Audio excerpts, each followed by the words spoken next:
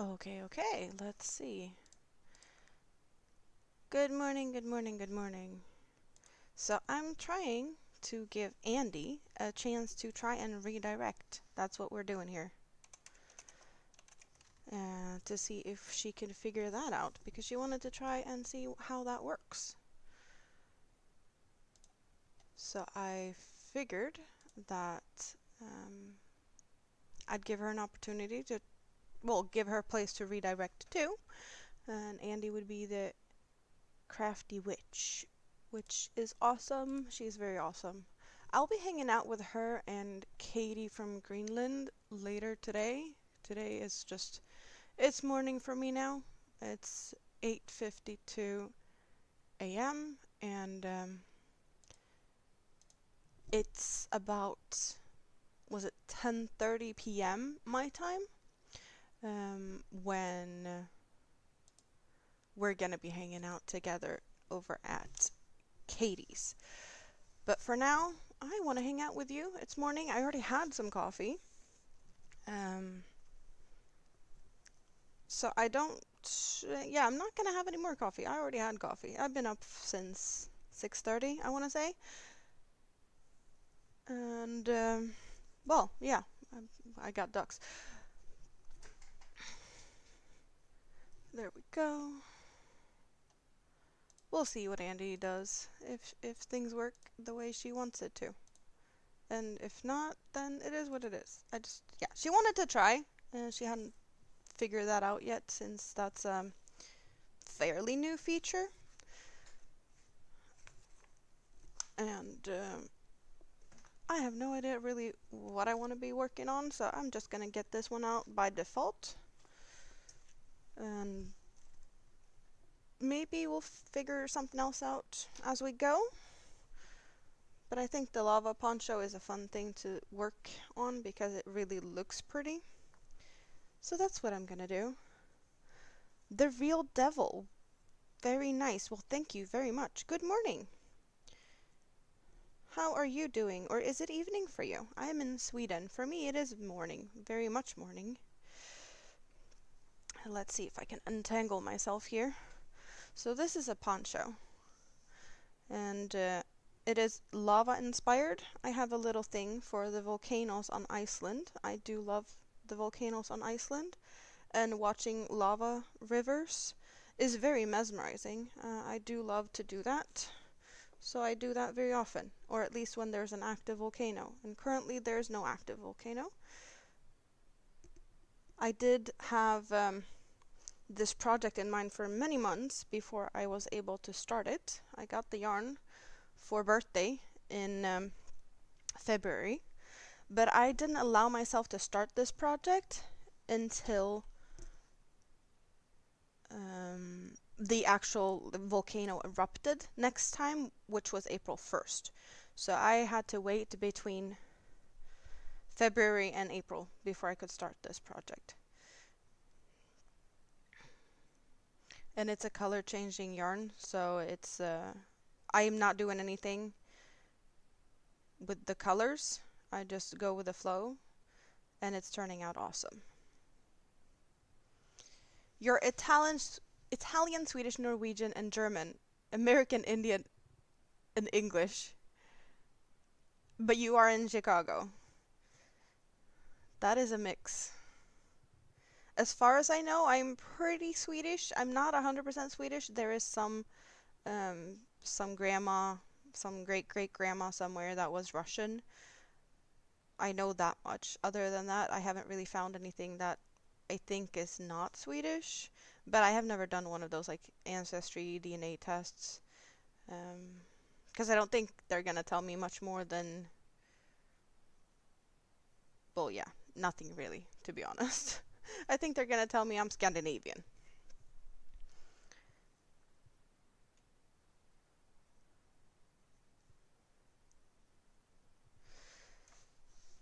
So we can look at this. It's a squared poncho, which has like a square neck hole with 4 edges. So I could either have it pointing down in the front to have like peak in the front and one peak in the back, and then have one of the peaks out over each shoulder, or I could have it more square, so it's more of you know, a square poncho. I don't know how to. Hello, Rafa Silva. You liked, and hi. Well, hello and welcome. Where are you from?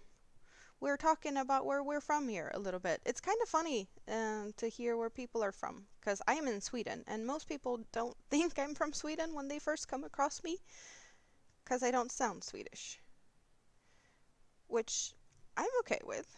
Yeah, it's kind of fun to hear what people say. Hello, Ruth. Good morning to you, or is it evening?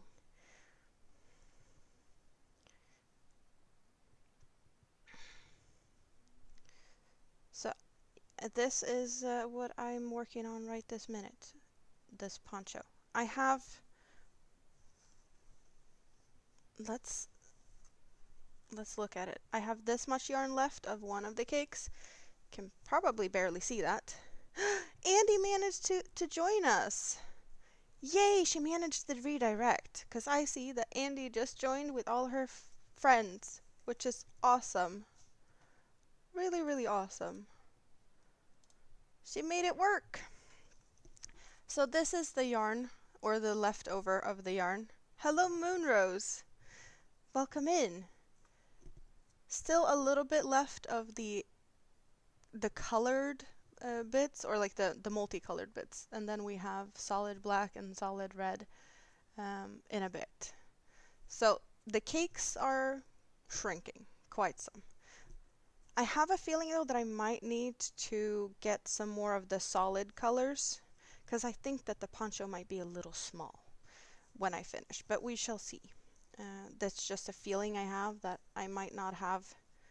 Well, I have enough yarn to make a poncho, but I might want to make it bigger than what it is. It's 2:58 at Ruth's in America. Yeah, that's kind of what I expect this time of the day. It's 9 o'clock in the morning on a Tuesday. I don't think there's that many people in Europe that is either awake, or if they're awake, I'm not sure they're spending their time hanging out in the YouTubes just yet. It's always awesome hanging out with Andy. I always kind of miss most of it because I'm sleeping. I usually just pop in the end of her streams to say good morning, mostly from bed. But today I was up earlier than that. So I was able to, well, hang out for a bit and also actually get ready to, well, hang out over here, which is not that common. It has happened a couple of times, but it's not something that happens that often.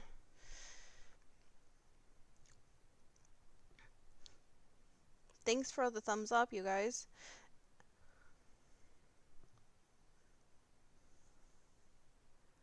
Oh, thank you, Ruth. That was very kind of you. So, fun fact. I know it's not something that everyone does, but I do, or I can do, and I have done for the recent streams. I actually have 2 live streams going at the same time, both on YouTube, one in horizontal and one in vertical, because I know some prefer one view type over the other. And I want to say everyone is currently over at the vertical one, but if you want to see this in horizontal, the option is there as well. And you get to see more of what is going on my bench, because the camera angle allows for that. So you do have that option.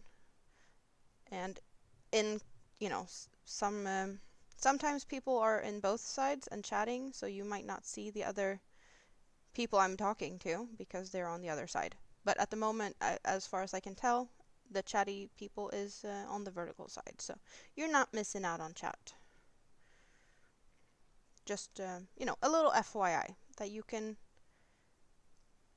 pick and choose what type of view you prefer.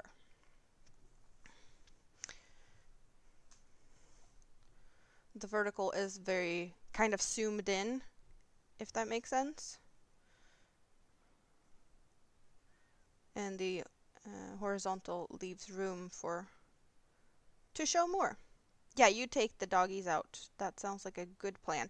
And I'm assuming you're gonna go and try to take a nap now, or well, go to sleep. And I'll see you at Katie's, or are you gonna pop in to chat some before you go to bed after you've done taking care of your doggies?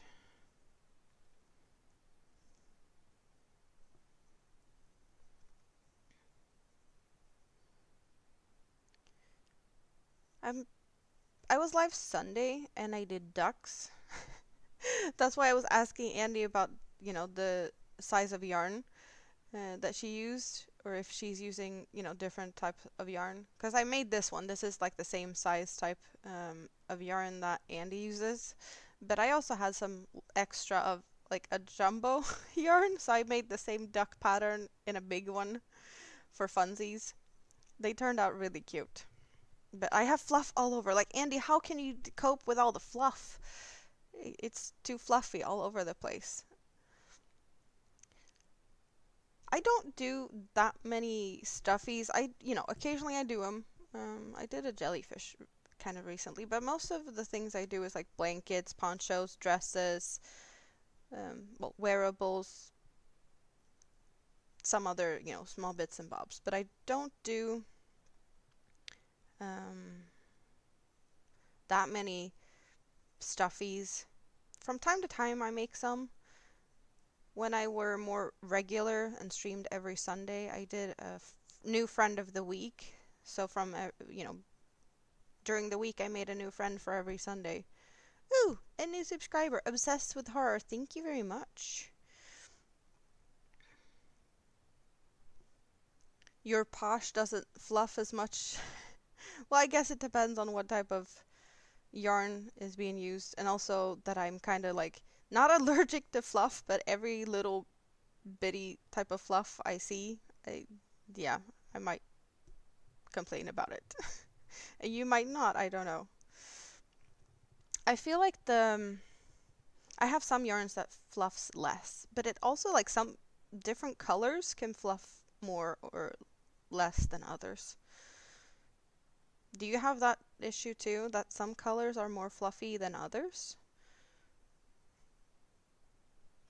I don't know how that, like why that happens, but it's actually interesting that one yarn can be really good and then just another shade or another color of the same yarn can be like total crap.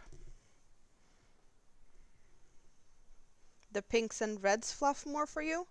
I want to say someone was complaining about a green at some point. But you definitely use more, so I totally get that you have a better, you figured out which yarns are more or less fluffy for you. It's only Mushfira? Hello, hello. I'm sorry if I pronounced that wrong, but it, it kind of felt right. I don't know. Hello, either way. Where are you from? Do you crochet? What are you doing?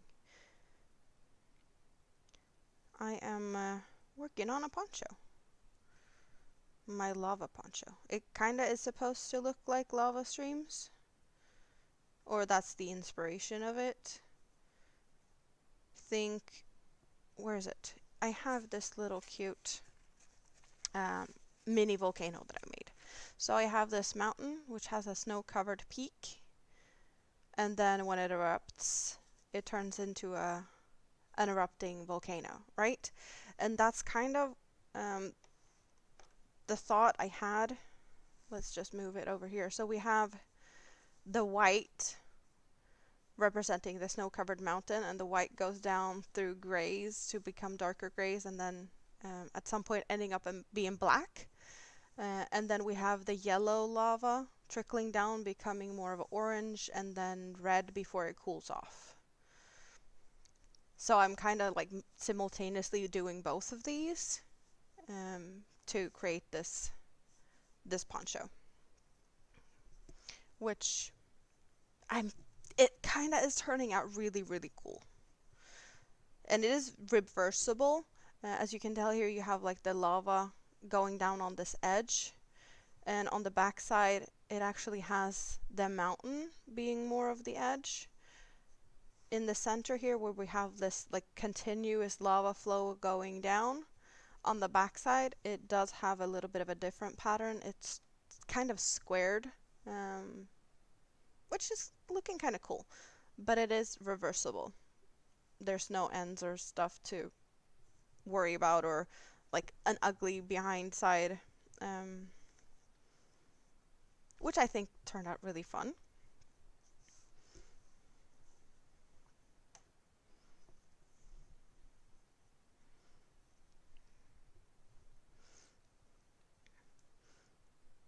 So what's everyone's plan? I'm guessing most of you are maybe possibly gonna go to bed soon, whilst I'm sitting here like kind of waking up slowly. Not waking up. I've been up for 3 hours. Thank you, Andy. Yeah, it's turning out really good.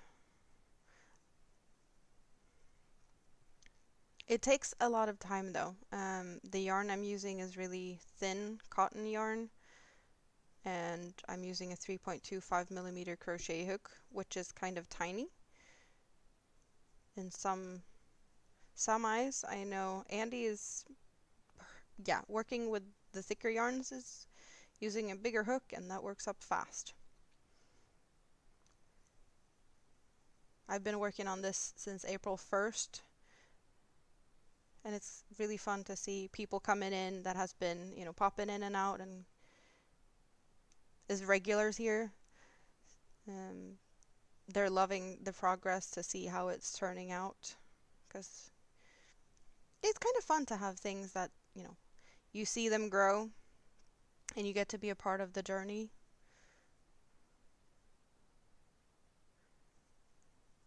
But I have been doing plenty of other things as well. This is not the only thing I work on. Um, I have a hexagon cardigan that I recently started. I've been working on that at the dentist, because I've been at the dentist quite some. I do have a recent short uploaded from when I was at the dentist, and it was my dentist that recorded it. So it's my dentist's point of view when I'm in the chair. I was there yesterday, and it was the same view for her. A bit different for me though, because it was my first ever root canal. So it was a little bit different. It took longer, and something that I'm not that comfortable with when it comes to crocheting at the dentist is that I don't really have any elbow support. So my shoulders get a bit tired. And since this took a lot longer time than my previous visits, my shoulders just got a bit tired, a bit faster, so I wasn't able to crochet as much as I did the previous visits. Or maybe I did crochet just the same amount of crochet part, but not, the full time, because I took more breaks to rest my shoulders. So, 10 out of 10, I do recommend crocheting because it helped me breathe, relax, and just cope with the whole thing being at the dentist. But without armrests, it's not as comfortable. My shoulders did not like it. So I guess it's a 9 out of 10-ish. I definitely recommend bringing crochet if you know how to crochet and not look at where you're working on. I did start the project, specifically for being able to crochet at the dentist, because I can only do certain things while not looking at my hands. And that would be, just a hexagon cardigan in granny cluster stitches. So it's kind of easy enough. I have to peek when I get to like the end of the row, um, and start the next row. You're gonna try to crochet next time you go to the dentist? Well, yes, you should, and let me know how that turns out. It will be fun to hear how that turns out for you.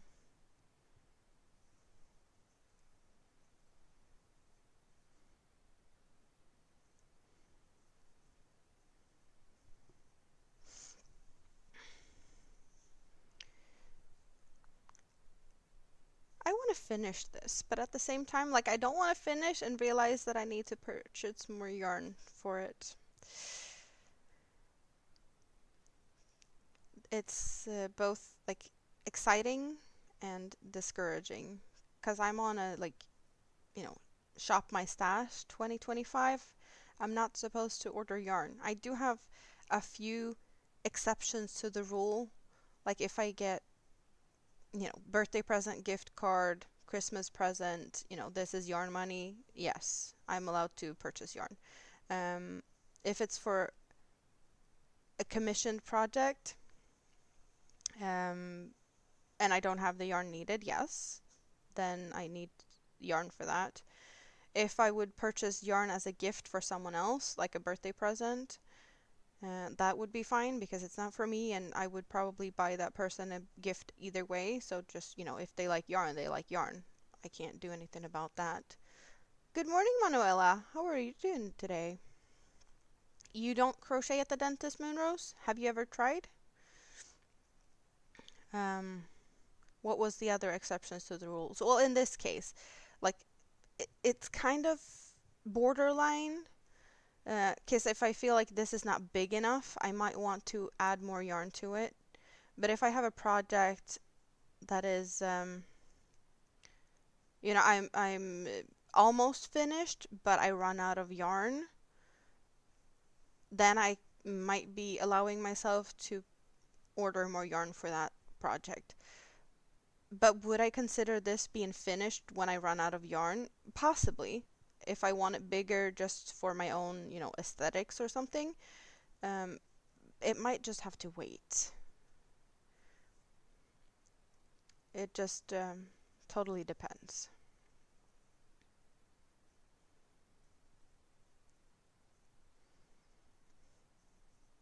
But I'm gonna do my best to try and shop my stash, because I have quite a good selection of yarn. I have enough to entertain myself for the whole year. And occasionally they're just, yarn is arriving in my house for no apparent reason. No, but like Rita has been destashing a little bit, so she has kindly destashed, and that yarn ended up here. She could have sold it or done anything else with it, and she's like, no, you can have it. I'm not going to use it. Happy Meal happens from time to time. Not that often, but it does happen. So um, I should be fine. I'm not expecting any Happy Meal. I do, however, expect a bag, I'm assuming bag, of yarn, as I won a giveaway a little while ago. But that yarn has to travel quite far. It's coming from the US. And I have no idea when that's going to be arriving. But whenever it does, I will be sure to share that with you guys. So that's, filling up my stash a little bit. It's going to be really fun to see what yarn it is, though. Good night, Andy. I'll see you later at Katie's. It's going to be fun. Plenty of fun.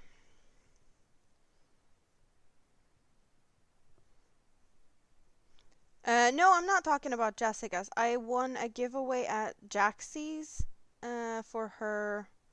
Was it? Well, she had a potiversary. I want to say 5 years, but I'm not sure if it was 5 years. And the yarn I won was a mystery bag of yarn from Juan, the yarn addict.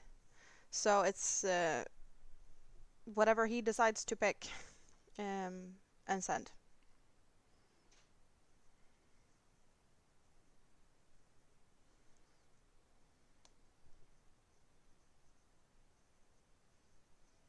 She's under British Columbia. Jaxie? Or who? I don't know where Juan's at, but either way, he's in the US. I know that much. And it's gonna take some time to get to me. I also, like, some people don't ship straight away. They can have set days when they go to the post office, like twice a month or something, depending on how often or how much they do giveaways and um, so on. So I am not expecting anything to pop down in my mailbox anytime soon. I know when I got a package from, well, I did get something from sent from Texas, and that took 3 or almost 4 weeks, I want to say, to arrive here. And I have no idea, you know, what type of shipping method was used. If it was just your whatever postal service. Um, it's been very different with the shipping times. I'm guessing also, if you're sending just like a letter, a little envelope compared to a box, they might be handled differently. So if it's just like a greeting card, which I've received um, at times as well, like just smaller things, they seem to be shipping faster than boxes or, bigger packages. It makes sense though. It is easier to just take a couple of letters in a, whatever mailman's bag compared to if it is a big box, they have to stack them and play Tetris to fit them on, well, I guess in some cases shipping containers, and other cases airplanes. I honestly don't know. Like when I ordered my favorite yarn, when I ordered from Hobie, they're in Denmark. I'm in Sweden. I want to say that that yarn is actually loaded on just trucks because that is with the DHL, and it happened so fast. So I want to say that those packages must be traveling on trucks to get to me, because sometimes it's like pretty much overnight when I've been really lucky. And I think it would take longer to get it like on a freight train or something. It doesn't really, yeah, it doesn't make sense to do that type of shipping because it's not that far.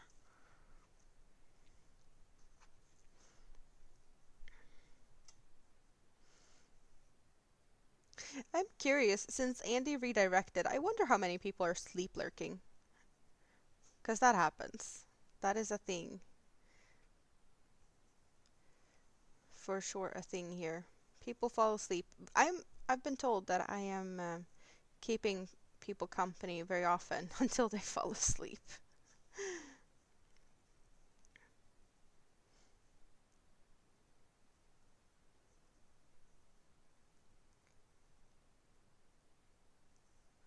And it would totally make sense if that happens again.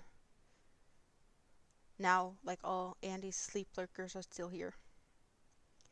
Because they just got redirected to hang out with me. All the way over in Sweden, which is awesome. Yeah. It's so much fun. We get to meet so many different people from different places. Oh, wait! Why is this not working properly? Hello, Tracy! How are you doing this morning? Why am I not seeing your messages in the chat? Which is silly.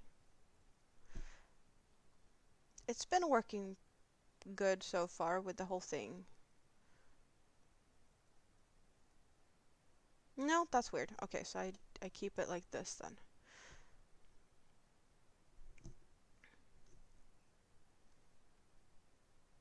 Yeah, okay. I do have, as I said, two streams going at the same time, one vertical and one horizontal, because people seem to be preferring differently, and YouTube also seems to be preferring to share them out differently, which is interesting in a way. But I definitely enjoy the fact that I can have one more like close up camera angle or camera view, and then one with a broader image. So if you want to just get a close up, you can go to the vertical one, and then if you want to see everything, you can be on the horizontal. I didn't turn my face cam on right now because I actually didn't really look in the mirror. I have no idea if it's appropriate or not to turn the face cam on. But I usually have that on the horizontal one in case you're curious to what I look like.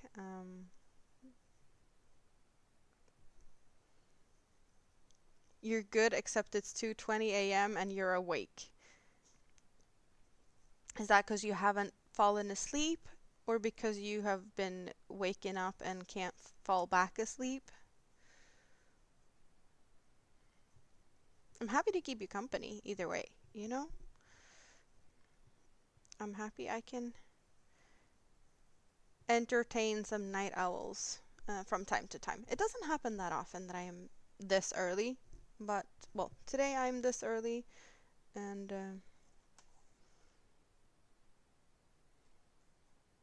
yeah, it's nice to be, all over the place. Very random. I totally also get that it's hard to know when I'm gonna be here or like expect me here because I'm here when no one expects me to be here. Randomly in the middle of the night for you guys, or, well, in the middle of the night for me. It's just, yeah. Not having a set schedule makes it probably a bit difficult for everyone, to be honest. I just take the opportunity when I can. And every other week I can take more opportunities when I don't have any kids at home, when they're at their dad's.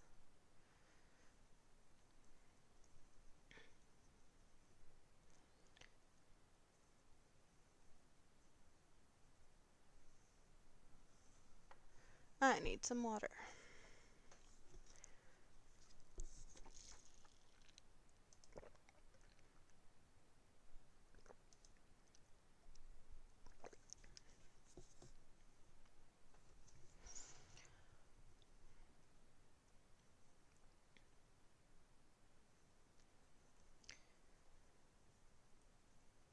But yeah, as I mentioned a little bit ago, I will be on Greenland Quilter Katie's live stream later today, my time, or well, it's pretty much, what is it?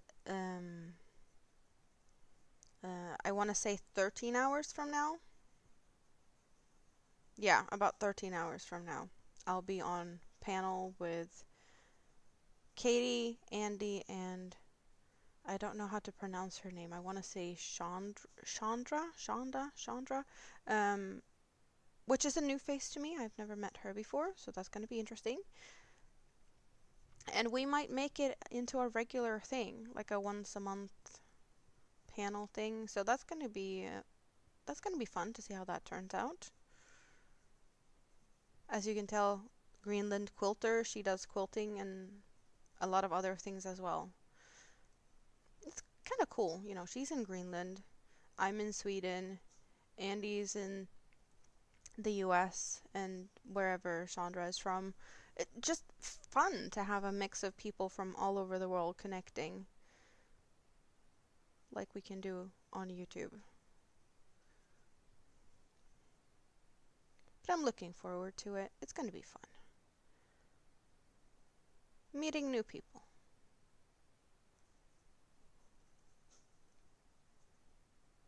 So, in that way, I might have a regular schedule, just not on my own channel.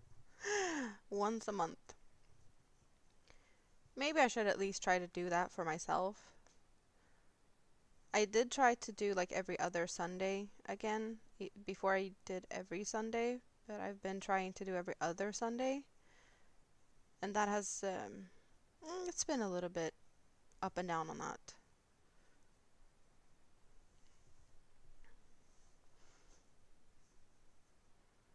I need to figure something out. But I'm happy that I can just, take whatever time I can. And I'm happy that some people actually find me at this time of the day.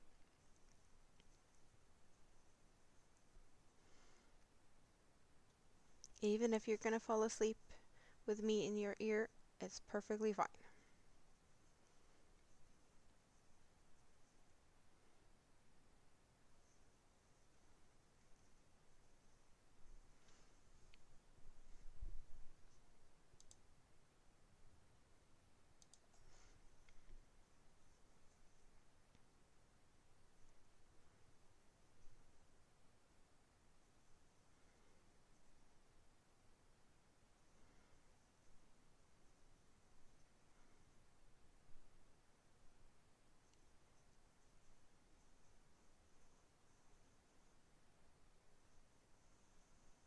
Are you crocheting now, Tracy, or are you just trying to rest?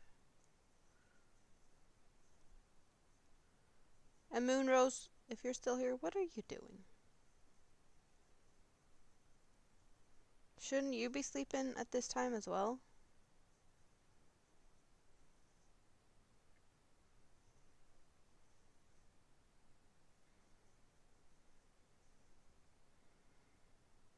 I'm not saying go to bed. I'm just curious.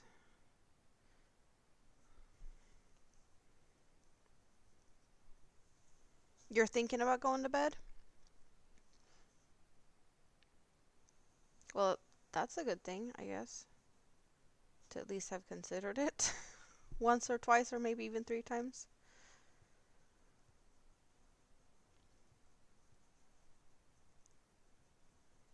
Do you guys hear the little noise in the background? My computer is really not happy with me these days. It's making weird noises. It does that from time to time. That's why I keep saying that my computer is not happy and it's about to die, and yeah. I mentioned it from time to time, but sometimes it's noisy and sometimes it's not, and at the moment it's making noises. Just don't know if you guys can hear it. Yeah, it really doesn't sound happy. It worries me. Like, how long is it gonna take before it finally totally gives up?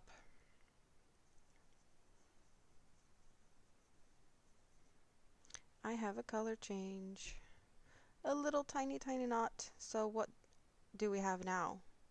Do I have 1 or 2 strands of orange? Yeah, I had 2 strands of orange and 2 strands of red, and now I'm going to 3 strands of red, 1 strand of orange.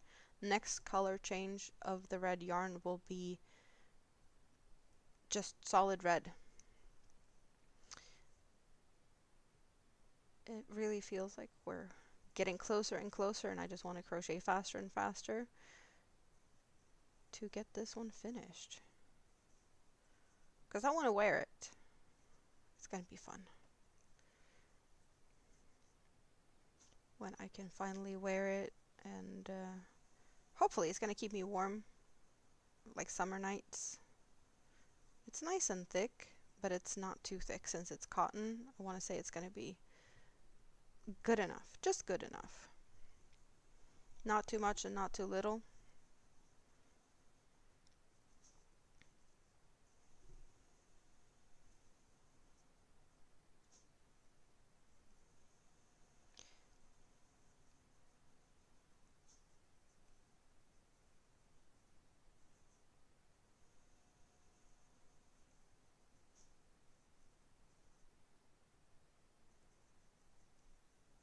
Very disturbing noise.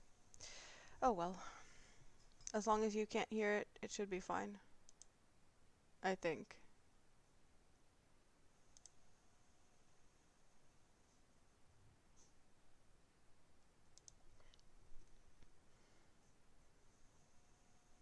It just sounds very angry. I think it's a fan. Very angry fan.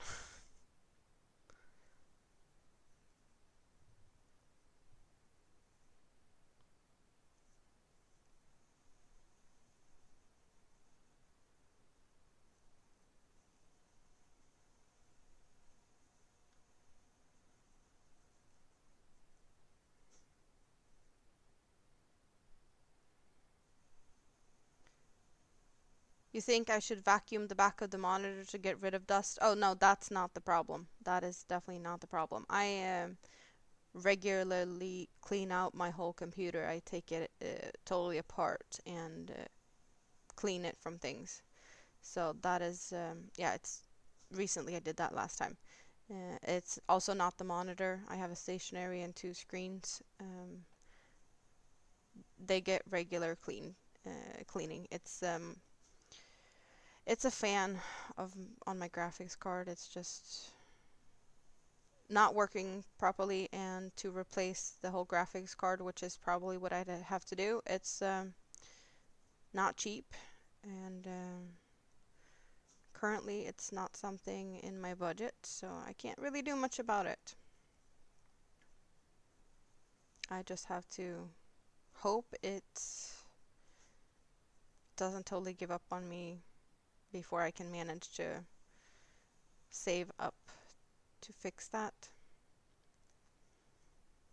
So that's kind of what, the little, my money from memberships and the occasional super chat. Um, I'm trying to save that up to get to that point, to just, improve my stream and be able to continue streaming. I figured that would be a good thing to, a new goal, instead of using the whatever little money YouTube actually brings to purchase yarn, because, Shop My Stash 2025. Improving the stream feels like it's a more important thing. I did upgrade to, more cameras, that type of equipment, but I really need to save up to sort out the whole computer situation. But I'm not seeing that happening overnight.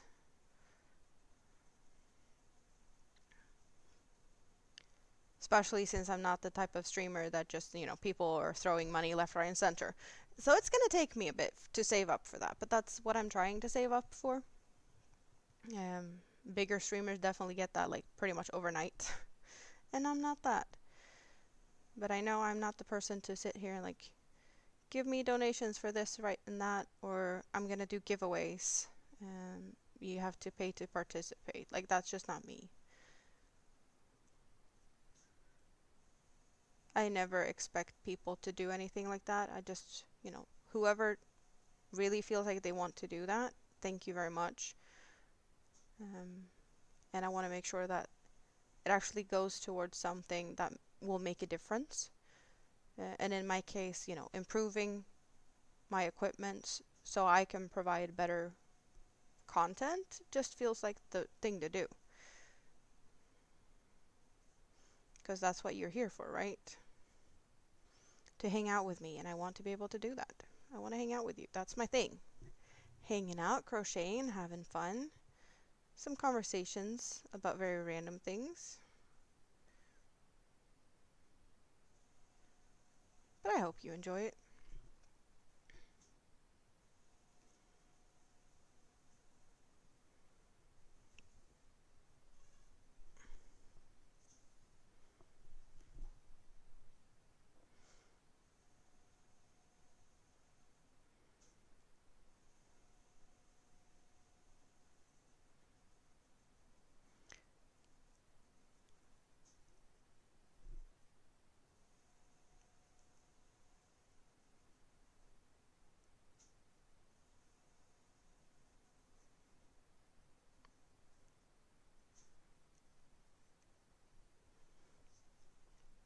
But maybe I should, set up a little goal thing. I know that there's goal counters I could set up somewhere on, in my stream. So you can get a little countdown to whatever. I need X amount to make sure that my computer doesn't die. And you get a countdown thingy for that. I don't know. I know people do that. Maybe I should. So you actually know what I would do.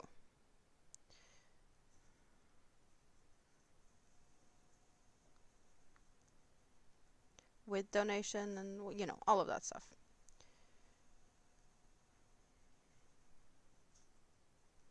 I've been thinking about giveaways quite a lot.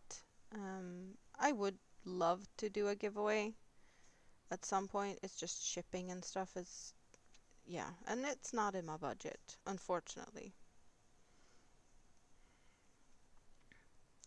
It is quite some bit left until I get to 1,500 members, but I need to do something to celebrate that. And I think that would be a time for actually doing a giveaway. So I need to save up for that as well.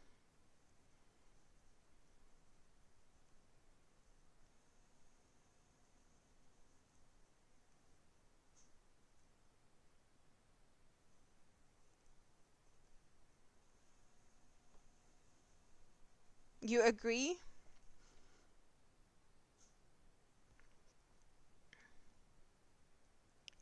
I you agree for me, but I'm not sure how you mean that, but I'll take it.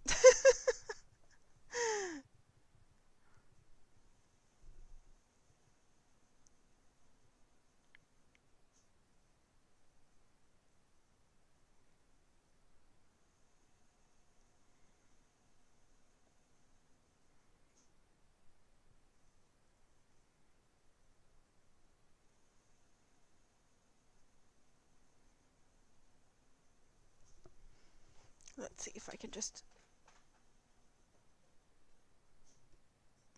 That usually happens or helps. Let's see. Does it? Oh, it didn't help.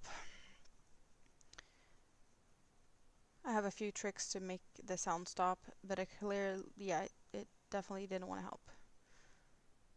Oh, the shipping cost? Yeah, sometimes it can be ridiculous. Then again, sometimes it doesn't feel as ridiculous. I have noticed that, oh, for sure it depends on what you're shipping, but it could be cheaper for me to ship some things um, abroad than it is for you guys to ship within your own country. Or at least that, for the US.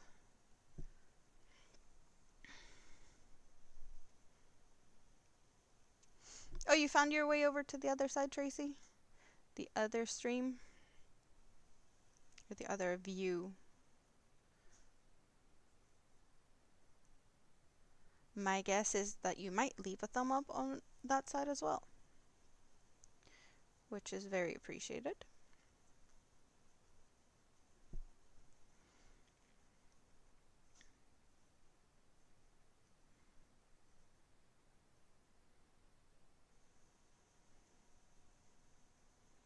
It's mostly you night owls awake now, by the look of it.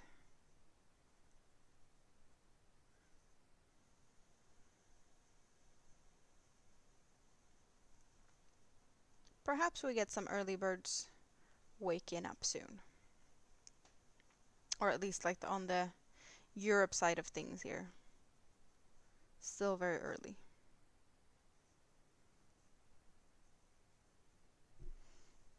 What is it, like 8:39 in the UK? Yeah, I don't expect them to have woken up really yet.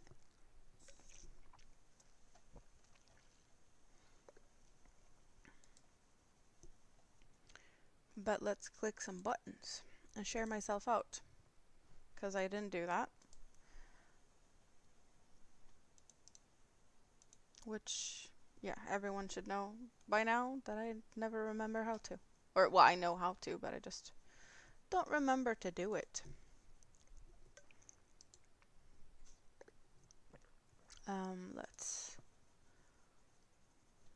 Let's just see. There.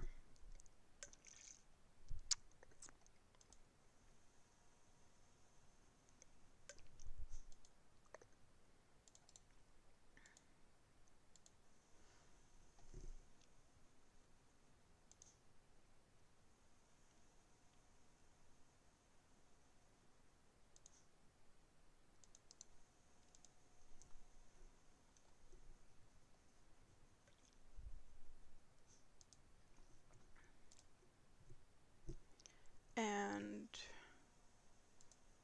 okay, like so.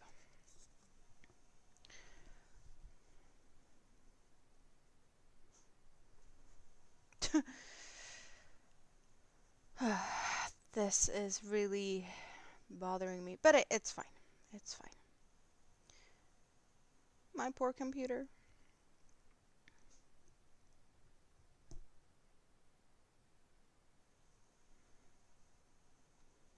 One day I'll fix you.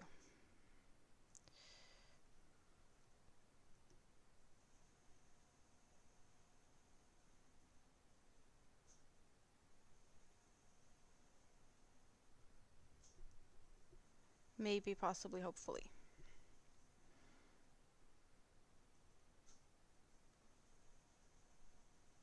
Do you prefer to see me work on like these larger projects that I have, just continuously working on them, compared to me making like a smaller thing that I could start and finish in the same stream, like when I did the ducks? It feels like I should, do more of a mix up of different things. It's just that I mostly work on these larger projects. And it's very satisfying with yarns that changes colors like this.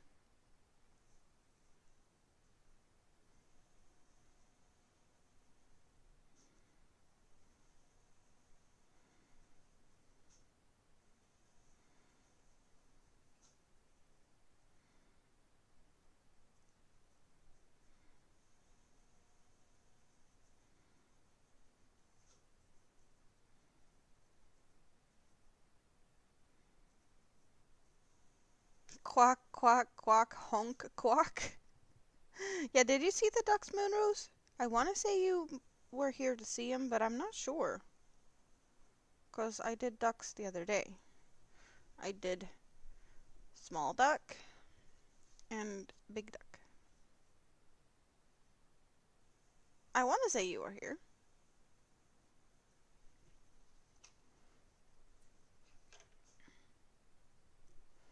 to see them.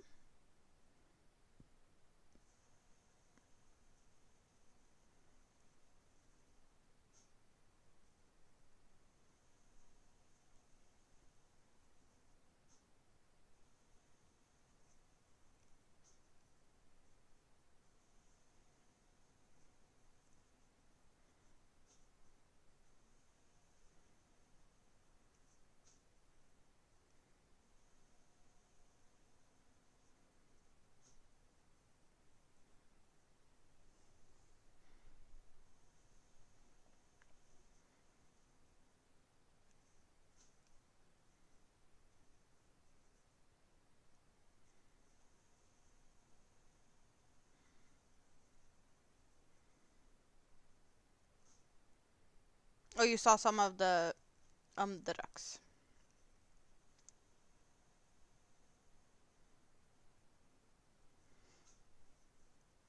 Yeah, that's what I thought.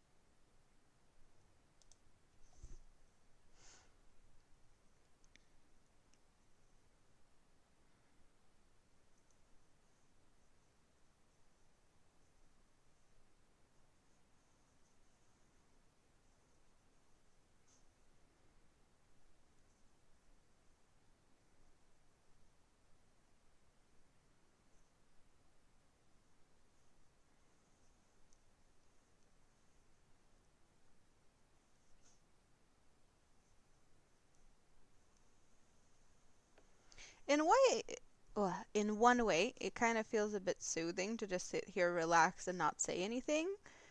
Because, I'm just crocheting away. This is what I normally do when it's just me, myself, and I here. And with the chat not being very chatty, it just, I default to my default settings, which is me being quiet at home, sitting crocheting. But I always feel a bit like I have the expectation of myself that I should be chatting when I do live streams. And I think that is one thing that makes me maybe not stream as much as I could. As I said, these days when I don't have the kids at home, I definitely could stream more. I just don't want you guys to think I'm boring. And sitting here just working on the same project day after day in silence makes not as much sense as me popping in ever so often and actually be chatty and maybe alternate between projects. I have too many high expectations of myself. Maybe I need to practice of let my expectations of myself down a little bit. And if you feel like chatting, you will chat to make me chat, right? Give me some topics, if that makes sense. Because sometimes I just totally draw blank. And I think I need to allow myself to do that.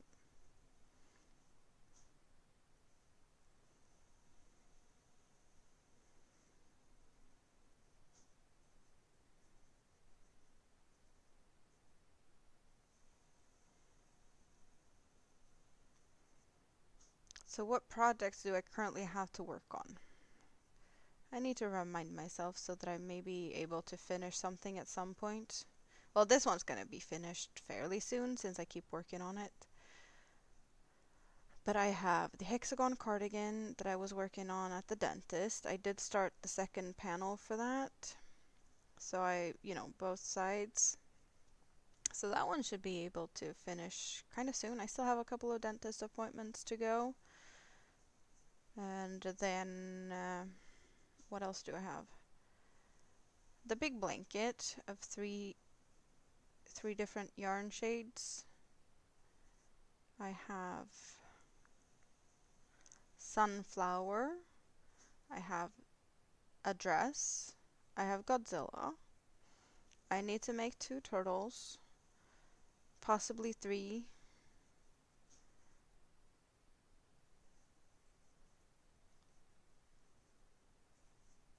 I have plenty of things I should be working on.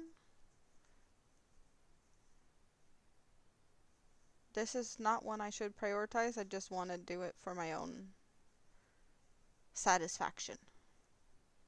That is very satisfying.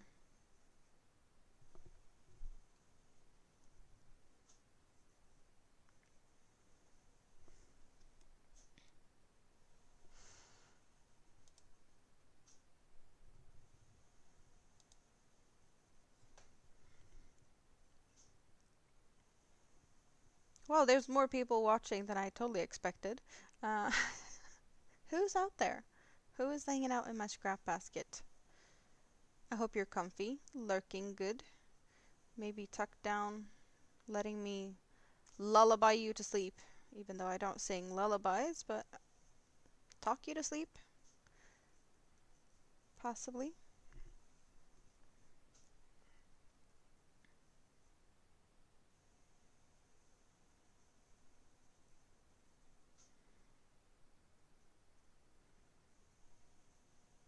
Or did you get your morning coffee and is just awaiting to wake up enough to feel like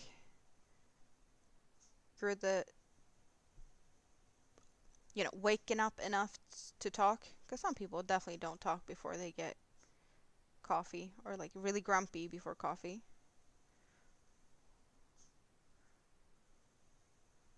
Which is, totally understandable.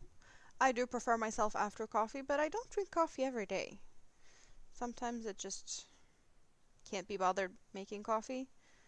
I'm very sociable, like socially drinking coffee. But yeah, I do make morning coffee most days. Just not every day. Because sometimes I'm just too lazy to go into the kitchen and make myself coffee. I don't have any fancy like capsule coffee makers. I have a proper coffee machine with, I have to scoop in my coffee and put the filter in and get the water. And it sometimes just takes some time that I'm not prepared to give that morning. I think I drink more coffee when it's just me at home. When I have to go get Mini-Me to daycare, I don't have time to drink any coffee before we leave because it's always stressful in the morning anyway. Because she never wants to listen to get dressed or, prepare, eat her breakfast.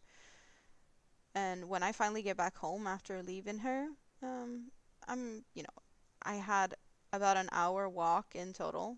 It's half an hour to go there and, well, 25 minutes to go back home, since I can walk so much faster without her because she wants to, look at the everything, touch grass, pick up sticks, rocks, look at insects on the ground, pet a snail, all of that.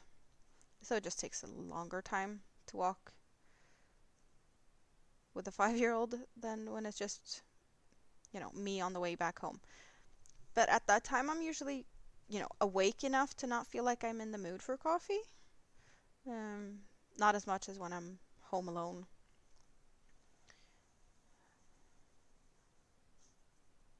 But then again, when I'm home alone, I can very often just spend an hour or two in bed before I actually get out of bed, scrolling through things. My morning hellos to late night live streamers.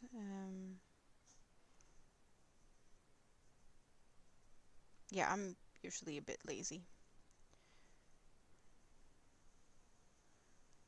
But I can do that when it's just me. I'm allowed to. Take it easy, relax, and enjoy myself.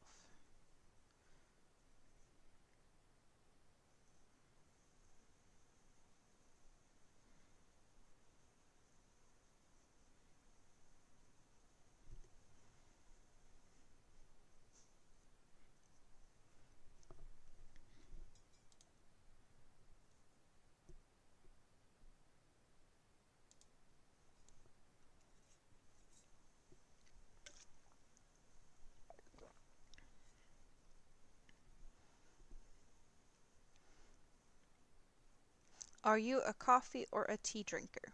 What's your thing?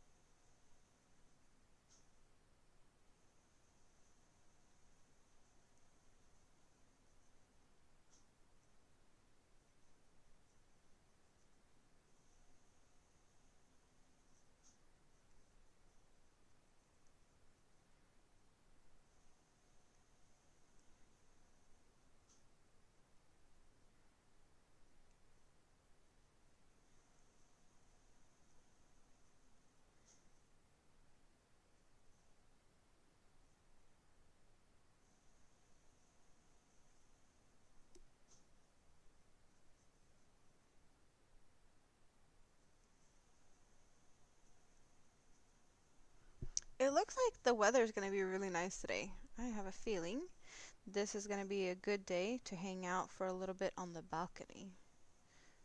It's still too early for that to even be a possibility, on my balcony. At least if I want to be, hanging out and getting myself warm in the sun. Because there's a few trees in the way. So probably another 2 hours before the sun has, moved itself far enough so that the trees are not shading my balcony. And then I'll be hanging out there today. That's what I feel like is in my plan. Because I'll be, on the stream with Katie and Andy and Shonda later today. Well, this evening, right? So I'm not gonna be streaming all day, and get myself all tired, lose my voice, or whatever. And I'll eventually have to eat something as well. So in between now and then, yeah, I'll be doing other things as well. Even though I barely started this one, so I can spend a couple of more hours here.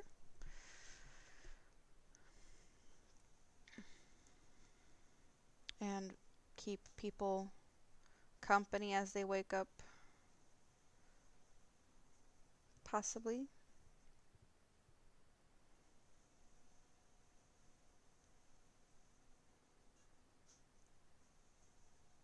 Unless my computer dies on me, which I really hope doesn't.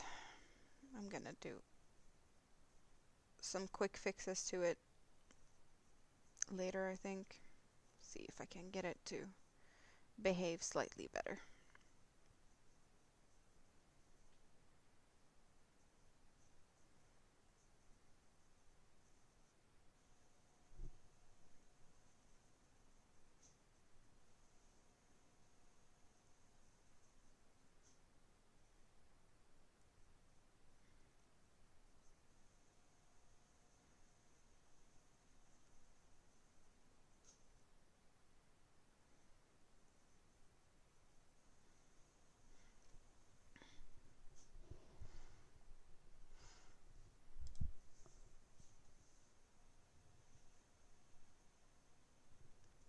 Who's all here? Like, I get it, there's a bunch of sleep lurkers, but there's way more people here than I expected. Hello, hello, whoever you are, wherever you are. I'm happy that you're here, because you brighten my day. Just knowing that there's someone here to keep me company.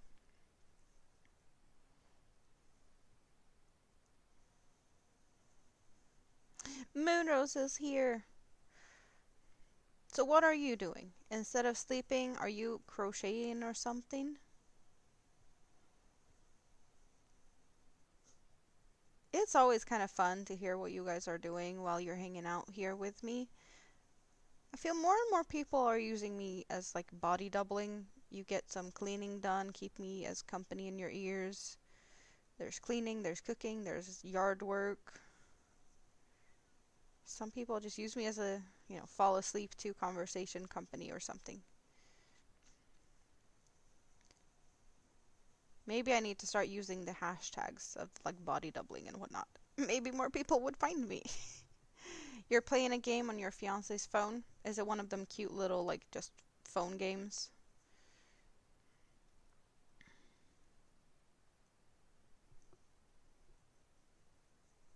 I have a couple of phone games that keeps me company from time to time. I try to not, because sometimes you just get stuck for hours. And then all of a sudden like half the day is gone and you didn't do anything productive at all. Which feels kind of not good.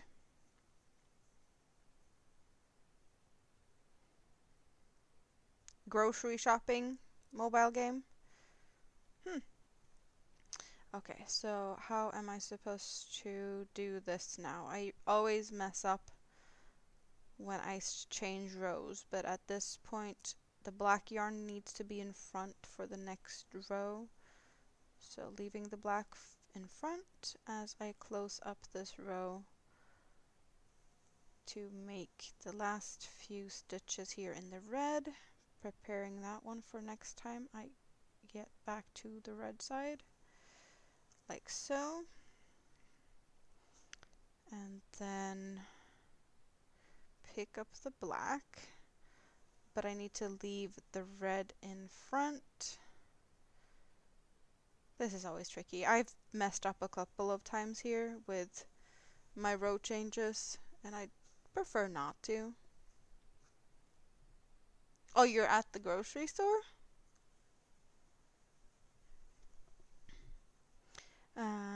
Red in front, black behind.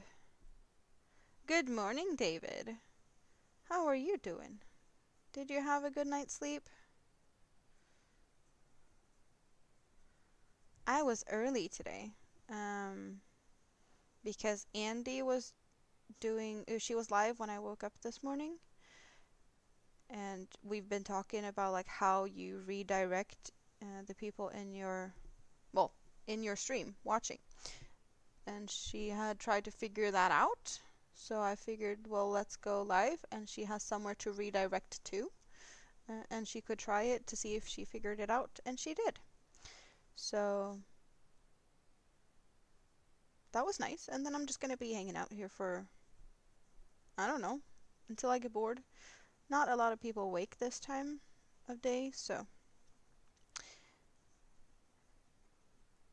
I'm just crocheting, relaxing, and maybe not so talky this morning. It's hard to keep a conversation going when no one's talking back.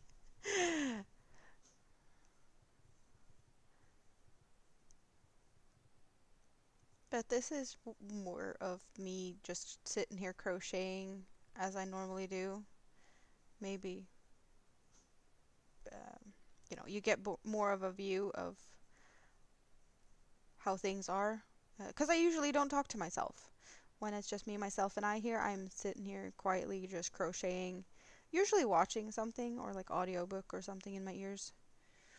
I do have some music in my ears, and I'm just talking to myself. You're ready to go shopping, waiting for her ladyship to come. What are you shopping? Early morning grocery shopping? When no people is at the store, so you don't have to elbow your way through the crowds? It's kind of nice to go shopping when no one else is at the store. So much calmer to do that.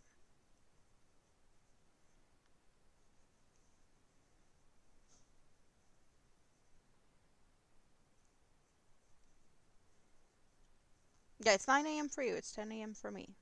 Stores should just be opening, I'm guessing. Or do you have stores that's open like 24/7 like in the US? It's crazy that that's kind of a normal in some places of the world. Just like when we were talking about the other day with Spoon and her postal service, and you know, getting next day shipping of furnitures on a Sunday. That just amazed me.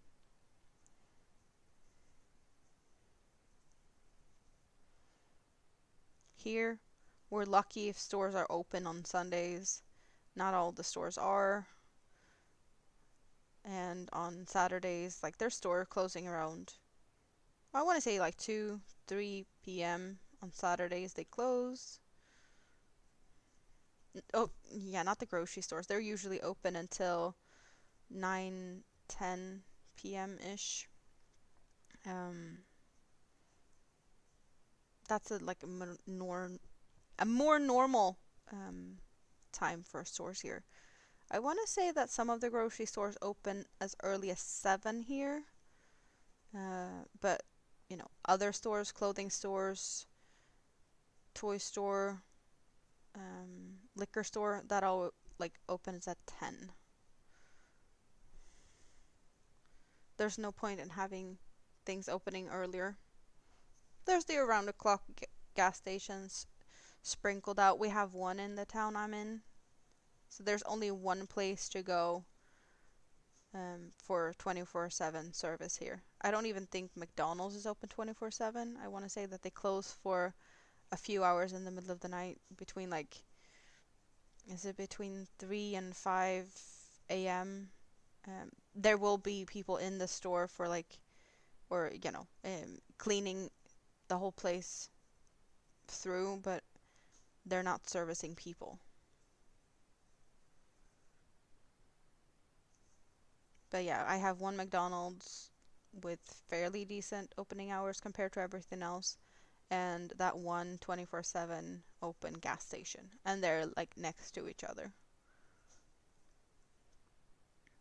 on the other side of town. So nothing close to me. The closest gas station I have They close at 11, and then I want to say that they probably open around 6 in the morning though.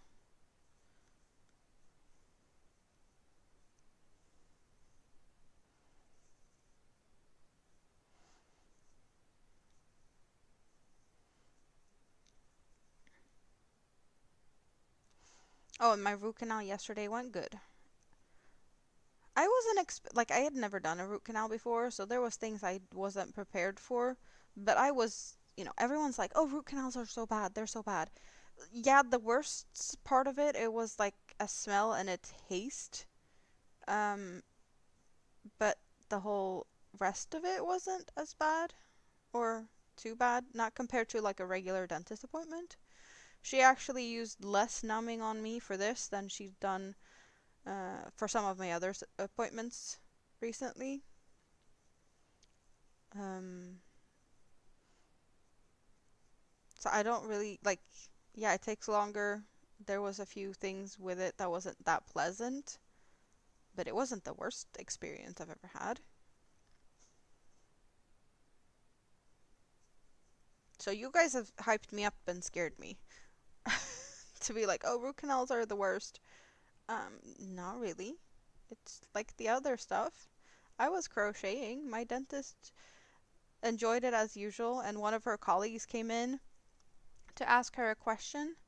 And I don't know what colleague it was, but I've seen most of the people down at that, um, well, the other colleagues at my dentist, and they see me crochet in the waiting room. I've had comments about that it looks so calm when I sit there and crochet in the waiting area. But she was not prepared for the view that met her when she came in to ask a question.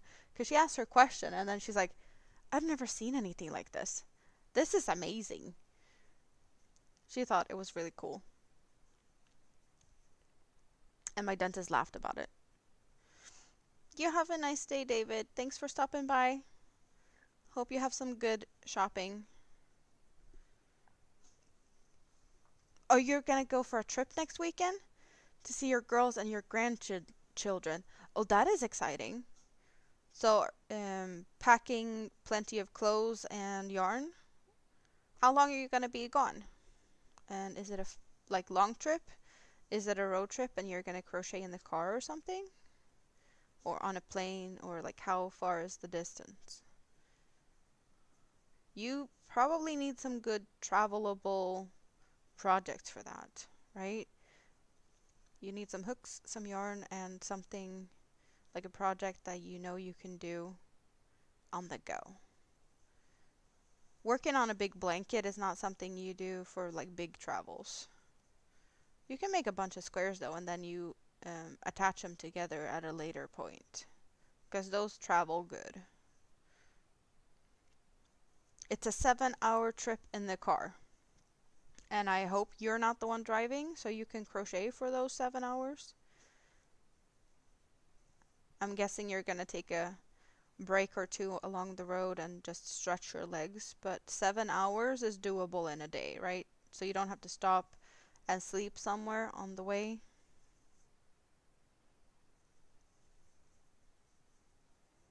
I'm excited for you. You're driving. You're taking crochet with you though.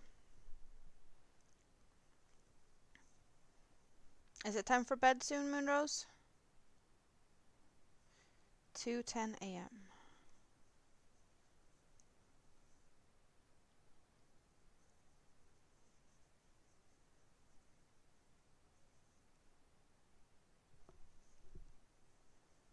You're going to be there for 3 days, and your son is staying the whole week. So your son is going to stay there as well? Very exciting though. A little family get together.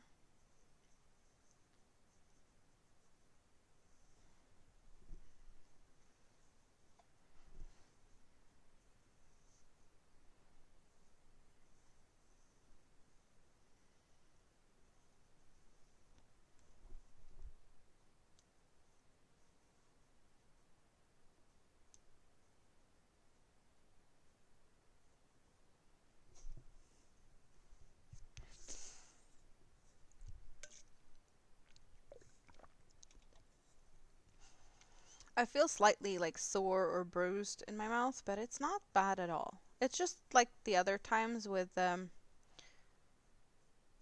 just feel like it's kind of bruised where she's used the syringe for the numbing. My teeth feel fine. Not sure what I expected though.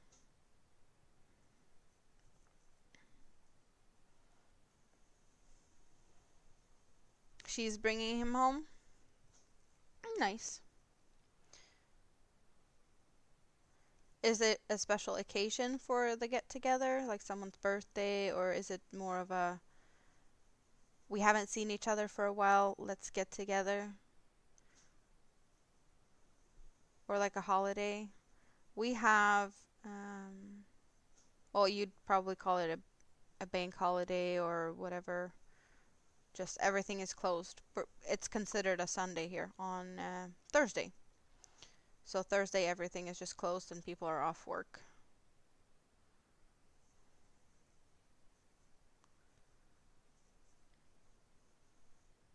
You slept earlier. So you're going to be up for some time now? 3:12. That is early. Just a summer visit. You haven't seen them in a year and a half. Well, I bet that you're excited to go see them now then. That really sounds like it would be fun.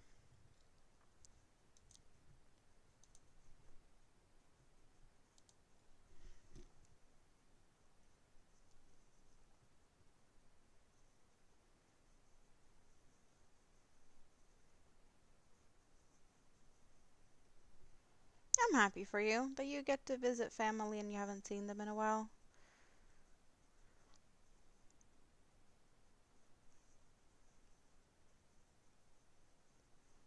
7 hours, yeah, that's a bit of a distance. It's not something you just travel every day.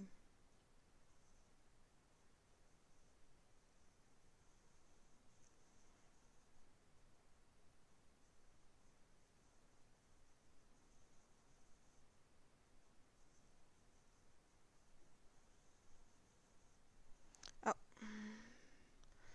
slightly tangly.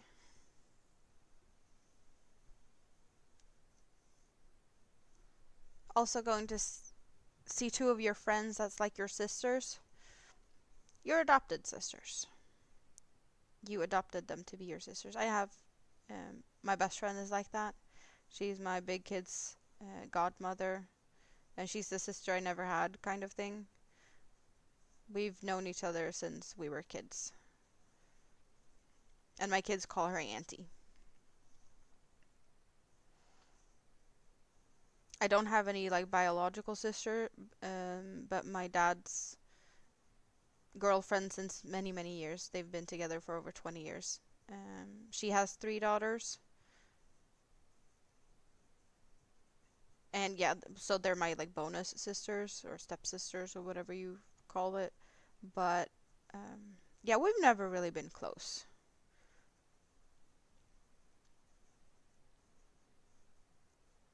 We meet at, family gatherings for birthdays and whatnot, but we don't really stay in touch in between. It's kind of sad though. But it's kind of hard. They are three sisters and they are tight, and then here I am out on the outside, kind of not being. Um, well, they had each other. They didn't need another sister, or that's the feeling I've been getting over the years. We've been arguing quite some. There's been some hefty conversations, and yeah. So I have my chosen sister instead, and another color change. Yay! So down to one gray and three black.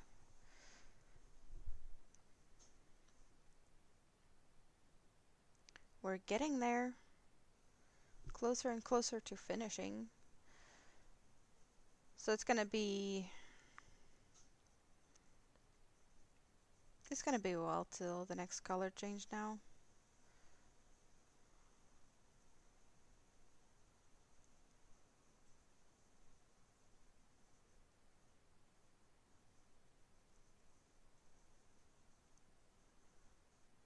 You have two half sisters. You're not close? Yeah. Like I have two half brothers. One I never talked to be honest. Like that's I'm kind of sad about that because I wish things had been differently. Um but the situation is a bit odd on that. I didn't know he existed until I want to say like 10-ish, 9, 10, maybe more. But around that time, I found out that I had a brother. And he's just a year and a half younger than I am. So there was a lot of, my dad never wanted to take responsibility because he feels like he got tricked. Um, my brother's mom apparently said that she was on birth control, and as a result, I have a brother that my dad don't want. So it's a very tricky situation. Maybe a bit more detailed than you need to know, but it's just that's the case. It's my life. And I've never really had any contact with that brother. There has been a few years at a time where, I've talked to him more, um, but it's always been a kind of a chilly relationship because I guess my dad picked me and not him, or I don't know. We haven't really talked about it. Um, but things were different. It's been very different. So I don't talk to him. And my other brother, we talk from time to time. Unfortunately, there's other circumstances there. He got long COVID, just being very tired and not having energy to meet up and talk, and he still hasn't recovered yet, which makes things more difficult. So that relationship is, kinda not as talky either. Remind me to take a picture of my bookshelf in the office later. And here's my picture of my glasses and the project of the coffee table. Yeah, you can send that later. I'll try to remember to remind you. But I take that as a you going to bed, and I'll talk to you later, Moonrose. Awesome to have you here. You know that feeling? You have 5 half brothers on your dad's side. You only talk or know one of them that you grew up with. Yeah, like the brother that's been long term ill. Uh, we grew up together. My stepdad is his dad, and my stepdad is, even though he and my mom are not married anymore, I still have a pretty much daily contact with him. So yeah, that brother, we've always been, we grew up together. Um, but since he got sick, it's just harder to keep in contact because he hasn't had the energy to do that. He is feeling better though, so there's a light at the end of the tunnel. It feels like things are improving.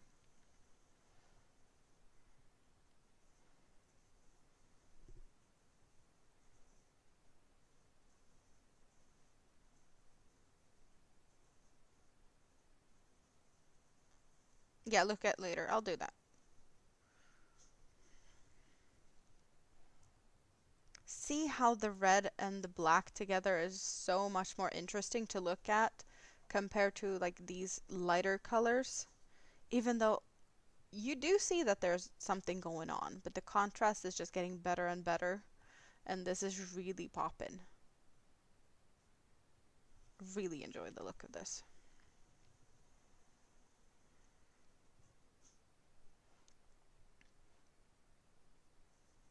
Night night. Hugs. Sweet dreams. Go tuck yourself in and snore away.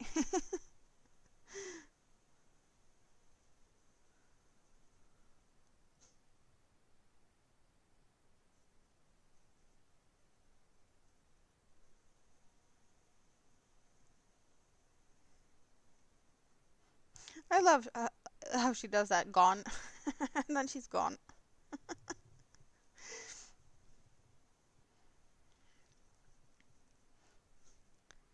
Some people have their like own fun quirks. I'm working on the poncho, my lava poncho.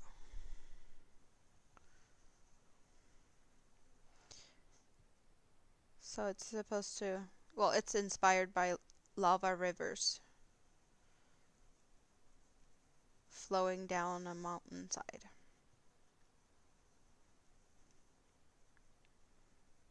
Like an ancient volcano waking up again, because they're usually, it takes some time before a volcano calms down or cools down to the point where they get snow covered. And this is kind of a snow covered peak with lava running down the sides.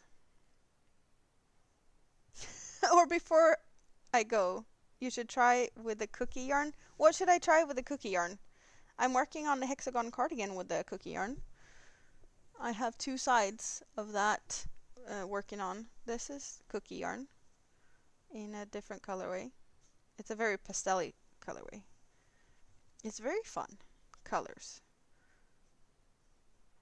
And the orange in this is so really, really bright neon, but it doesn't look bright neon because the other colors are toning it down. But these are like really, really neon-y pops. And the blue is also very bright. But it doesn't look as bright. So I do things with my cookie yarn. I have made blankets in cookie too.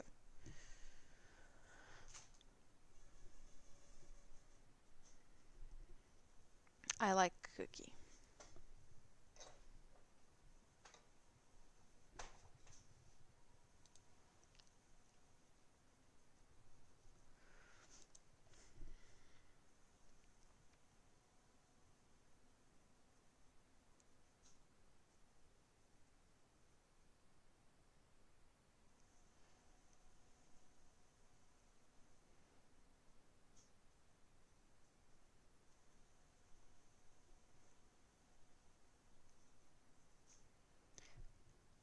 But seeing the sun peeking through my curtains, it really gives me hope of being able to sit on the balcony today and enjoy the sun. It's been raining for a few days now. It's just, I really want some sun now.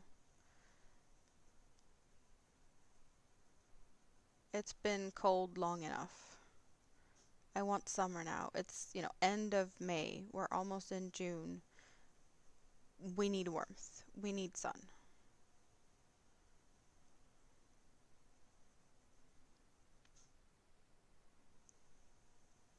That's what I need now.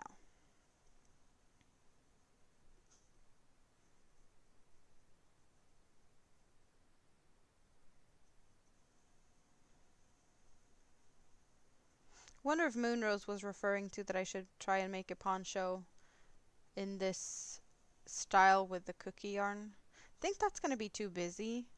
This pattern is kind of busy, and cookie is a yarn that does have a variegated color change as it is.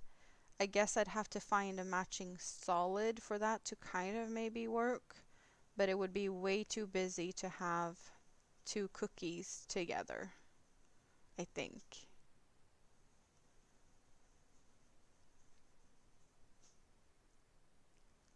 Or like a less patterny pattern, since well, this has a pattern. Cookie kind of works better off when it's not like as messy, I think. I don't remember. Yeah, I've done. What blanket was that? Was it a doodad or a whatchamacallit? I want to say it was a doodad in two shades of cookie. A greenish color called limelight, and then a pink called fuchsia. Those really looked great together. But that was it was a pattern that is slightly busy because it's an intricate pattern, but not like a mosaic style. I have done or started a mosaic blanket, with cookie, but that's a different type of mosaic, which is less busy, or yeah, it's more of a, it's a different one. It's an overlay. That one works good with cookie. Yeah, just less busy patterns. It does work. And cookie is a really soft acrylic yarn. But I do like my thin cotton yarns. It just takes forever to work them up. Small crochet hook, a lot of yardage. I want to say that I have, well, I have 800 meters times 2, so that's 1600 meters. That's probably like 17 something hundred yards. And 3.25 millimeter crochet hook. Yeah, blue with the gray. That's some of the colors I've had for the mosaic blanket. I have the gray and white, and then I have the blue, the blueberry blue. I want to say it's called blueberry.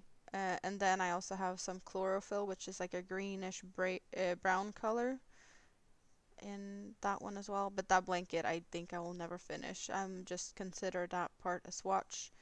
And then, I don't know. I don't think I'll finish it because it's turning out way smaller than I wanted.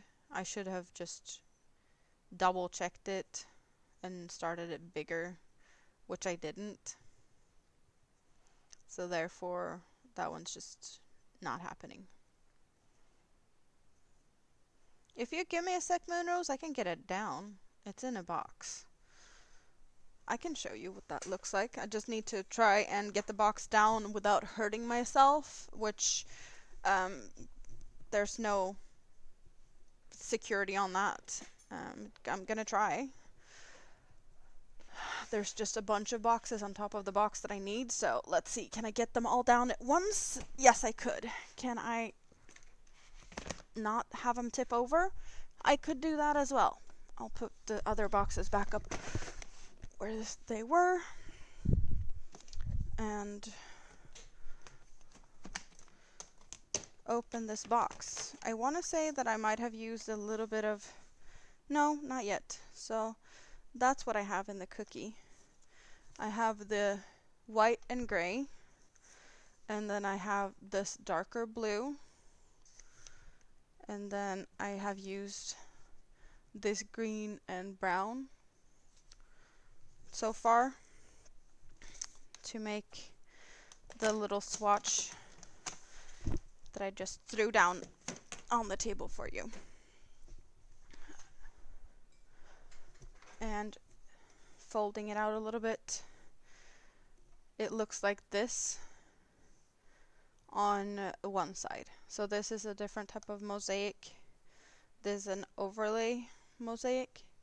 So there's a little bit of the green and brown.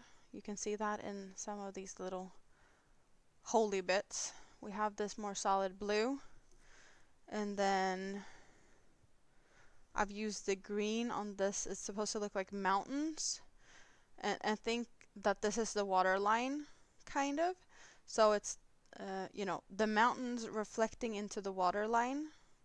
I could have done a different shade so that it would look more like water and the mountains. And on the back side you do see, you know, the green, the blue.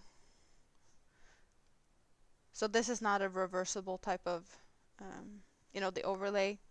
Not the same way as the interlocking that I'm doing now, because this is also a mosaic style. But you get kind of a mirrored-ish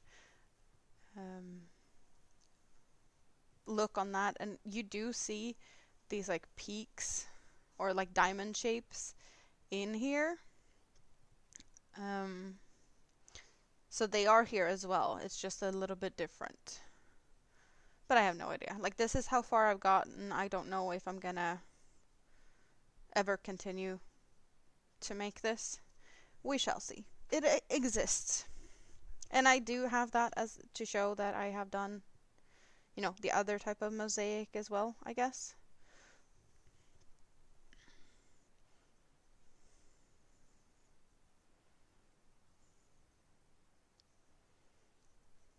But the colors do look good together. So I do agree to that. And that you get a more of a solid look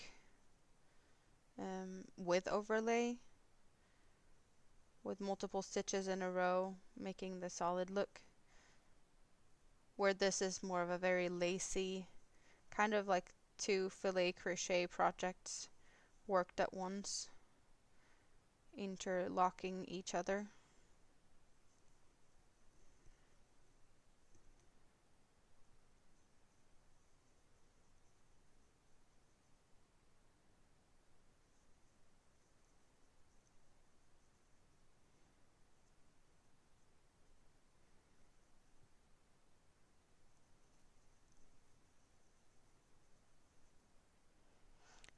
That pattern I was just showing you, the mosaic that is made by Tina, the Icelandic mosaic queen. Well, that's not her channel name or anything, but she is the queen of mosaic crochets from Iceland.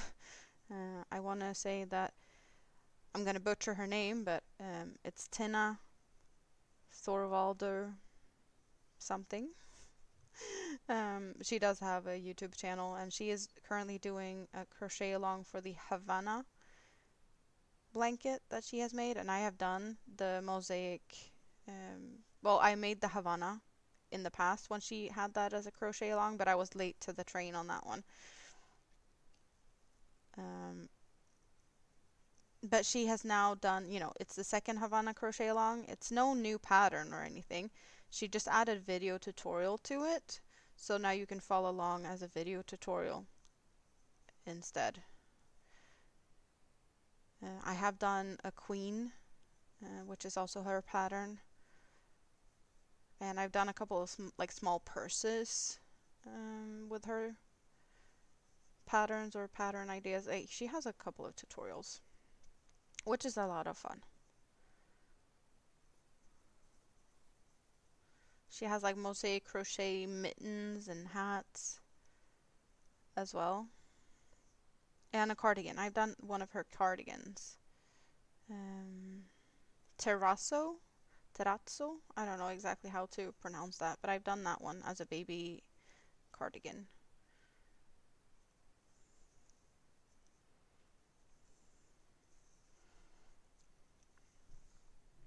So if you are new to mosaics and want to learn, that is definitely the place to go. She is a great teacher for mosaic crochet. She's doing really great video tutorials, and they're easy to follow along too. She's just a very fun person overall. Very cheerful, happy laughing, and yeah.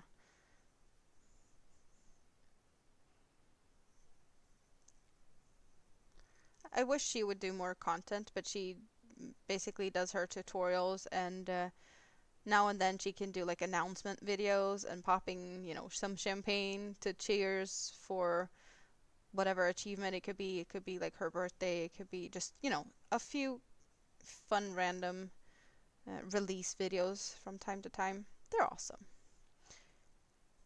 You'll show me your Christmas winter top later if you remember. That sounds fun. Christmas winter top. It's all cookie. Ooh, nice. So I have done a hexagon cardigan in cookie for myself, and I made a hexagon cardigan for Mini-Me and Cookie. Cookie is a great yarn. And plenty of fun color combinations as well. But Limelight is my favorite color combination, with the greens and the purples and some blue. Wait, don't I have one close by? I want to say it's close by. Where is there's the Limelight. This one. This is my favorite color. Because there's all these fun like greenish colors, and there's some pops of blue, some purple, a slight yellowish green, but there's also like more of a neon green. Like There's just plenty of stunning colors in this. I love this. It really speaks to me.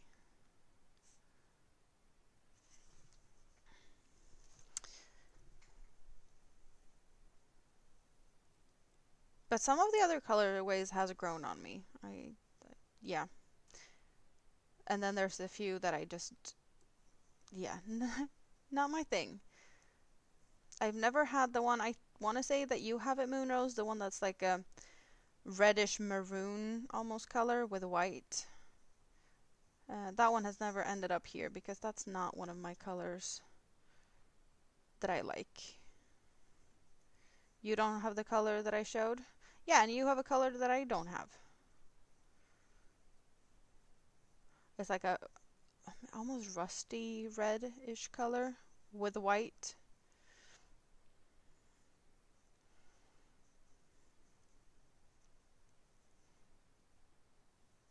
There's one colorway that I have used it once and I really liked it, and I don't know why I haven't gotten more of it,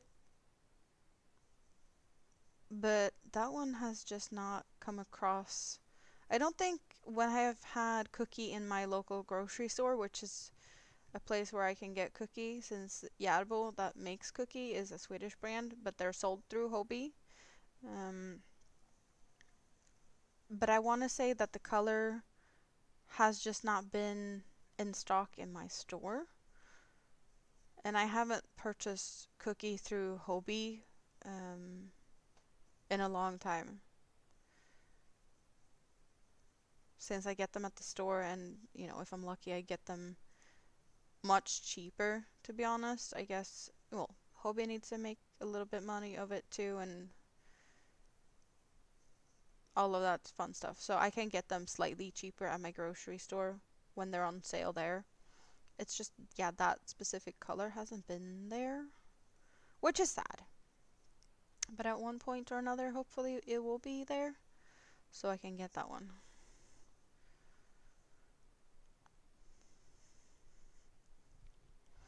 But I don't remember what color it is, like what it's named or anything. Oh, sorry. It just hasn't been available to me, so I haven't thought about it. I have a chocolate here. Why do I have a chocolate here?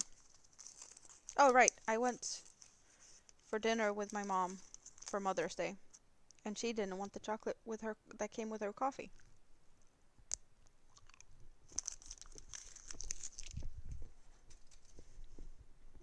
Lucky me, I got a chocolate.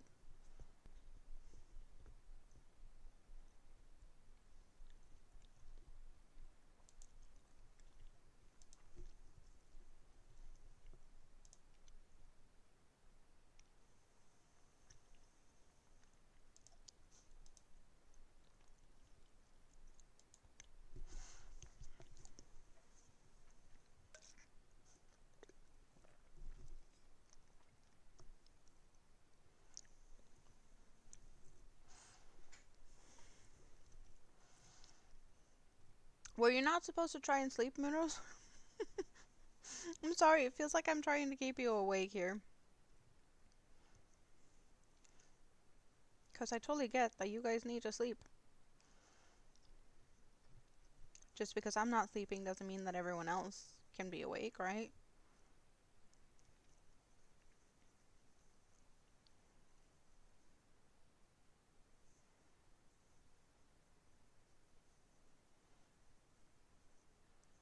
You don't know if I have Biddy yarn? Is that a yarn brand or a name of a yarn? Because I've never heard of that. Which would mean the answer to your question is no. You're currently making a blanket out of Caro... Oh, that's Karen Soft or Karen Colorama Halo. Yeah, Karen Simply Soft. I'm guessing that's a name of an actual yarn. But Karen... It's a Karen cake. Colorama Halo. That sounds fluffy, because Halo makes me think it's a fluffy yarn. Does it have any fun colors? What colors?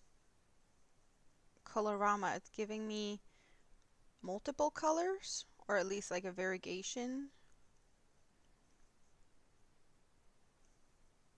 Colorama. It sounds bright and cheerful with multiple colors. Or like at least a very, maybe not necessarily intense, but rich colors or good color saturation, perhaps.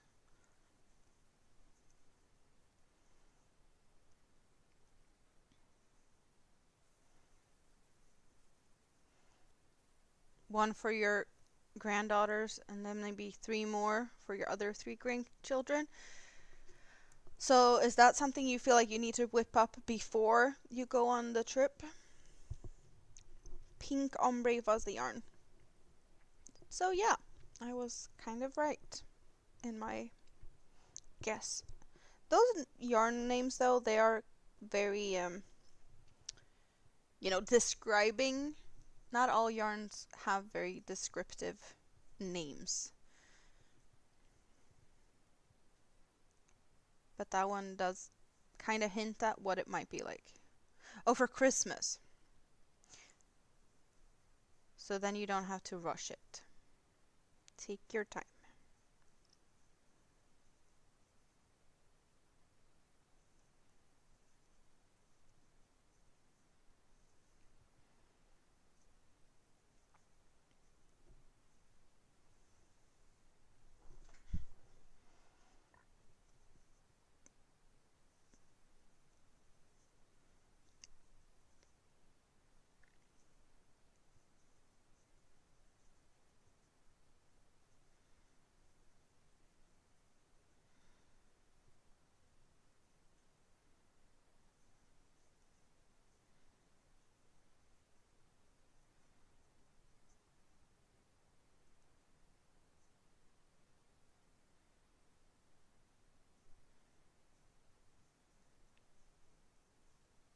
Finding a link for that bitty yarn.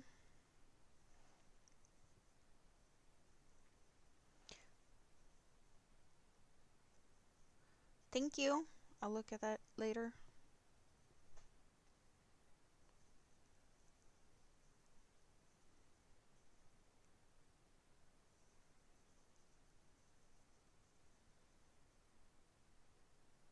No, wait. Now I messed up. That's not where I was supposed to put that stitch. It ended up behind here where it should have been on front, so.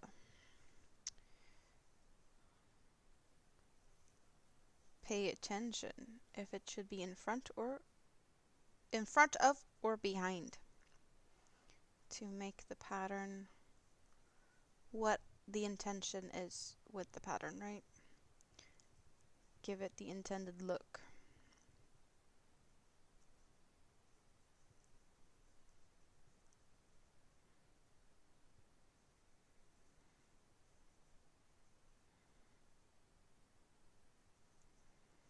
To make this like zigzaggy wave shape down the mountainside.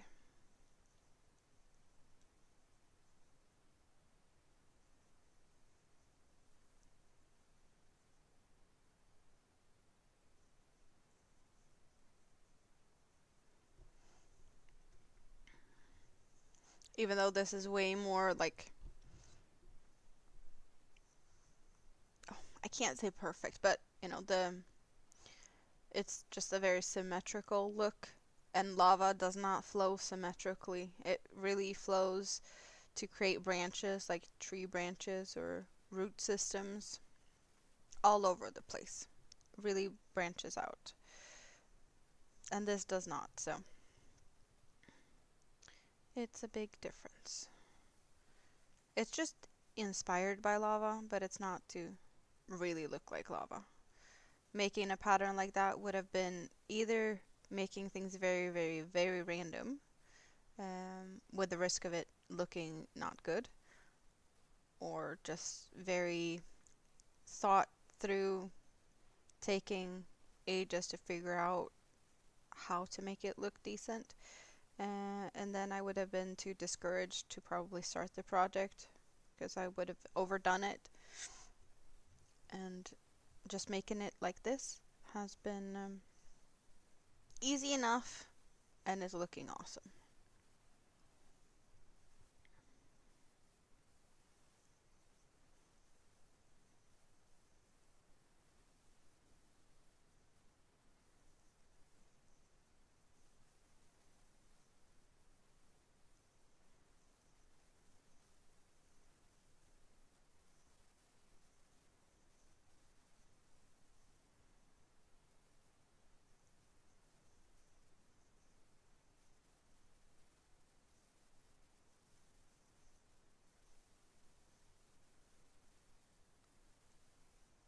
But the rows are getting longer and longer. I am increasing on every corner, so there's more and more stitches every row, and therefore they just take longer to get a whole row around.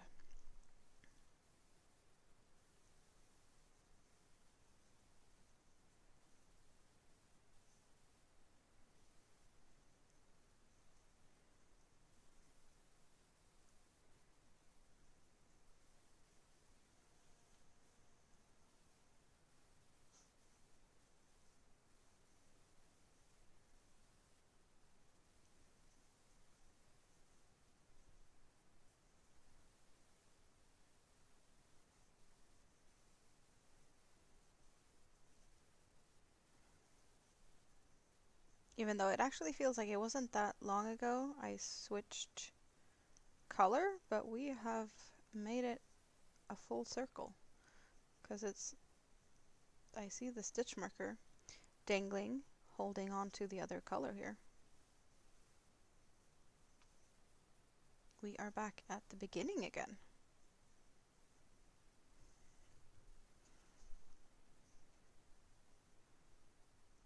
Thank you, Moonrose. I'll look in a bit.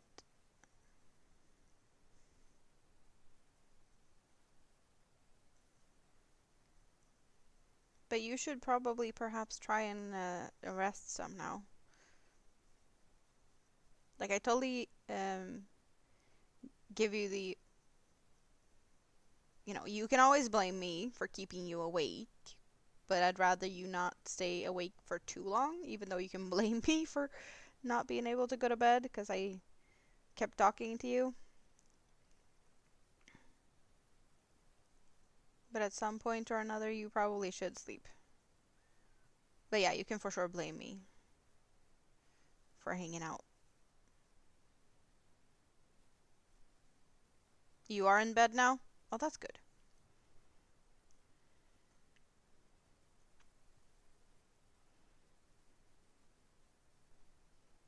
Do you usually listen to something when you fall asleep? Because some people do that. Switched to the red now.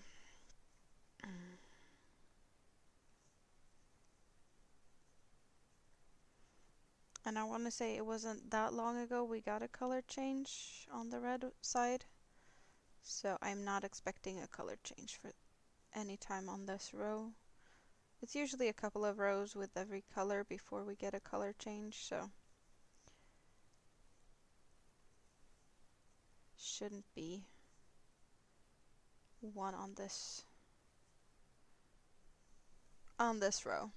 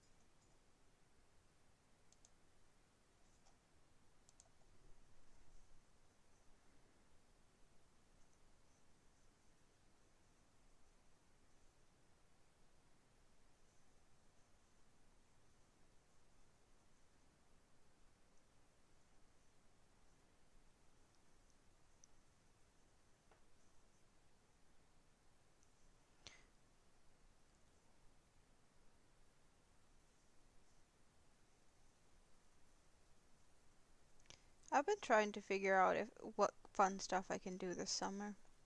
And I haven't really figured out any vacation plans or anything like not that I really have any vacation, but I don't have any really, planned plans for the summer.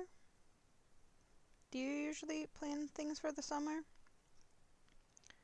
We have, midsummer celebrations is a thing here, as well as kind of a traditional thing. A lot of people are, have their vacation about the same 4 weeks in the summer in Sweden. We call it the industrisemestern. It's like all the big industries pretty much close down for 4 weeks, which means a lot of people have time off at that point. Um, so that's, a lot of Swedes do things often the same 4 weeks. Then again, we do have a bit of a different thing compared to a lot of other countries with vacations. We do have 4 weeks of 5 weeks of paid vacation every year, but 4 of them you're allowed to take consecutively. So if you're like telling your boss, I want 4 weeks consecutively, there's like, yep, okay, that's what you get.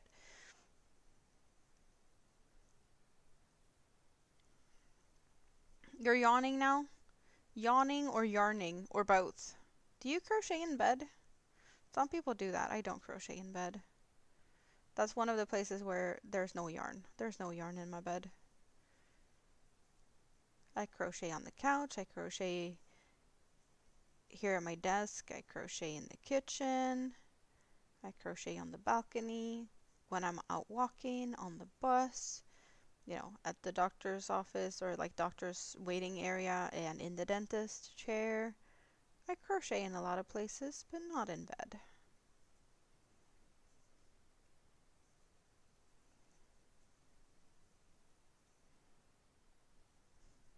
And I usually don't crochet, sitting bedside, tucking kids in and such. That's also like crochet no-go zone. When it's tucking in bed, reading stories and whatnot, there's no need to have yarn in my hands. Kids needs focus.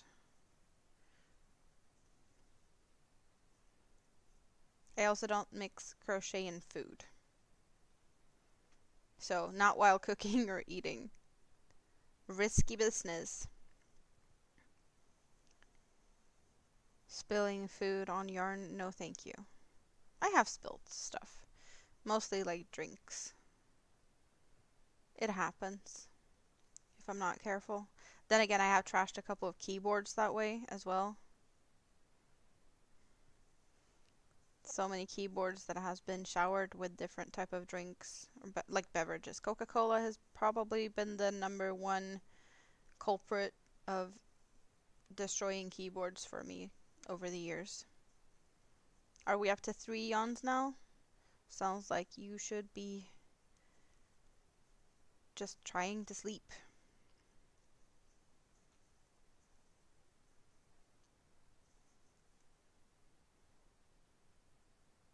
A good time for that. And a fourth one? Just give up, alright. Let the dreams take you.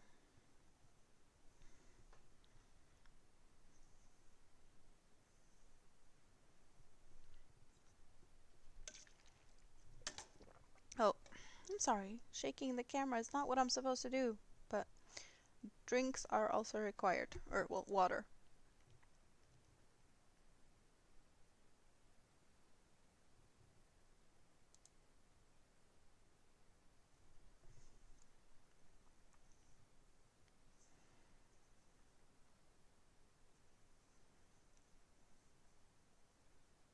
Six? Oh, come on now. Sleep already. Now you're just being silly.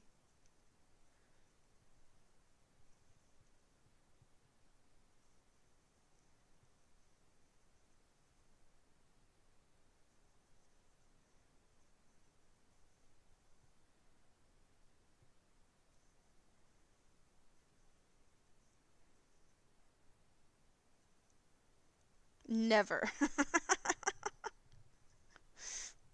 Well, you're the one saying that you should sleep and that you were leaving and that you're in bed. I didn't. You did. You could just continue crocheting if you'd rather want to. But apparently they say sleeping is required from time to time. And I do agree that from time to time it is needed. Not always, though. But it is better for you to sleep.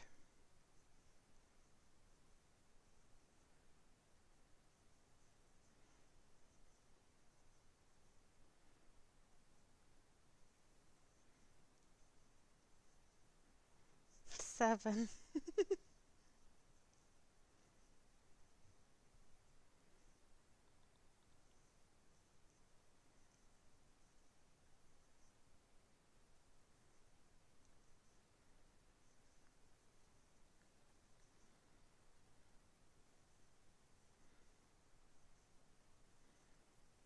Crocheting in the dark.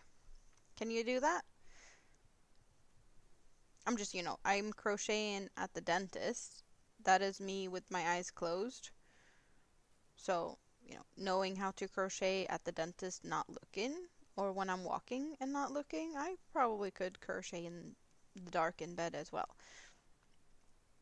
But also, as I mentioned earlier, I figured that out at the dentist. Laying down without having any support for my elbows made my shoulders really tired. And I would assume that's what would happen in bed if I crocheted there, unless I had one of them like huge body pillows that could be supporting my elbows enough for my shoulders to not get tired.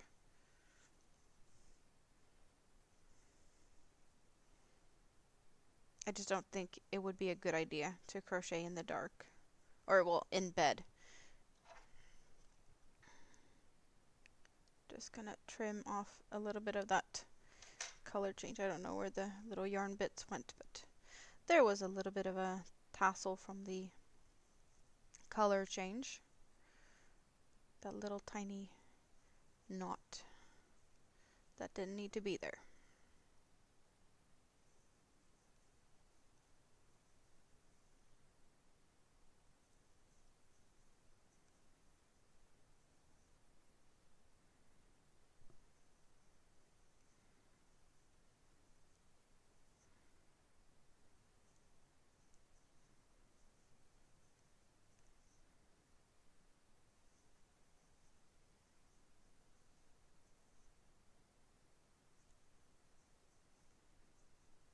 $11. You're gonna keep yourself awake by just counting yawns. See, now you're gone. Yes, you sleep. Good night. Silly.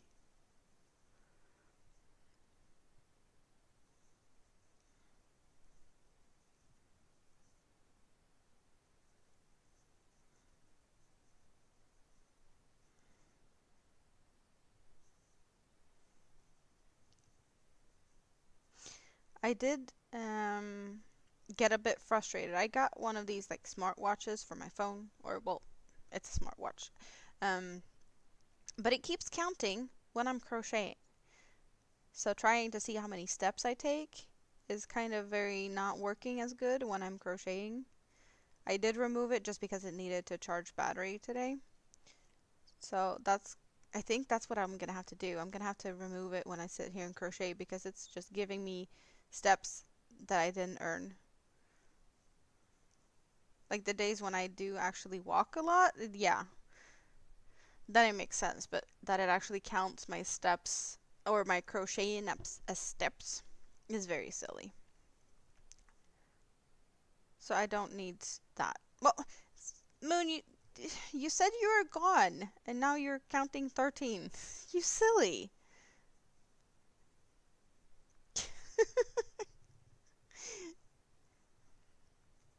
I don't blame you though. If you can't sleep, you can't sleep. I know the feeling.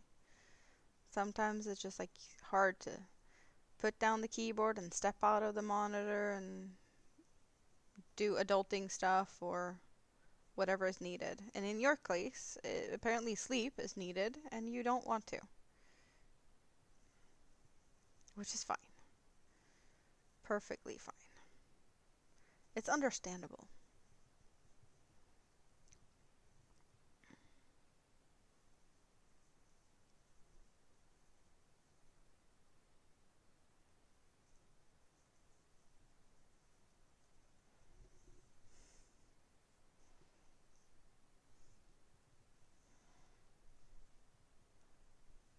Try to avoid tangly messes.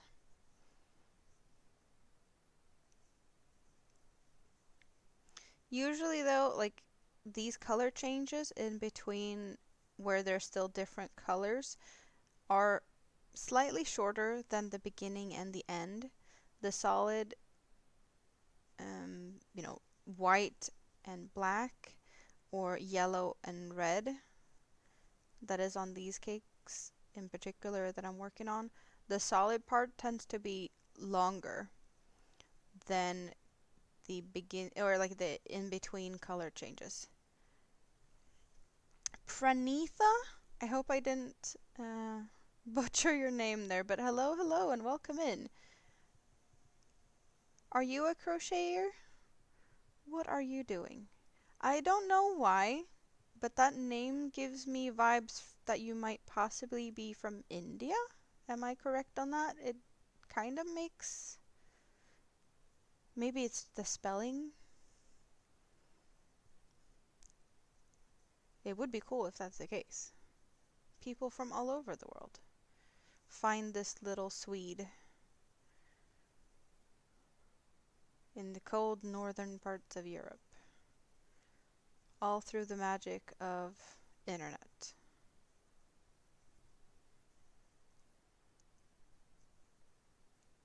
Oh, there's the other color change that I didn't trim a little bit. Let's do that too. Just trim off this little, there was, a little knot at the color change. Just a teeny tiny little bit of fuzz being removed.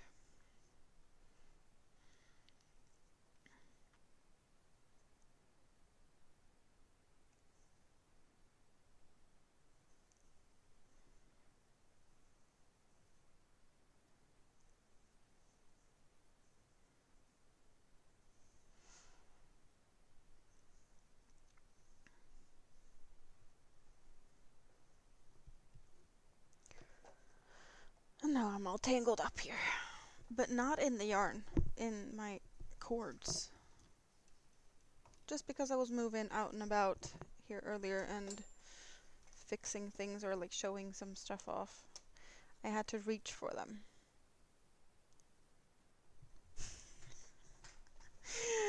Moonrose is up to 17, but she stopped counting it out in the chat. Now she's messaging me saying 17. So she's still yawning and not sleeping. Silly.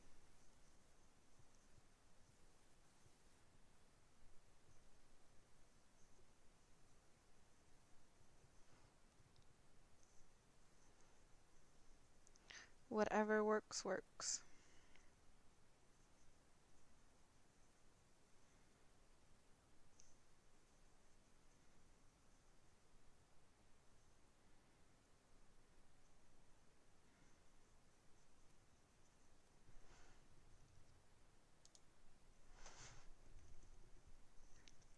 And I have a slightly sleepy leg.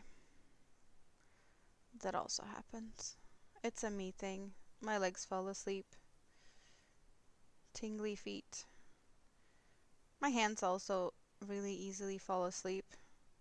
Not as much when I'm crocheting, but yeah. I guess that's just a me thing.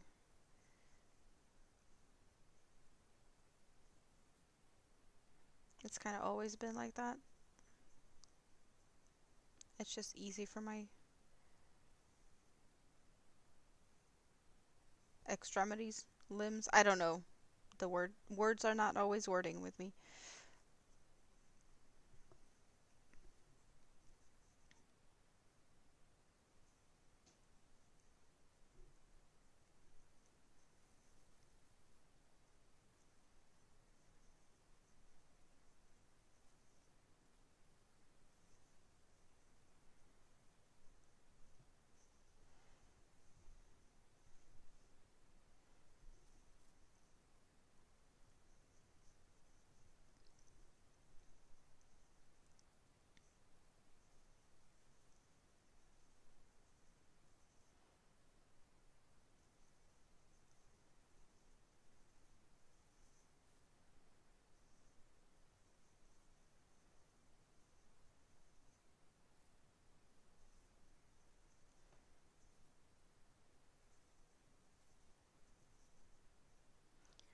hope everyone had a good day, or having a good day, or will have a good day, whatever, fits into your current time.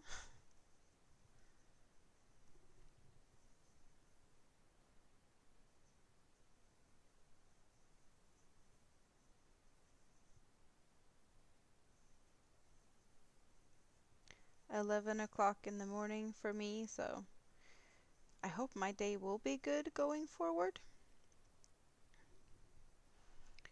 I am a little bit, not worried, but my plans of hanging out in the sun is looking a bit, I'm not sure it's 100% on that. Because there feels like there's clouds. I can only see so much out from my window, but the sun is coming and going, so it is cloudy in some ways. And my phone is telling me that it's going to be sunny and cloudy today. Is there any risk of rain? No, sunny and cloudy. Cloudy and rain this evening. Okay, so yeah, it's not going to be the greatest day, but hopefully I'll get at least a little bit of time. An hour or so would be great.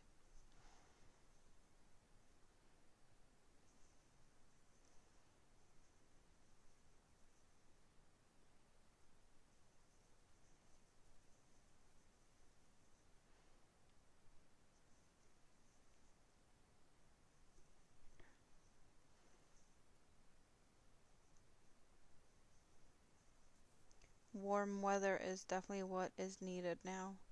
It has been raining so much, so it feels like when the sun is finally out now, everything's going to be just going crazy. There's still trees that hasn't fully, they're getting leaves, but they haven't fully opened up yet. And there's a few trees that still is just, yeah, the leaves are just buds.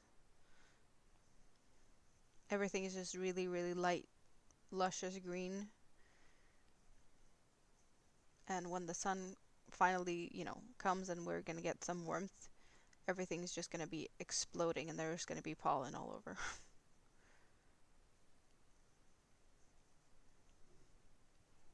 Because, yeah, that's where we're at now. Just waiting for the pollen explosion or the next one. I guess that's a good thing with the rain, though. It kind of showers it off and makes it less pollen intensive, but of course it's always going to be a little bit worse afterwards. It's good for a bit and then it's worse later on.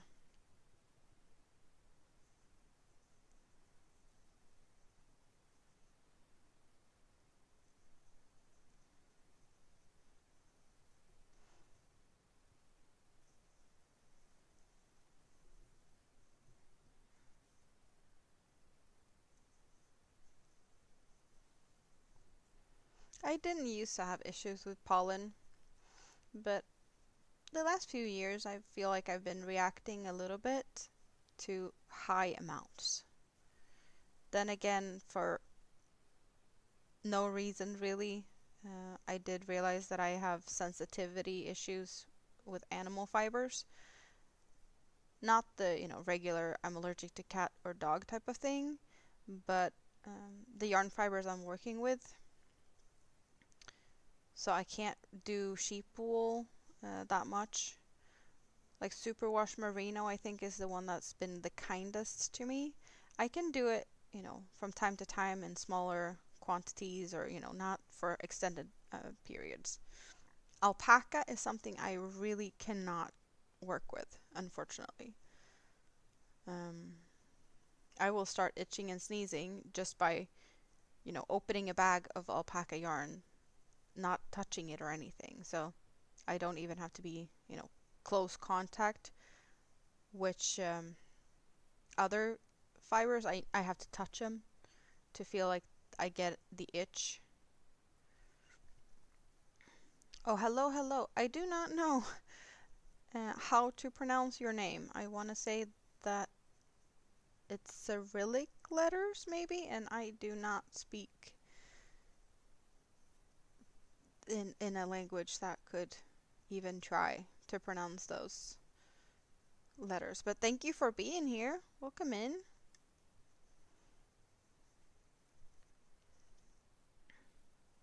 Where are you from? And what time is it where you are? It is currently 11:13 a.m. in Sweden, where I'm at.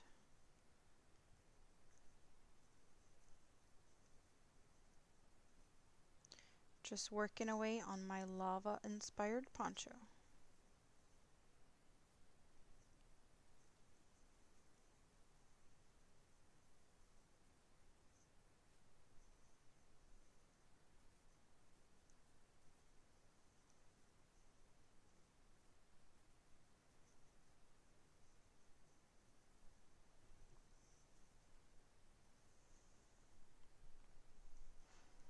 I just want to thank you for just hanging out here, stopping by, leaving a like.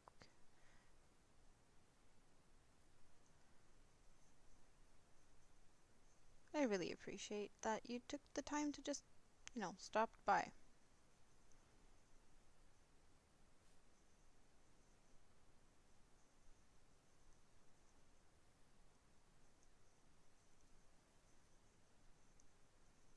Would be even more awesome if you just stopping by, leaving a like, but also saying hi.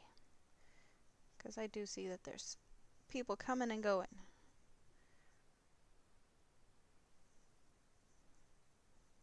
I'm not scary. I don't bite.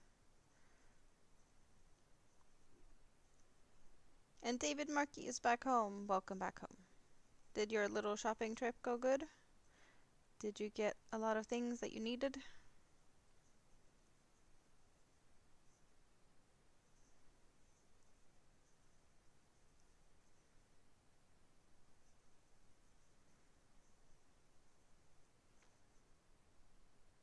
It kind of feels like it's the other way around from what it normally is. I do have 2 live streams going at the same time, one horizontal and one vertical. And usually it's the horizontal one that has the more chatty chat. And today it's been the vertical one. It kind of makes sense though, that the vertical works better if you're like on the phone in bed trying to relax and go to bed. That format probably works a bit better.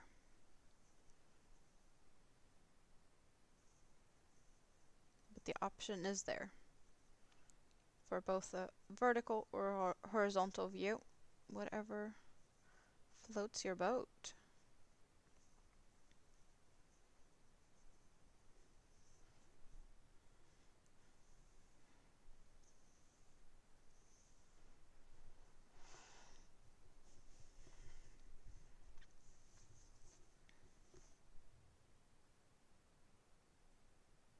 Most of the things you need and a lot of things you don't. Did you get candy that you shouldn't have gotten? Or something? Because that's usually a thing. You get candy because you go to the store when you're hungry and you get stuff that you didn't really need. I feel like that happens more times than not for me. Going to the store hungry is dangerous. You get a lot of things that you really didn't need.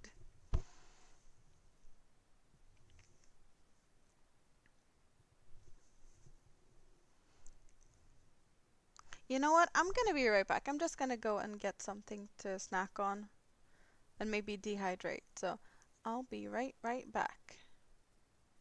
And I know on the vertical it's probably gonna look a little bit weird with my little be right back sign. I haven't figured that one out yet.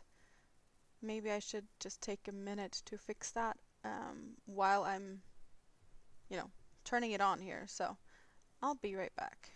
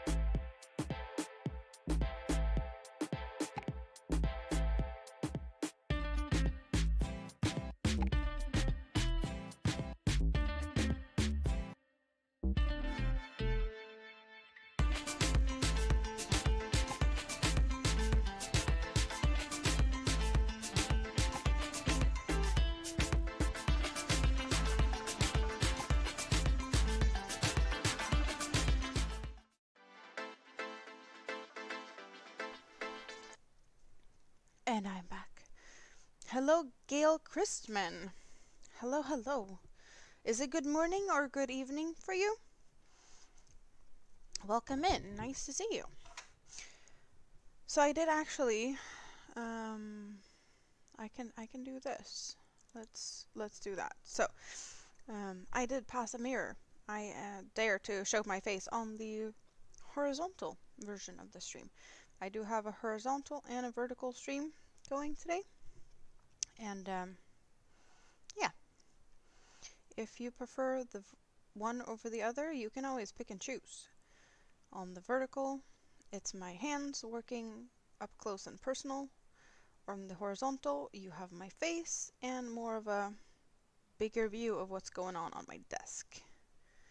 Both of them are available from my YouTube main page. So you can do whatever you feel like. It was just a little bit early and I hadn't really paid attention to things. I just like, yeah, let's go live. I hadn't even brushed my hair and now I did. On the way from, well, from here to, well, yeah, I just had to stretch my legs for a little bit. All good.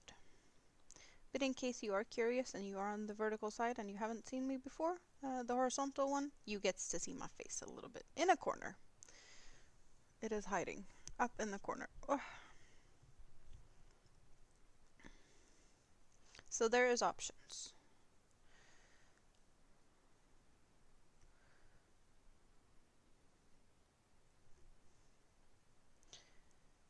Anyone else crocheting this early or late? Tracy still here? Did you fall asleep?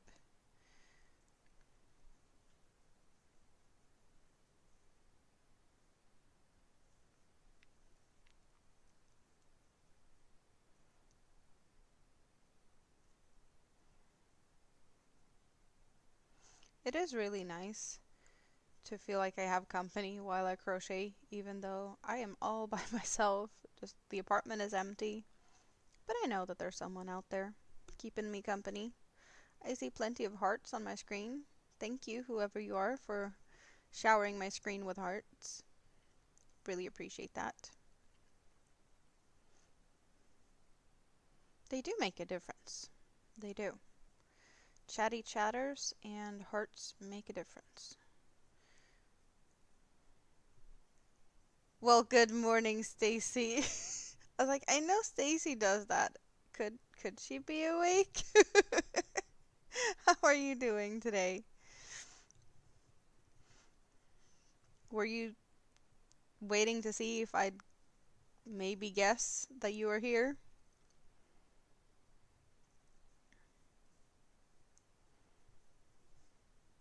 Because I could have. I definitely could have.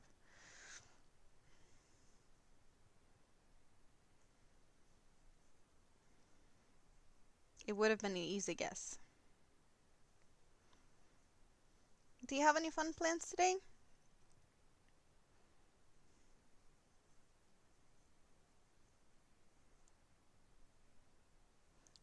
When I woke up, Andy was still alive, and well, when she wanted to wrap things up, people came to hang out over here for a bit. But I think most of the people that was hanging out with Andy has already fallen asleep by now.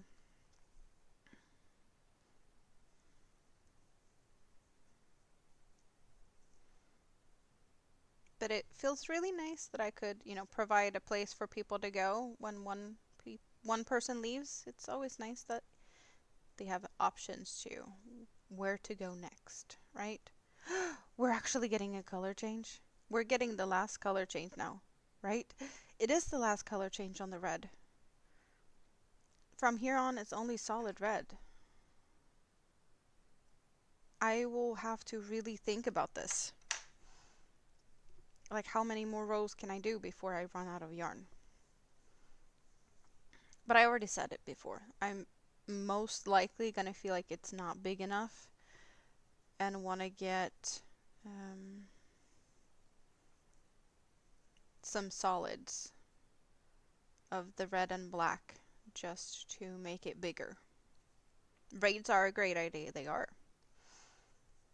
And Andy had not figured out the whole redirect thing, so she got to try that today and she figured it out and it worked and it was awesome.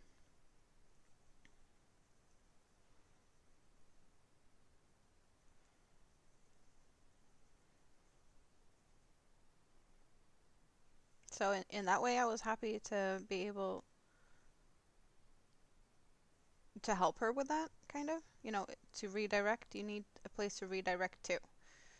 And it's a good, really good option to do that with, someone else that's live at the moment. I have redirected to my own videos at times, but people don't seem to read those anyway, so it doesn't really make a difference.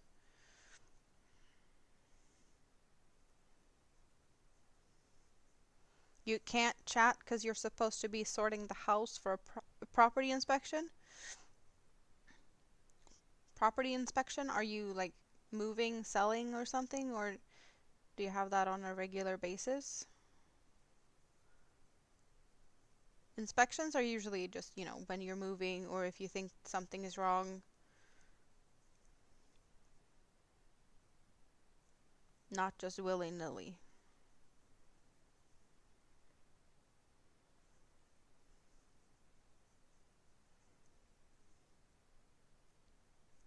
Well, I can always, keep you company in your ear while you'll do that.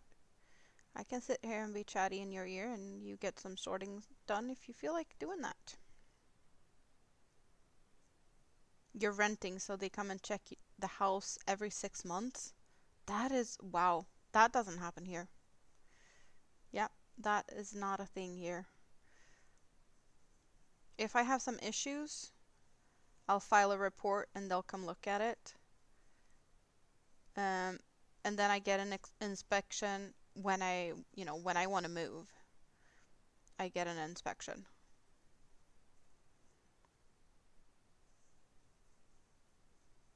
But other than that, there's nothing.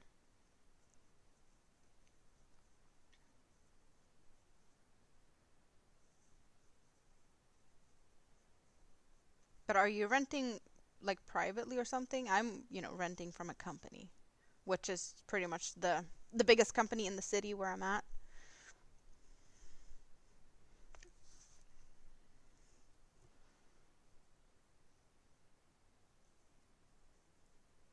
I've never heard about like every 6 month inspections. They do put up notes in the staircase to like remind us of, oh, check your fire detectors, like check the batteries.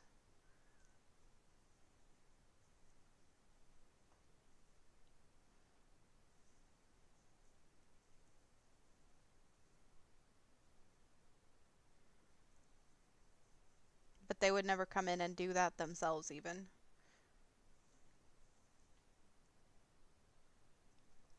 And if there's like maintenance work that needs to be done on like the whole property and they need to access for certain reasons, they need to um, announce that in advance that they need to, get access to the apartment.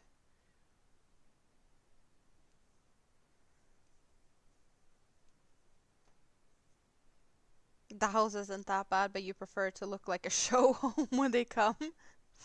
Private landlord. Yeah, I didn't know that that was a thing. You get several yearly checks for different things, boiler, electrics, etc. We don't do that. Like if I have issues with something, I just call them or put in a like online form request thing for issues. If it's an emergency, I'll call them and they have an emergency number for, when I had my bathroom, there was a clogged drain, whatever issues, everything was just flooding. They were here, within the hour, sorting some stuff out. Um, and if I have issues, I just let them know. They don't randomly just come in here. Never thought that that was a thing. No, that is new stuff to me. Of course, sometimes they're like, oh, we're refitting something something in every apartment. Like all apartments are getting upgraded something. It could be ventilation or, they do everything in house at once. Um, and they need access to all apartments for that reason, because they're doing everything at once to be like efficient. But that's not an inspection or anything.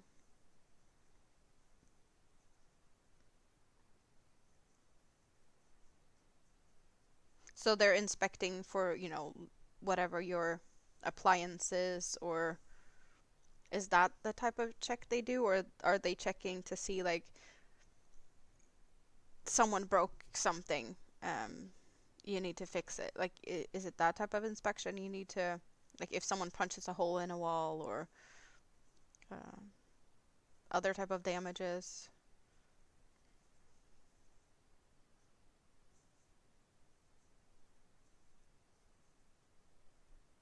They just check every room that everything is being used correctly.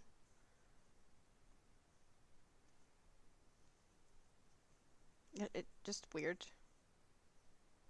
Like, I totally get that some people don't know how to use things, but to have your landlord a couple of times a year come and check that you're using things properly.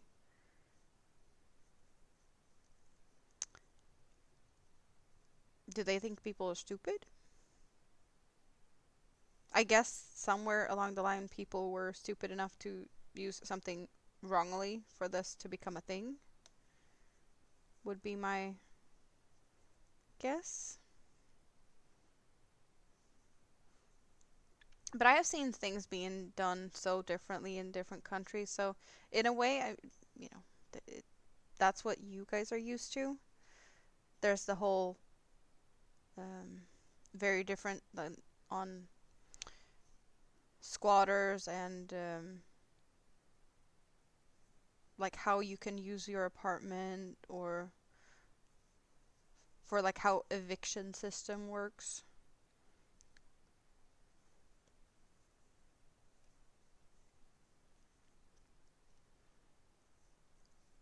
The system is very different on over here compared to in other places.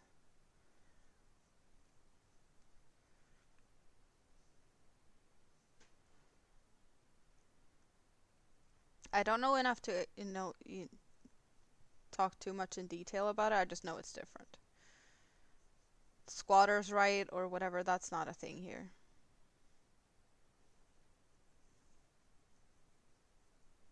If you've been somewhere long enough, there's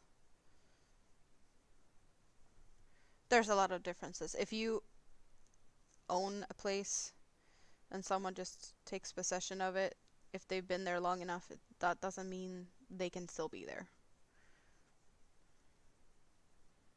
The eviction process I want to say it is a bit faster, but I don't know exactly.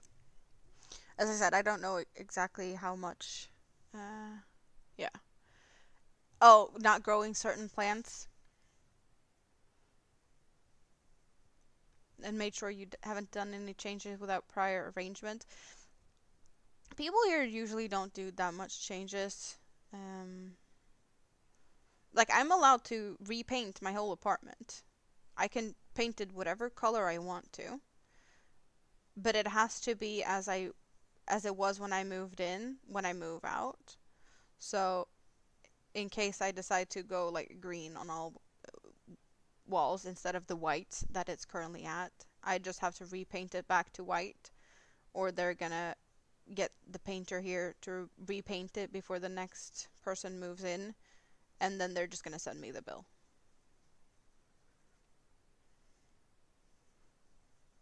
And people usually don't do that much of a change to apartments unless they're like, I'm gonna live here forever. I can do the painting, and then whatever it's gonna cost me to fix it at some point, I'll take the cost of that.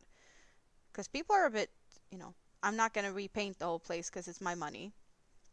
I'm not gonna live there forever.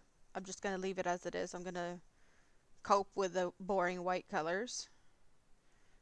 And then whenever I feel like I'm in a place where I'm going to be forever, then I might spend the money on it. You have to ask for anything, not even allowed to put a shelf up. Oh, I can do that. Like, I can put shelves up. The thing with, making holes in the wall if there's too many holes in a wall, they will have to take the painter in to like plaster the whole wall, and that would be a cost to me. So if I make a lot of holes in a wall, I have to make sure that it, like, either fix it myself in a standard that is appropriate to, well, it should look like when it did when I moved in. This is a poncho gale and there is no pattern. This is my own creation. At some point or another I might make a pattern for it. I've been thinking about it. I'm just really bad at actually getting my own creations down on paper. I have plenty of things I should write the pattern for, and who knows, maybe I'll get a time to actually do that for this. If people ask me enough times, I might do it. But this is what it looks like at the moment. It is just a big square with a square hole in it. And I have yarn all over. But there's an opening for the neckline that is square. And now we are seeing the back of it. The back of it has these kind of squares going down the center. And then, well, it is square. It's a square poncho, so we have these peaks on 4 corners. The front of it has this line going down in the center, but it is reversible because, as you can tell, it's kind of the same on both sides. You do have a different color of the corners. Here we have a dark color corner, and on the other side we have the well, red to yellow corner.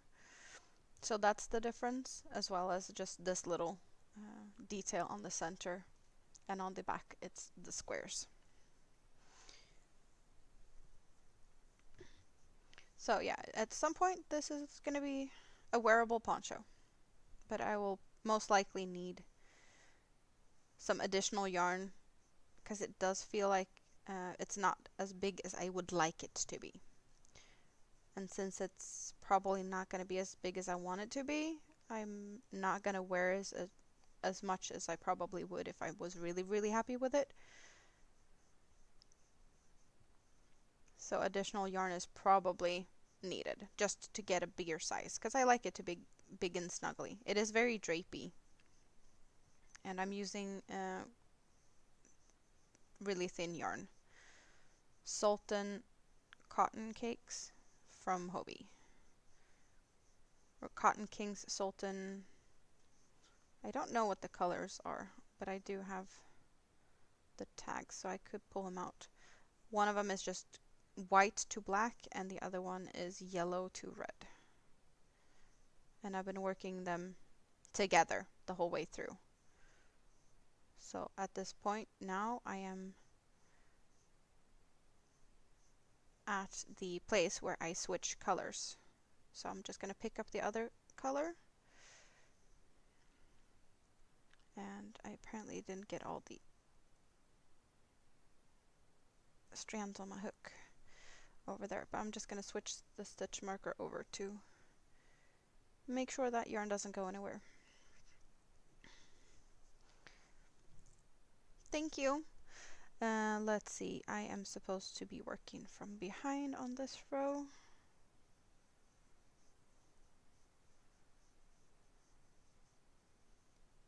Making sure that the color change goes the way it's supposed to, and that one is in front, so it's all good.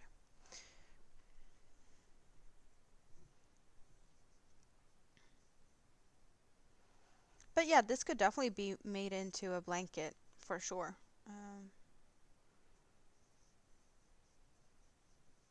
This is my first actual project working with this intermeshing or interlocking mosaic crochet, and I did do 2 swatches before I actually started this project, and one of the swatches was a square, so you could just do the square and continue with that. And in my case I just figured out like how many stitches was needed to make the neckline or the neck hole opening big enough to fit my head in it. Um, so yeah, there's definitely an option to make it into a blanket. I didn't even think about that.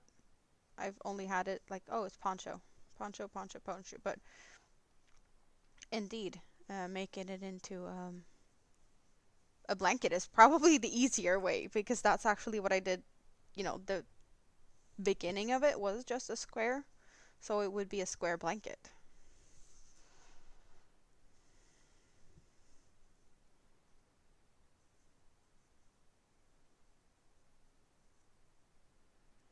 I was calculating and mixing a little bit to consider doing more of a rectangular neckline for a bit, but I was like, yeah, no, that's overdoing it. I haven't never done this technique before. I'm not comfortable enough in how to figure that out. That felt like it was a bit too much of a next level, which I wasn't prepared to figure out.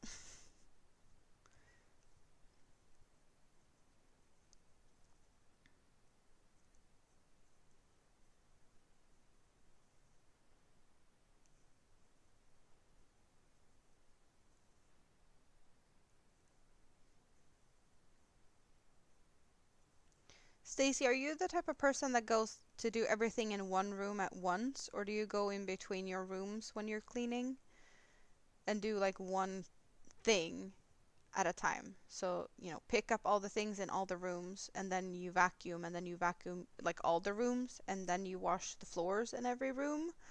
Or are you more of like you go into a room, you take that room, you clean up the stuff, you vacuum, and then you wipe the floors, and then you go to the next room and you do the same in there. Do everything in one room at once. I'm definitely the type of person that would be more of, picking all the stuff up in all the rooms, vacuuming all the rooms, dusting all the rooms, do that. But the whole picking up stuff and moving them into the right room, that's where I sidetrack. Because there's, kids' toys, bringing them into a room, find laundry, you go and drop that off in the laundry basket, and you find something that's supposed to be in another room, and then you find something that's going to be in another room, and just kind of leaving a mess. Sometimes it feels like it looks worse after I've tried to start cleaning than it did before I started cleaning. And then all of a sudden I'm standing there sorting my spices into alphabetical order, or like sorting through my drawers with cutlery, or it's just I am terrible at cleaning in that way. I can definitely be all over the place in my cleaning. So you're squirreling right now. My suggestion would be to, I have no idea what it looks like at your place right now. I don't know what you need to do. But where I usually try to start, and that's become a thing, that if I start there, the other stuff starts to kind of fall in place afterwards. But make sure my kitchen counter is clean from everything and wiped down. And then I go to the next sink, which is in my bathroom, and make sure that that is cleaned, as well as the toilet. When those things are done, things just feels like it's easier in some ways. But just the kitchen sink, to have it not just like get stuff off of it, but like really, I have a metal kitchen sink and countertop, but like make it almost shiny. And then when that's done, it's, I don't know, it just feels like everything else makes it easier.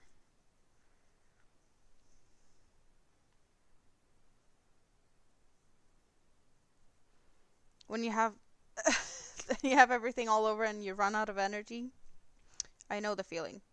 I did learn something from watching people clean. I watch people clean on, YouTube's for many years just to see if I can find something that would work for me. But when you go into a room, have like a big empty basket with you And then you put everything that doesn't belong in your room that you are currently in that basket. Instead of leaving the room to go and dump something off that doesn't belong in that room in another room where they're supposed to be, because then all of a sudden you're cleaning in that room instead of finishing the first room. But then you can take that basket and then you can sort that one into wherever they need to go. I don't do it as often anymore because it's never really that bad. Um, but when it has been kind of, a lot of things that the kids has pulled out, like living room floor full of toys, I go and bring a basket and I put everything in there so I can just continue sorting out the living room until it is, stuff is back in its place except whatever it doesn't belong in here.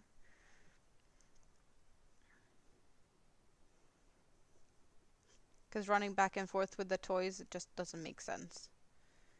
Even though, like, running back and forth is good exercise, but it drains a lot of energy and then you don't have energy to actually finish what you started. You did most of it last night. That's good, though. You clean extremely well daily to keep on top of everything. Yeah, it kind of feels easier to do it that way. Oh, you do your craft in your bedroom? So your bedroom is always working mode and you have crafty stuff all over. Well, I have half of my living room. That is my crafty space. I do have half of the living room just, being living room with couch and TV and stuff, and that's usually the domain that kids claims. That's where toys end up. But I get it though. Like, I prefer to be in the living room and the kids wants to be where I'm at, so it makes sense. Hiding all your filming equipment because they would class that as working from home, which you're not allowed to do. Isn't that kind of a fairly quick thing to do though? I probably could hide my stuff fairly easy. Then again, it's not really that obvious.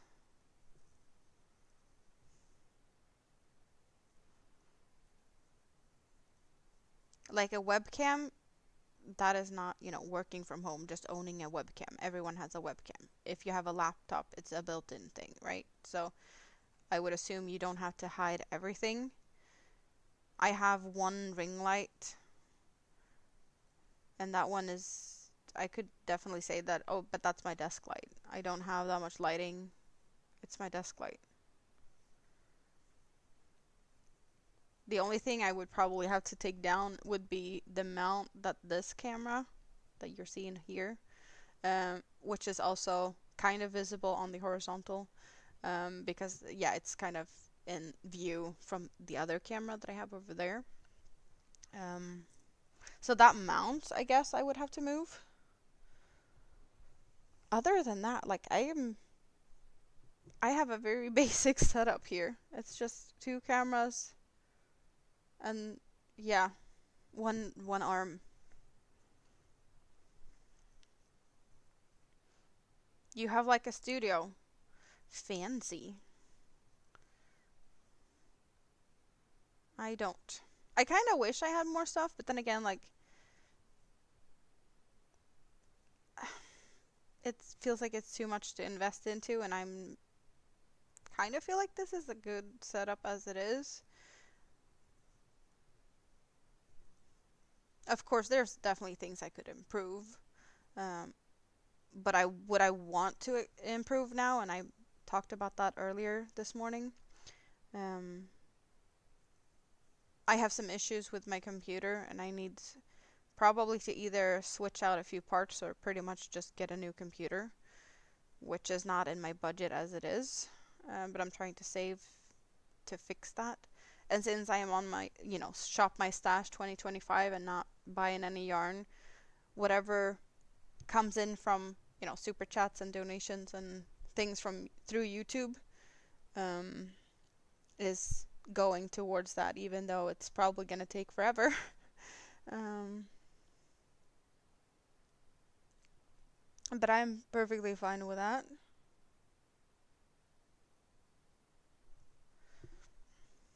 As long as my computer doesn't die on me, because that means I probably can't stream until I figure that out. So there's that.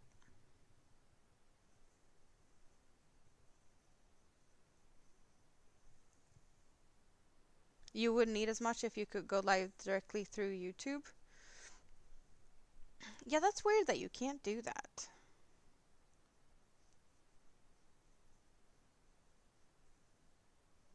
I wonder why you can't. Because it's not like you have a low amount of subscribers or anything. I know that when I started um, live streaming, you had to change a setting in YouTube, and it took like 24 hours for them to like approve you going live. But I would assume that you'd have to do that to be able to do the live streams that you are doing. So that shouldn't be the thing, right? It says you need 50 subscribers. You have much more. Have you emailed them about that? Like support?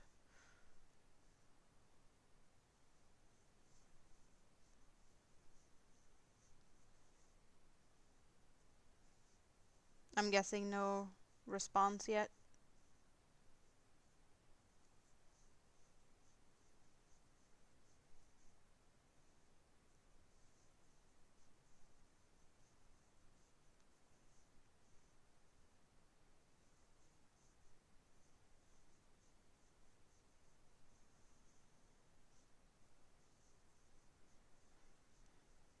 Yeah, I don't get that. Like, I've had different things happen on my YouTube journey with, Nightbot, StreamYard, trying to connect the things, um, accidentally like starting up new YouTube accounts because it wanted to, it couldn't connect, but yeah. So I know there's a lot of weird things that could happen, like using one email to create a StreamYard account, but then you have another email account for the YouTube, and they don't automatically figure out that it's different emails and which one is what. Um, but that doesn't make sense though, that you can't go live straight through YouTube.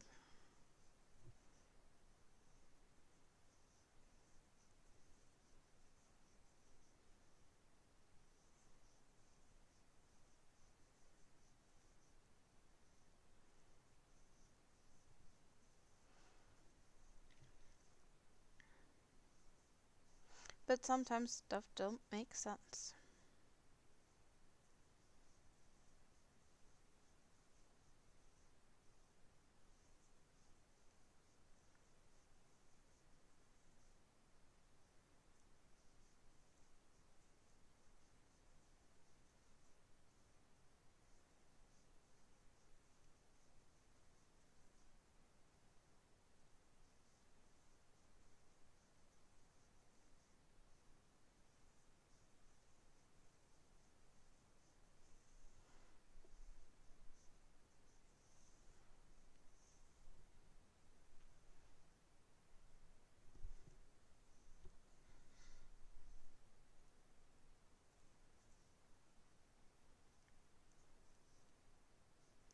I should be able to get a few more rounds of each of these colors out before we're out of yarn.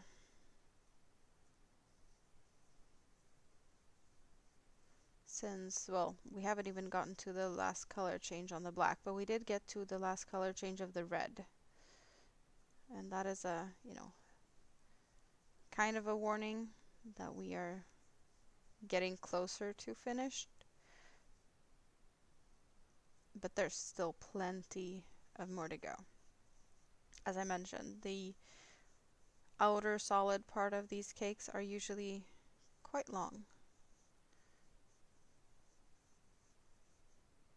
So no need to worry just yet.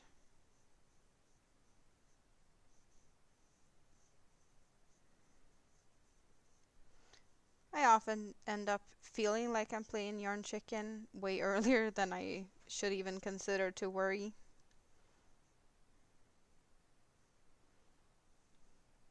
Because it looks like there's not a lot of yarn left just because it's so thin.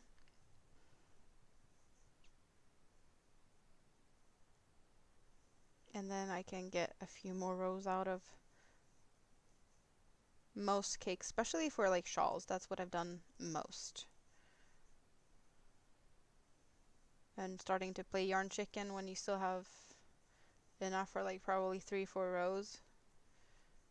Maybe sometimes even more. Like, can I do more? Can I do more? Let's finish now. And then it's like, yeah, I probably could have done more, 2 or 3 more rows. It's been kind of funny how much of a chicken I can be at times. And at other times it's like, yeah, no, let's just keep going.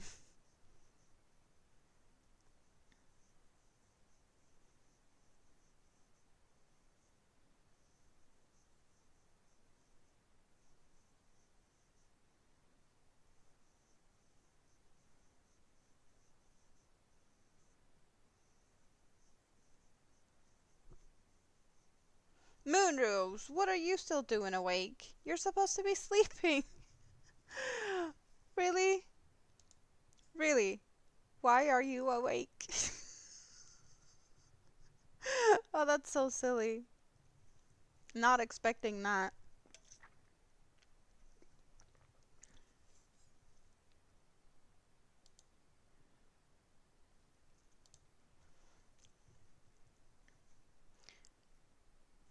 Definitely feels like more people are waking up now, though. Even though there's not that many people chatting, I do see that, the numbers are going up, so people are waking up. I see thumbs up are slowly creeping up as well. Thanks everyone for pressing some buttons while you're passing through.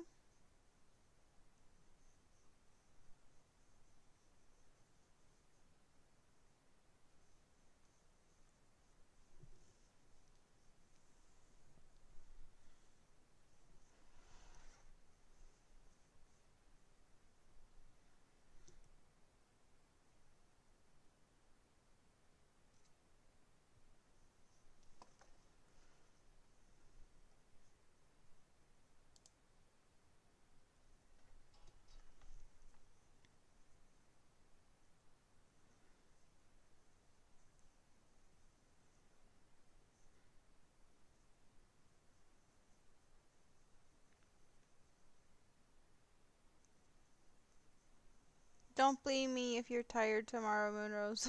I have no idea if you have a time that you need to be up. But clearly, sleep is not in your cards at the moment, I'm guessing, since you're still here. At least you stopped counting down your yawning.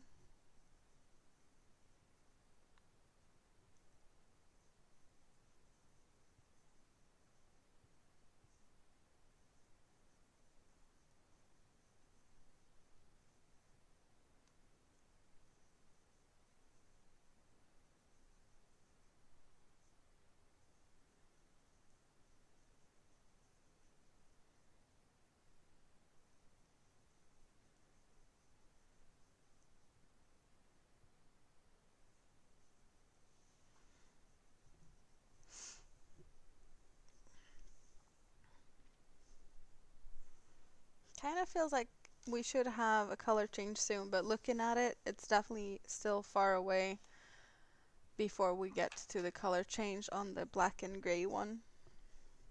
It's over 20. Well, I can imagine it's over 20. You were like at 18 or so when you last messaged me, or at least the last message I saw that you had written. You kept yawning after being chatty in the chat.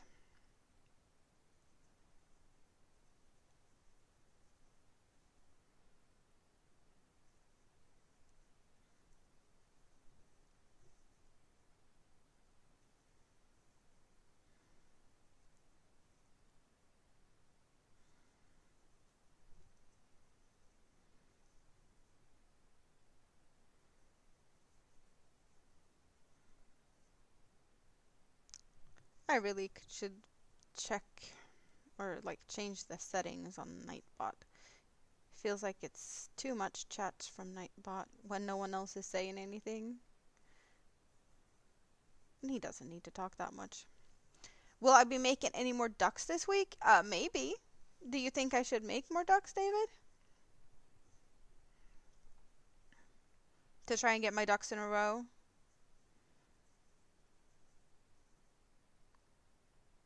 You think I need ducks? And then I can throw them around and be like, what the duck? Or something. Stop ducking around.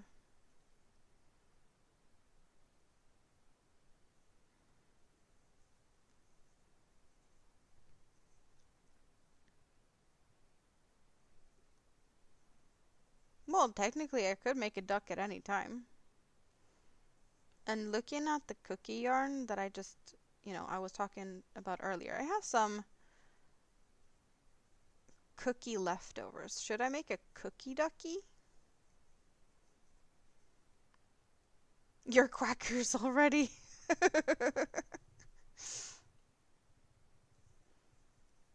Like, I'm not gonna open a new skein for it, but I could do a duck and cookie. So something in this yarn, but a different color. What colors do I have? If we're making another duck, but with that yarn, what do I have that could be enough of like yardage? I have enough of that one. I have enough of that one. That one's open. I have some other yarns that I could use as well. That could be a duck. Would this be enough for a duck? I don't know. Throwing yarn on the floor. Okay, I have a lap full of yarn. That could be options to make a duck. I'm not sure this would be enough, but that's like pink and blue. We have a mess of golden and a black. We have this one, which is like pinks. There's some rust purple, some grayish colors. That would be enough for sure. I have this one, like blues and reds and some pink. And we have blues and green. This is a different yarn, but that's also an option. So I definitely could make a duck. I just don't know. I should have enough of these. Like, that's actually quite some. I have no idea what color to make a beak with these though.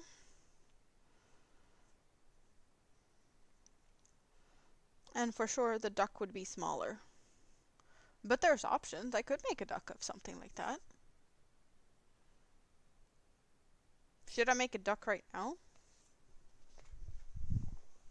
We could make a duck. If you're in the mood to go quackers.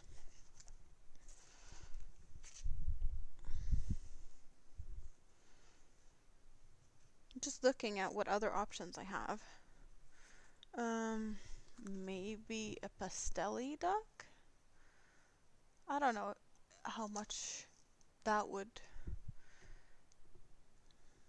if that would be enough.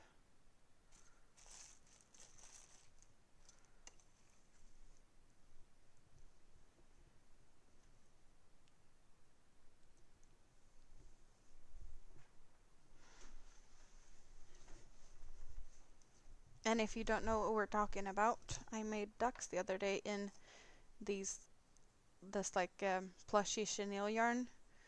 So I have that one. And then I have a big ducky in a thicker like blanket yarn, I want to say that they call it. Like jumbo yarn, just a bulky or super bulky.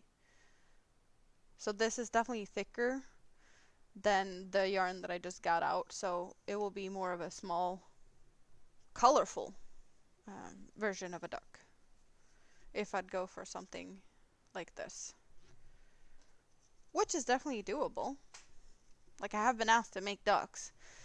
I just didn't know if the pattern was good, So that's why I tested the pattern out to see if I figured it out, and it worked.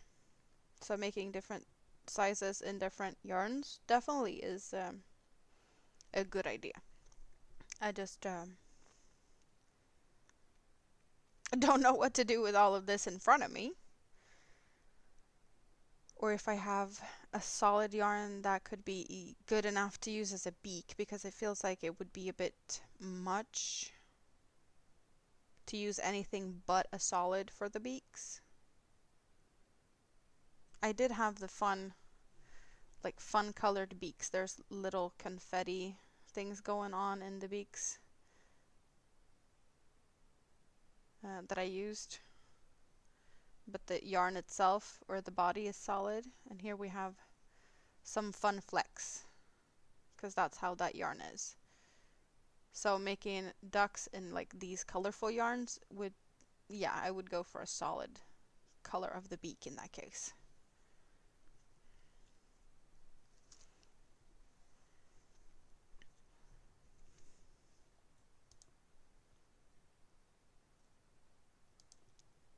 But I'm not sure where we're going with this. If I'm making a duck or if I am continuing to work on the poncho. It feels like the poncho is probably going to be finished within a day or so if I continue working on it. If I get sidetracked to make ducks all day, it's going to be a bit different. 3 different colors in one. I don't know how to pull that off in a way that would look good. I guess I could go for like the gold part in here to make a beak. So I do have that. I could make it like a yellow beak with whatever if I just took that from there.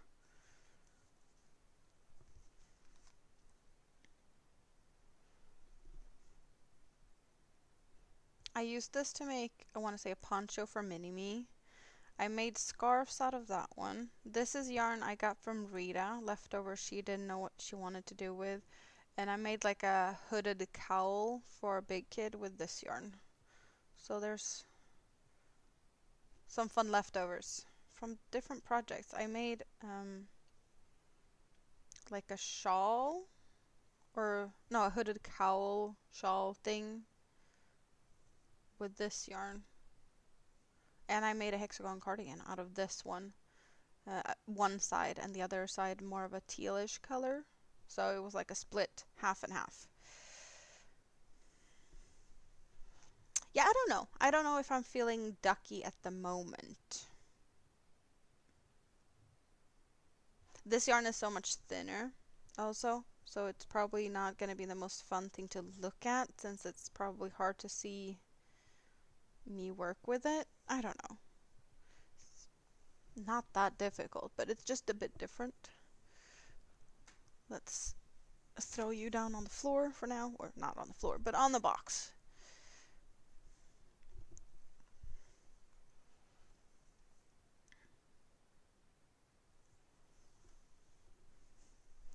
And get a few more stitches into this one, because I can. While we debate if anything else. Oh, you were wondering if I was asked to make more. Well, the thing is, I was asked to make ducks, and I haven't even showed that I made any ducks. And I don't know if those would be good to go, or if I should make different ones. Because it was me basically just testing the pattern more than anything. So maybe those could be good. But I'd probably have to make a few more. Either way.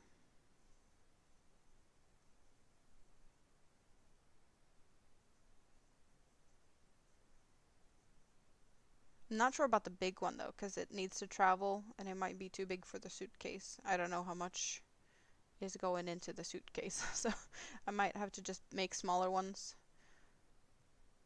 for them to fit as well.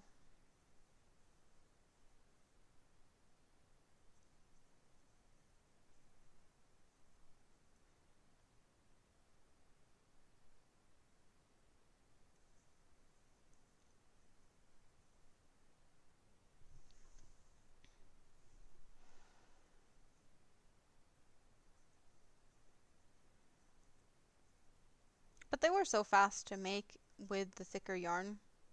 I would imagine them being fairly fast to make in a thinner yarn as well. It probably doesn't take that much of a difference in time. Um, they will be smaller though in a thinner yarn, which clearly you can tell the difference just between the two I made. Same pattern, different yarn. Very big difference in size.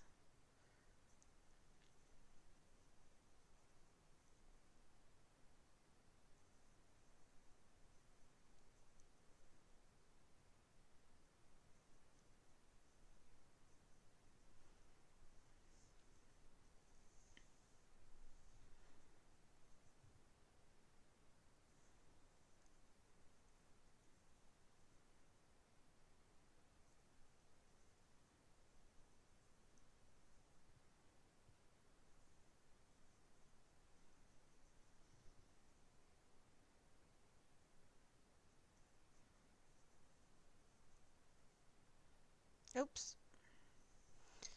Sometimes the yarn does want to split. I don't really have the issue with splitting that much, even though I'm using yarns that isn't even twisted together. It's just 4 strands next to each other. But it's definitely more of a technique thing than anything. I can sometimes have more issues with splitting in yarns that is twisted together. Hello, Rosie Posey. Good morning. How are you doing? Good to see you. Getting ready for work? Did you have a good night's sleep? Did you get morning coffee yet? What time is it for you now?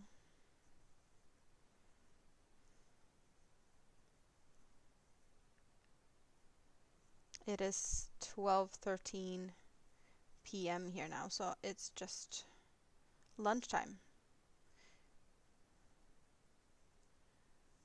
Yeah, you try to not type, Moonrose. You can listen and fall asleep. Of course it's morning coffee. 7:13 a.m. Good. Morning coffee is good. I had morning coffee this morning.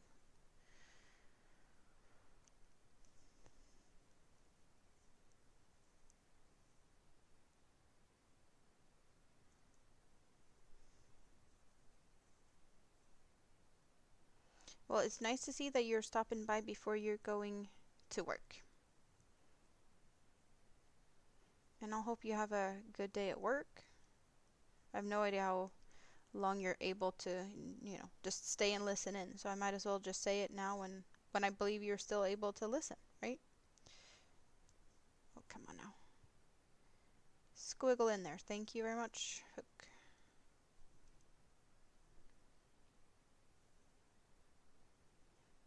Are you the type of person that, like, don't talk to me before I get my morning coffee?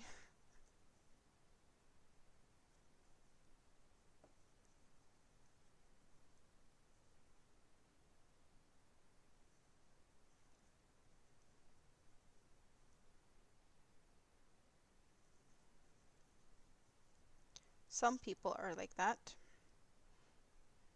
Way more pleasant after morning coffee. Am I getting the last color change now? Yes, last color change of this whole project.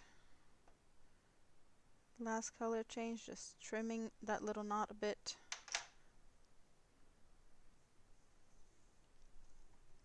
You're still drinking the coffee as you get ready and running around all hectic. Trying to find socks, only finding mismatched socks. Where did you put your something something from yesterday? Where's the jeans you intended to wear? Where's the car keys? Misplacing things? I don't know. Some people do that. Are you that type of person? Yeah, there's a big difference in this very solid black compared to here where we had this little bit of gray in here. Bingo! Where's the wallet? Where's the keys? The glasses?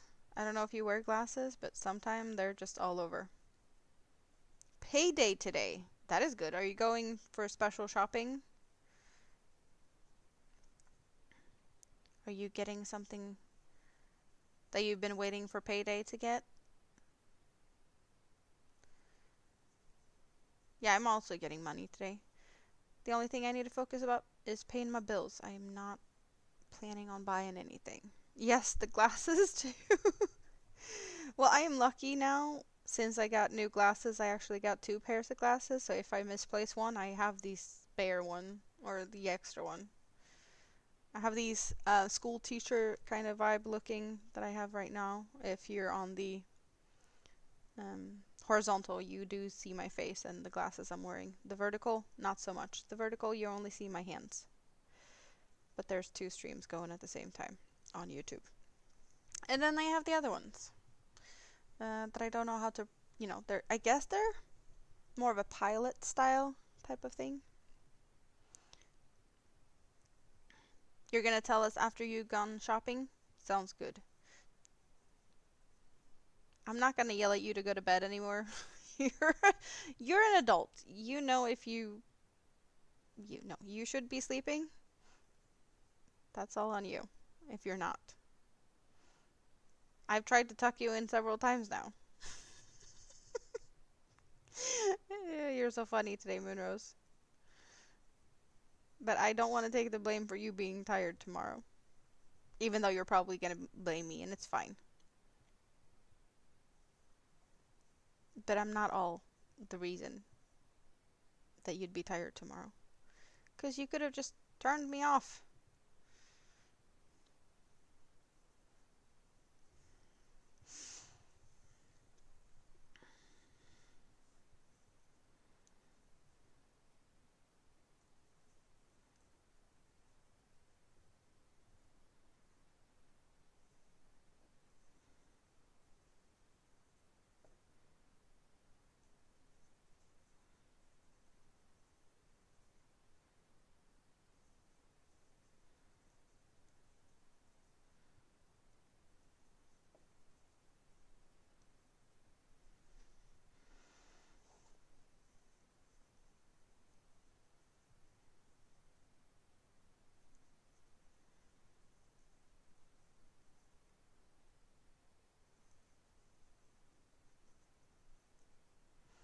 Good morning, Lydia. You just woke up and you're getting yourself ready? Do you have morning coffee? I don't know if you drink coffee, Lydia, but it's nice to see you. Hope you're gonna have a great day at work.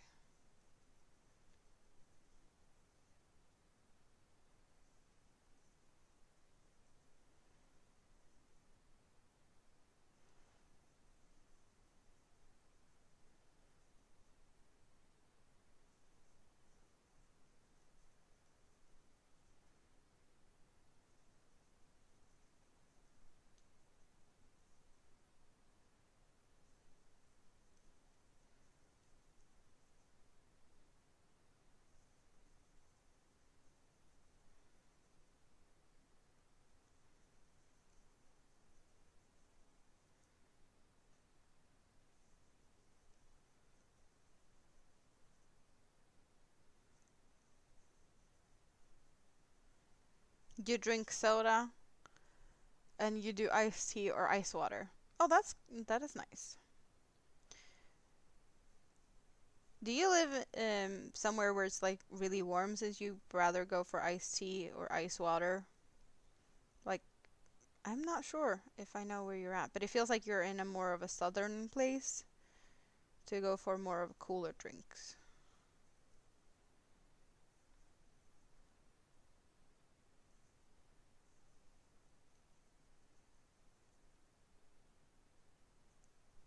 My guess would have, been if you drink tea, maybe you'd be more of a colder place rather than the iced stuff. But not necessarily though. There's places where you drink coffee whatever temperature it is, so Nebraska. But Nebraska, is that high or low? I honestly don't know where that is on a map without looking. Nebraska is not a state mentioned very often here.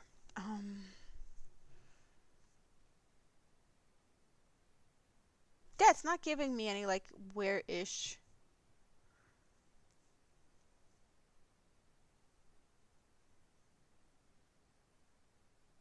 But I want to say probably a smaller state since I can't really place it. High in the middle. Okay.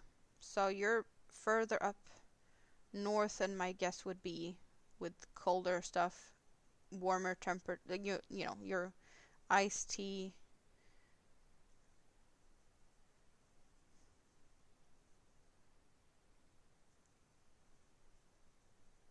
But you might have like nice and warm weather there. Either way, right? Since it is summer. You have, well, 12 degrees for me. Yeah, and that's kind of morning, so it's gonna get warmer, right? 53 degrees Fahrenheit. What do I have? Let's let's ask Nightbot about what my weather's like.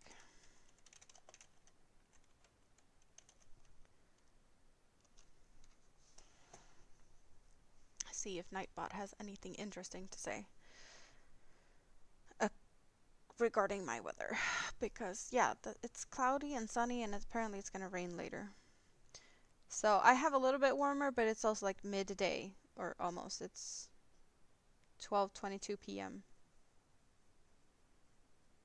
I have 60 degrees, or 16 for me. But it's windy here. Yeah, it is. I can tell. The leaves on the trees are moving quite some. It's usually not that bad on my balcony though, because it's the wind doesn't really go into my balcony. It's fairly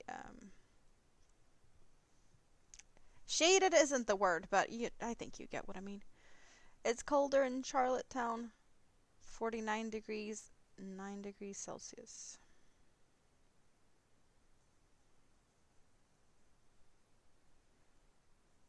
Yeah, it's definitely way windier here than you guys have. And the wind isn't really helping.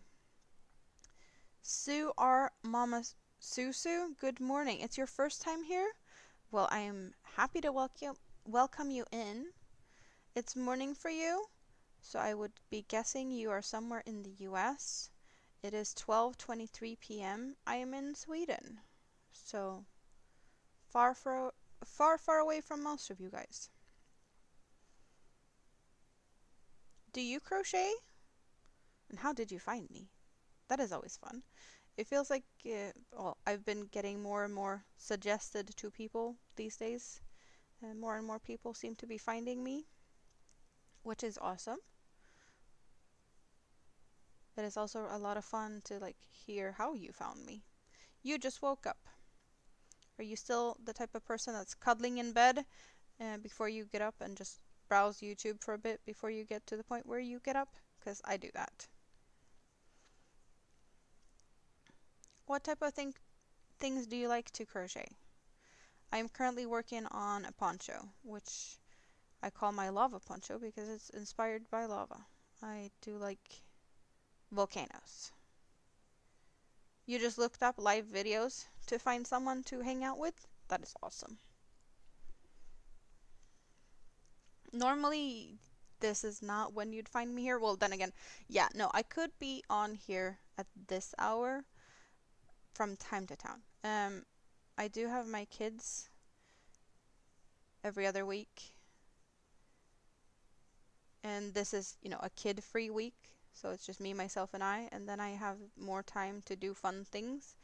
I have been a bit busy these last few weeks with dentists and doctor's appointments and things, so I haven't had as much time as I could have had or would have wanted. Um, so I am, I'm here when I can, and you never really know. I'm very random in that way. It could always be worth keeping an eye out, and I might be here.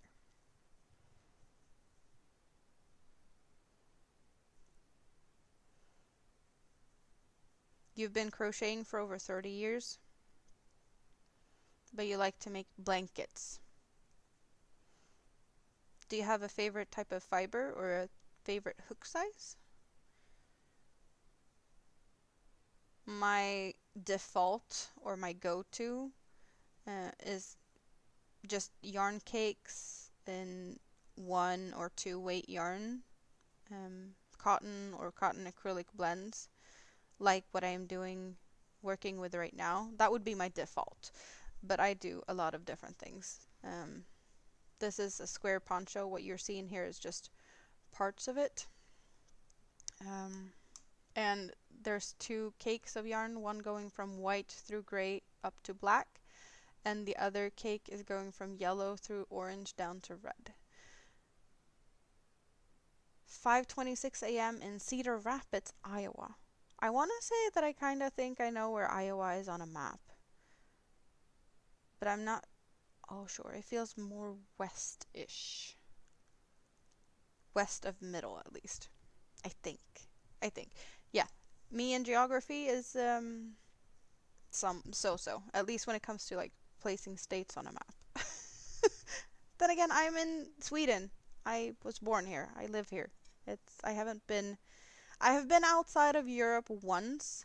I've been on plenty of vacations within Europe, but I've been outside of Europe once, and that was a week of vacation in Egypt. So I've never been to the States. I've never been to like the UK either. Below Minnesota and beside Mississippi River. I can place Mississippi River on the map, Minnesota not so much, but I know where the Mississippi River, or like the vicinity of, so I can place that or visualize it on, a mental map. The other day I was making ducks in yarns that is thicker. I do have some of these like thicker yarns, but it's not my default type of yarn. It's very nice to meet you too. And it's fun to see new people popping in here. So occasionally I do amigurumis. I've been asked to make some ducks. I'm not sure these are the ducks that will be the final product. I might have to make some smaller ducks. But I do like thinner yarns like this.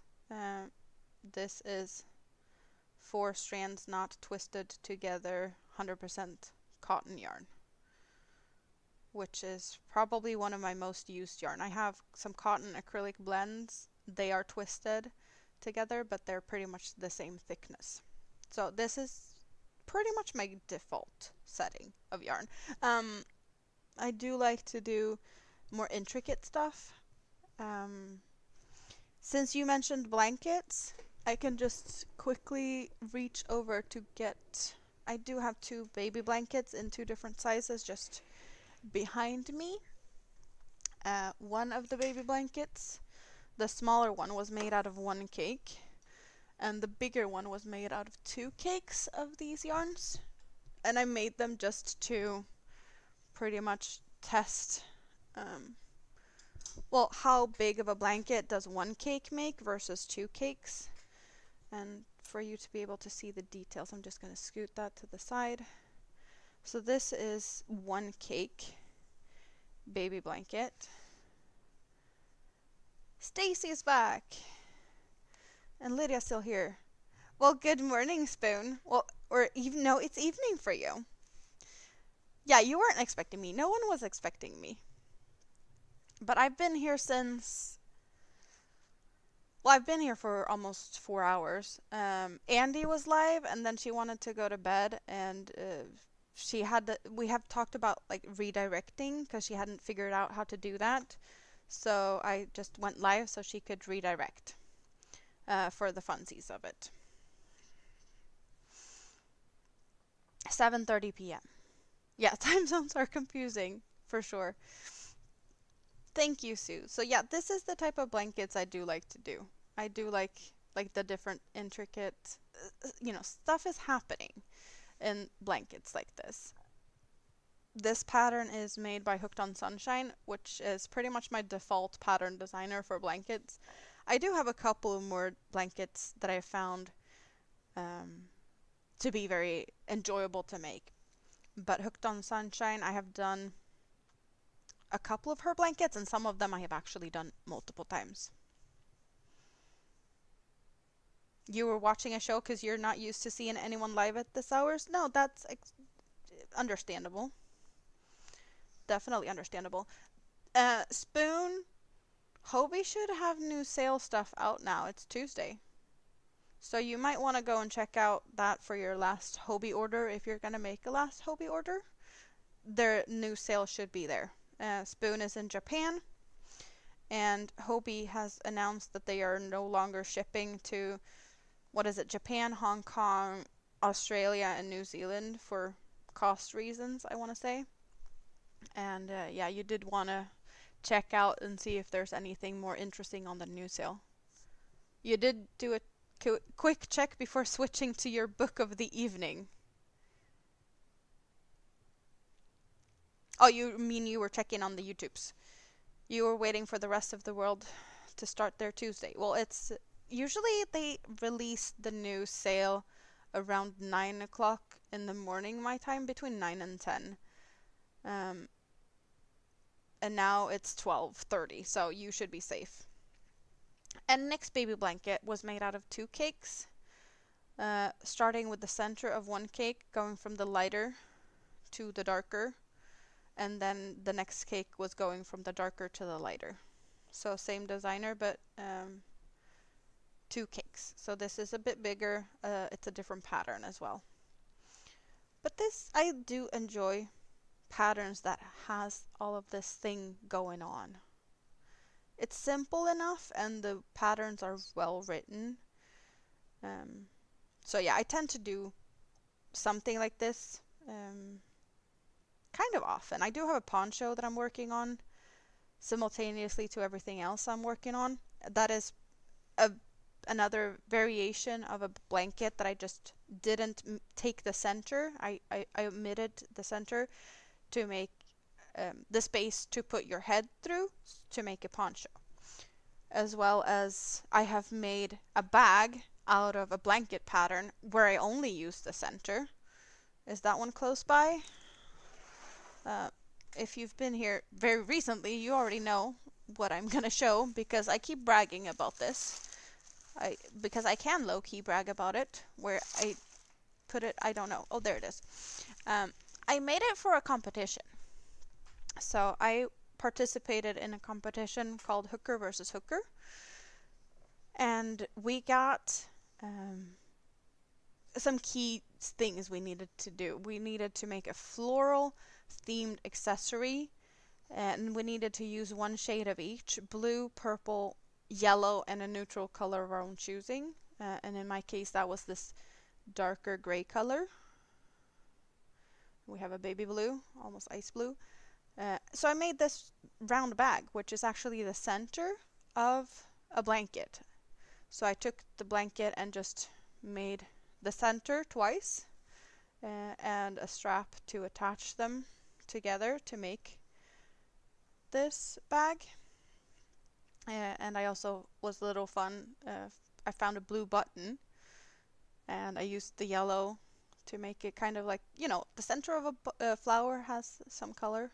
So just a little flower for detail, since it was floral themed, and if you didn't think this was floral enough, you get a flower. Kind of. But I did win Hooker versus Hooker with this bag. Therefore, I kind of feel like I need to show it, because the only thing you really win with winning Hooker versus Hooker is bragging rights. So I feel like I am allowed to at least brag a little bit about that. And Tracy says I love that. Really appreciate that. I don't remember if I used a 2 or a 2.2 millimeter crochet hook, but I did use a thin hook. I want to say 2 millimeter just because it's a bag. I want it to be sturdy. Thank you, Sue. Good night, Spoon. Nice to see you. Thanks for stopping by before bed.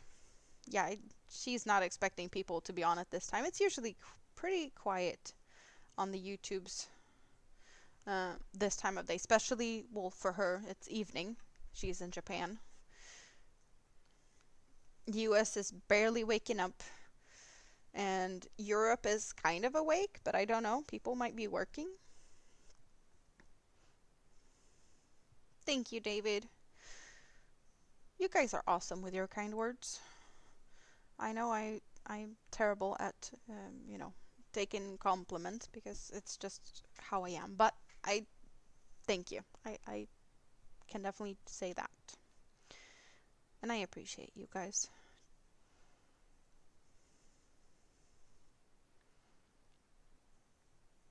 It's nice to see someone. It's nice to see that so many of you have woken up now.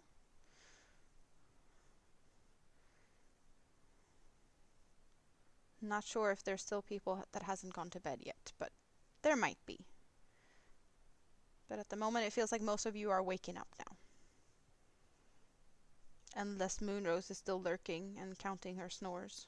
No, not her snores, her yawns. I hope she managed to fall asleep.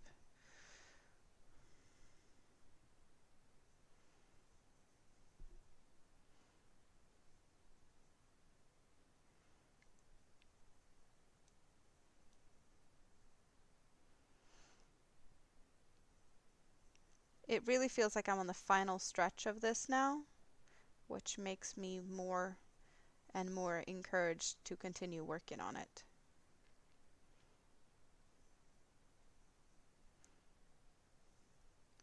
I still haven't figured out what I'm gonna do with the hexagon cardigan from the dentist. Well, I'm not done at the dentist yet. There's still time to go and hang out there, so I will have that one to work on some more. For everyone that might be lurking and is new here, there is a short that I posted last week that my dentist helped me record. Her point of view when I'm at the dentist, I am crocheting as she's doing whatever she needs to do. And she thinks it's hilarious. I was there yesterday for a root canal, and one of her coworkers came in and saw me just crocheting away while my dentist was working. And she's like, "That's amazing." I guess it's a rare sight to see someone crochet in the dentist chair. They see it in the in the waiting room, but not in the actual chair. What states I'm using? Are we talking about the shades or what state? Oh, the stitch. So I'm doing interlocking or intermeshing mosaic crochet, which is a type of mosaic crochet.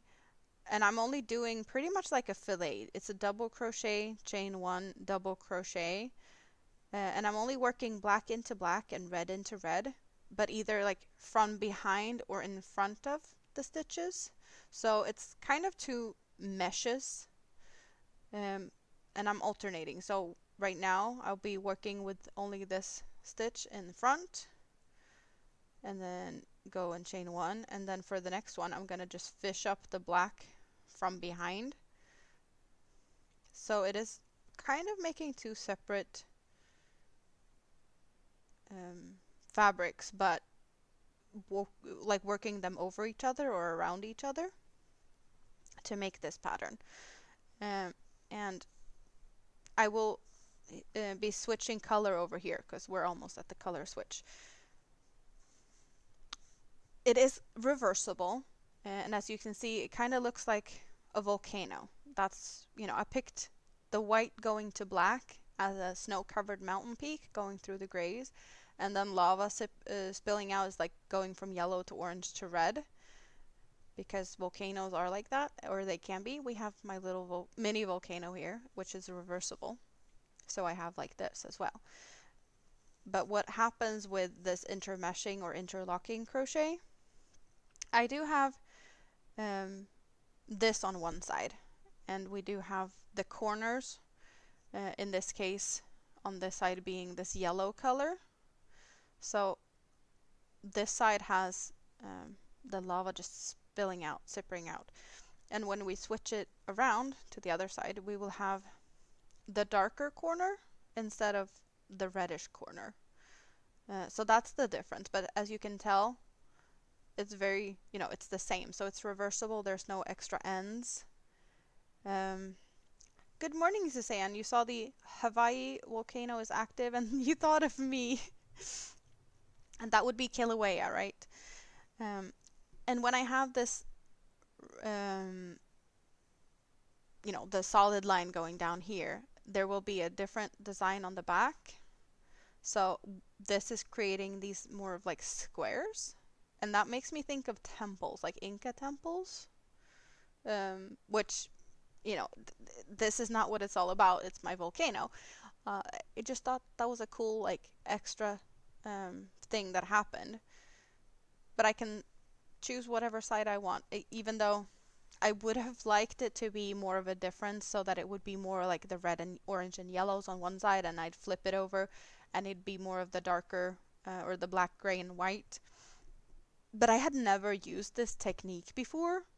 I've done mosaic crochet, the overlay, but never interlocking or intermeshing, which made it more difficult for me to try and make the design for it since I didn't have, basic knowledge of how to read the patterns or like how to work the designs. I just watched some tutorials of the technique itself and tried to figure out something that would give me the vibes that I was looking for with the lava trickling down on one side. And that's as far as I got in the design. So I just went with it.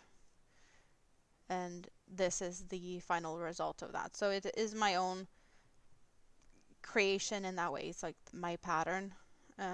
But I don't know if I'm able to like write the pattern because I don't even know how to read the pattern in this technique. I would guess there's some type of way to make a graph, but I don't know how to. Let's attach to the beginning of the row. Oh, get in there. Why am I getting stuck?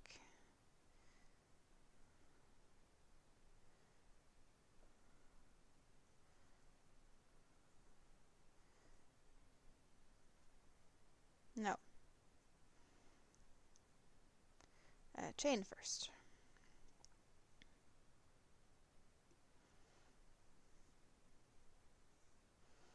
And now I'm switching from one yarn to the other. Thank you, Suzanne. How are you doing? Did you just wake up? Morning coffee time for you? Do you have any fun plans today? It seems like there's a lot of people waking up and getting ready to go to work. But at least morning coffee is involved for most of them, so that's good.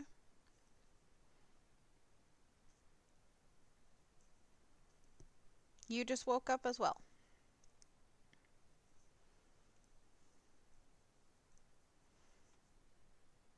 Kind of expected. It's still early for most of you, so it would have been weird if all of you were up all night.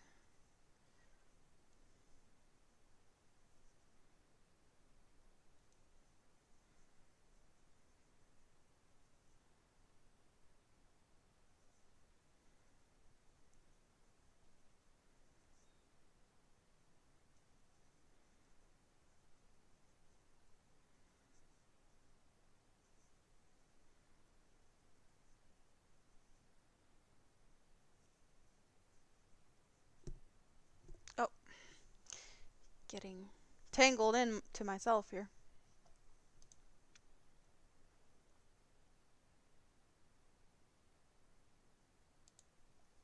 And plenty of thumbs up. You guys have been keeping up on that, by the looks of it.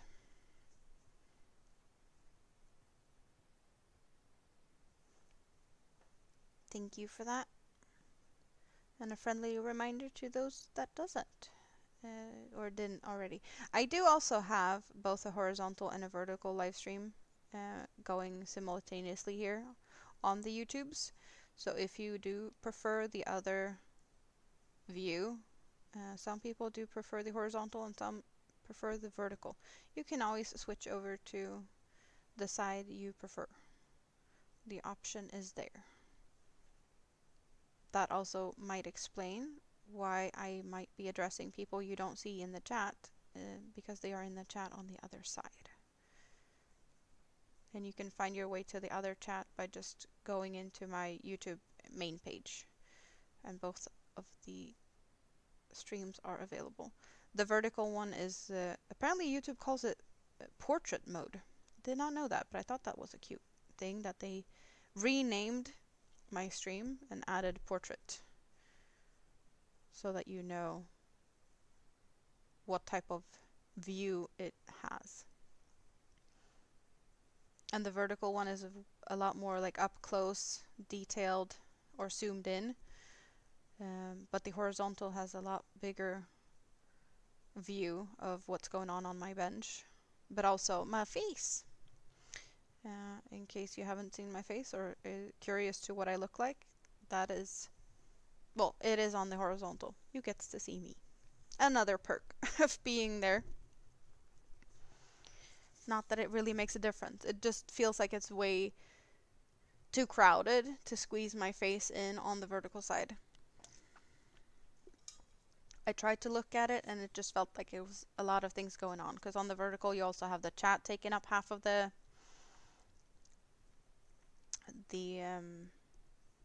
screen.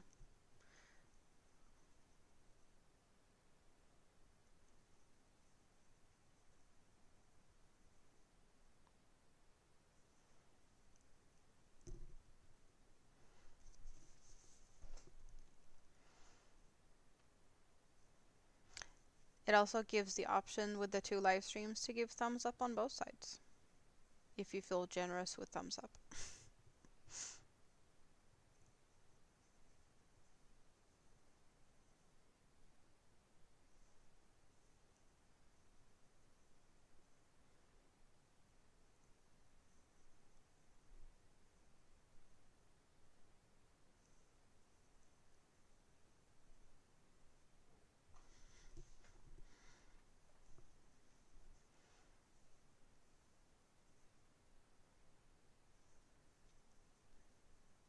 And tonight I will be on panel over at Greenland Quilter Katie's with Andy and Chandra.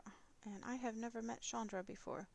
Andy is a fellow crocheter, and Katie, well, mainly she quilts, but she does crochet as well. So we're going to be hanging out together for the first time. It's going to be fun.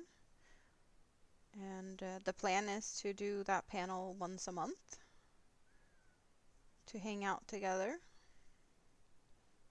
So if you don't have enough of me already, you can always come and hang out over there later. It is still quite some time before that happens. I did post on my community tab. I shared that one so that you can find it easier if you haven't met Katie before and know how to find your way over there. That will also give you, whatever time that live stream is in your local time. So you don't have to figure out, convert my time to your time, which is kind of handy that you just see live streams scheduled in your time zone, or, whatever time it is for you, to make things easier.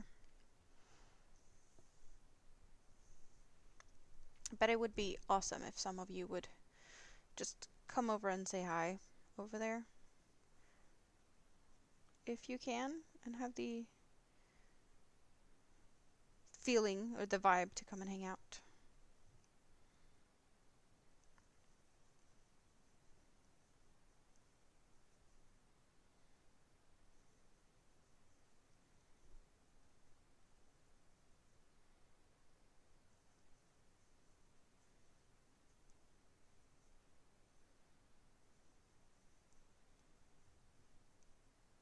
I was sitting here earlier and be like, oh, I want to go and hang out on my balcony. The sun is here. I need to go and, just hang out outside.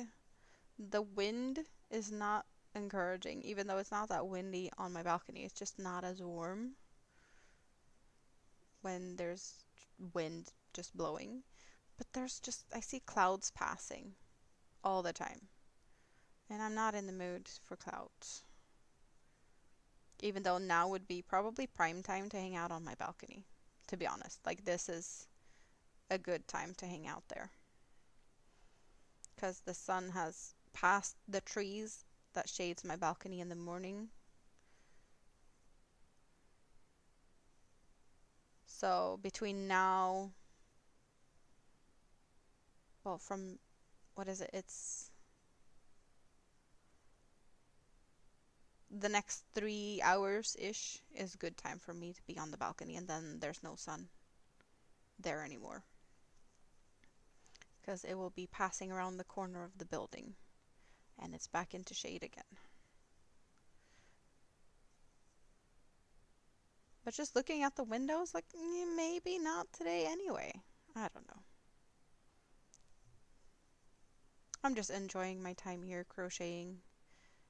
And I guess the fact that I'm seeing the end of the tunnel here with the, we have done the last color changes of the yarn. Now it's just the last sprint to the finish line. To be honest, that's how it feels now. We are so close and still so far away.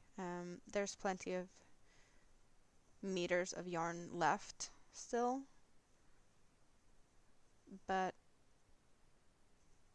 I might finish this today. Like, literally, that's what I feel like I should do, so I can say that it's finished, or get to the point where I can, for sure say, is it too big? Is it big enough?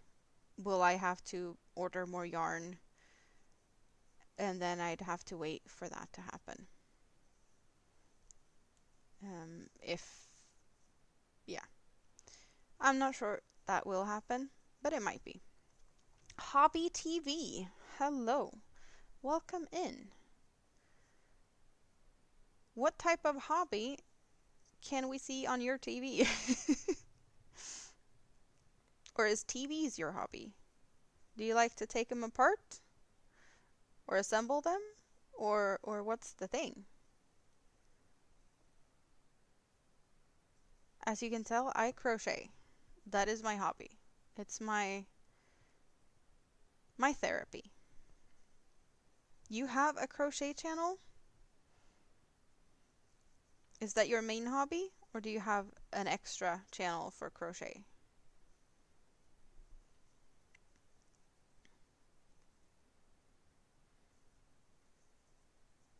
What do you like to crochet? Do you have a favorite hook size or a favorite size of yarn or type of yarn? You do crochet and knit. I know how to knit. I don't like to knit, so therefore I don't knit. I very much like to crochet. My mom likes to knit. She does not crochet much. She's crocheted pot holders when I was younger. Like, I learned some from her on that part. She knits and I crochets. You've been crocheting for over 35 years and you're teaching others. Oh, that's cool. Yeah, people ask me to do tutorials. I'm just not good at it. I really much like to hang out like this and just interact with people. But I have plenty of projects and items like this one that is my own creation that I should write patterns for. I just don't take the time to do it. I feel more enjoyed with just making things, if that makes sense.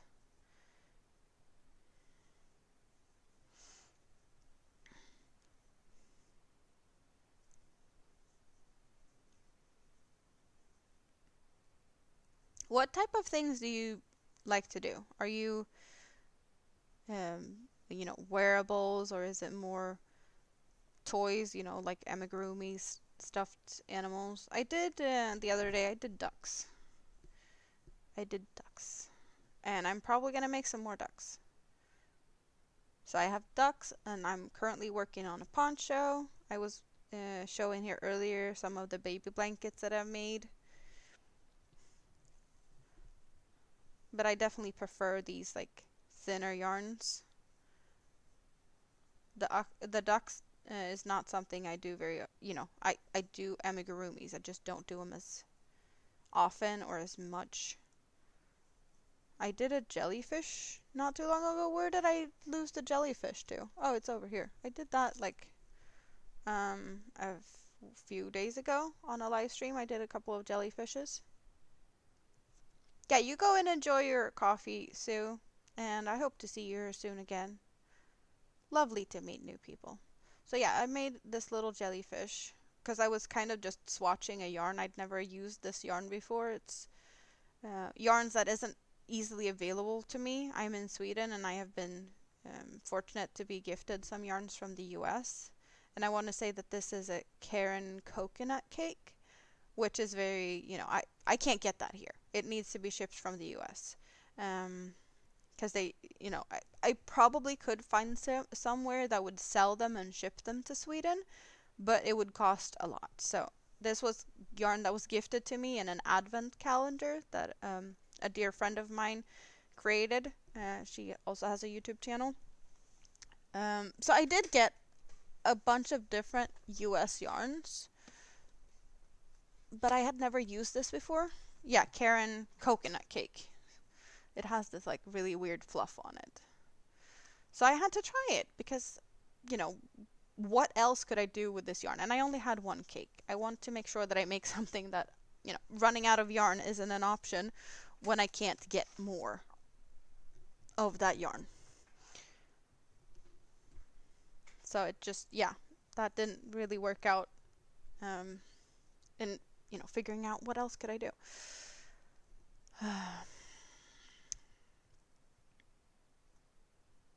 But I do plenty of different things. Like there's hexagons, cardigans, there's blankets, bags. Not that many bags though. And ponchos has been a big thing recently. Everyone wants a poncho. This poncho is for me. My mini-me, my 5-year-old wanted a poncho, so I made one for her. I made 2 ponchos recently for Rita and her mother. And then they wanted another poncho in an in-between size because one was a smaller one and one was a bigger one. And now I'm going to make one that hopefully is in-between size. So ponchos is popular. I do like, the ducks as a little in-between project. And I could do them kind of fast on a live stream. Just like the jellyfishes. Also fairly quick makes, so you'd actually see me start and finish something in one live stream. Most of the time I do work on larger projects like this, so you get to be a part of the whole process from start to finish, kind of, but it just takes a long time. I started this April 1st, and I have been working on other things as well during this time. It would definitely have been finished faster if this was the only thing had been worked on. But like the new hexagon cardigan that I work on at the dentist, that one was started like last week at the dentist. No, maybe the week before. But yeah, I started a hexagon cardigan just for the fact to have something, working on when I'm at the dentist. And I did, with the help of my dentist, make a short last week. So you can always check that out if you want to see what my dentist sees when I'm at the dentist. It's kind of funny. And it did get quite good of, attention-ish. A lot of people have seen it. And I love the fact that it got so many likes. It put a smile on my dentist's face. She was like, the first thing she said when I came through her door yesterday, it's like, did it get any views? Like, yeah, no, it's one of my best shorts ever. It definitely got views and likes. And she's like, yes! So happy. Just because she thinks it's cool that I crochet while she's, drilling away or whatever she's been doing. And I guess not everyone can do that, so I do get that she thought it was cool, since it's a rare thing. Can you crochet without looking? Just, crochet and walk.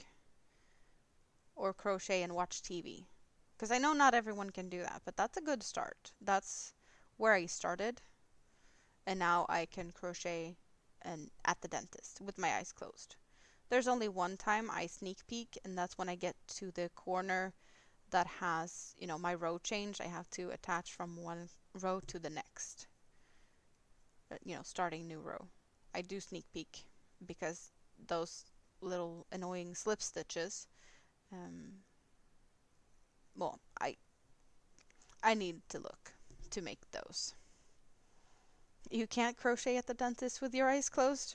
Yeah, I don't think a lot of people can, but also, have you ever tried? Not everyone has even thought of the idea, and therefore they haven't tried. So it's kind of fun to like give you the idea, and maybe you'll try it, and maybe it's gonna work for you.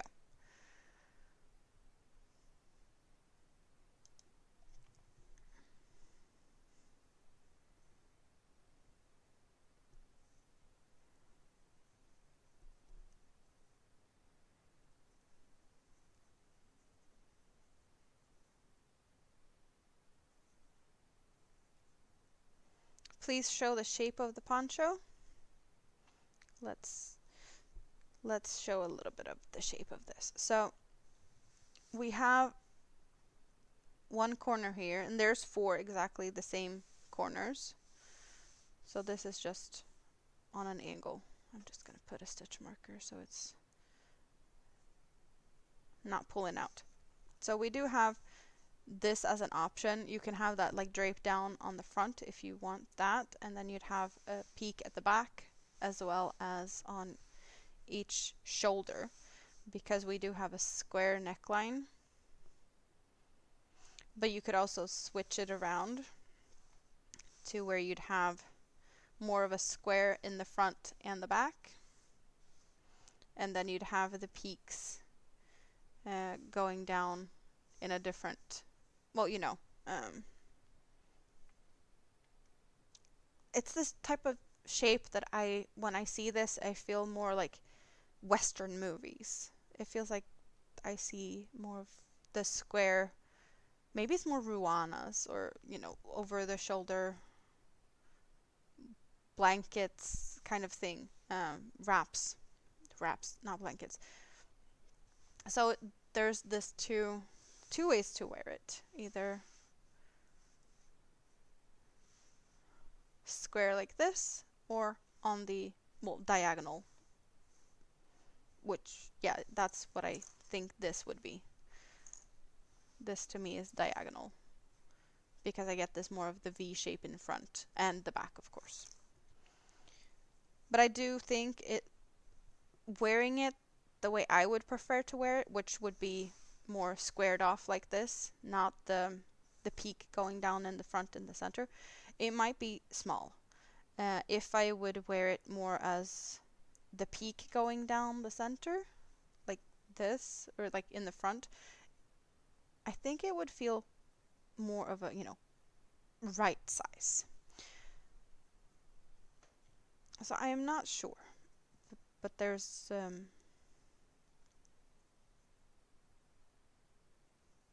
my feeling right now is that I probably will have to order more yarn at some point. And the feeling is if and when, or, if for some reason I don't have a birthday, so maybe for Christmas I'll have some Christmas yarn, or Christmas money for yarn type of thing. I don't have any celebrations that would be, expected in that way. You like how the increases at the corners have different seam patterns? Yeah, and on the other side you have like the opposite. You have the yellow going down to red on one side, and on the other side it's the white going down to the black on the corner. And in the center you have this like flowy straight line, and on the back you have more of like squares that reminds me of pyramids. And there was one time when I cut the yarn because I made a mistake, and instead of frogging I just cut the yarn and sorted it out. So I have one extra yarn tail to deal with. But that was my own mistake, and it felt like the quickest fix to not frog a whole row.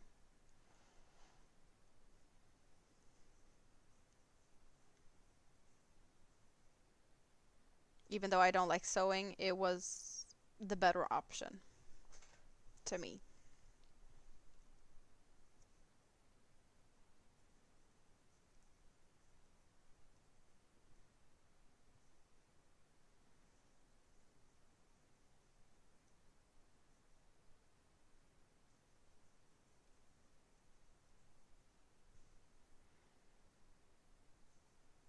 Since these rows now take so much time, well, so much, but you know, it takes some time to get a whole round.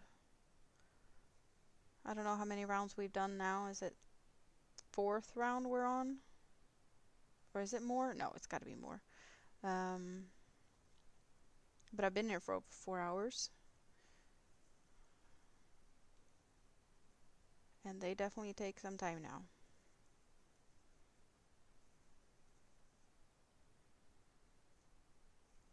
So I didn't feel like frogging, well, probably like 40 minutes worth of crochet when I could just cut the yarn, fix a little bit, and carry on. And then I just have to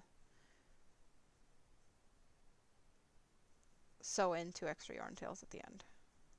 Instead of 2 yarn ends for each cake,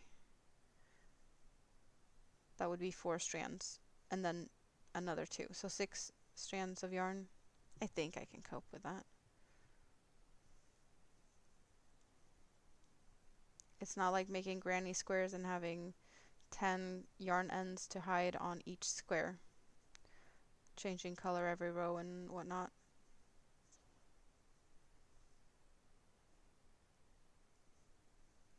It's just because I don't like sewing. I definitely appreciate the look of, you know, color changing every row on some projects. It's just, if you have the energy and time or enjoy sewing, good for you. Not me.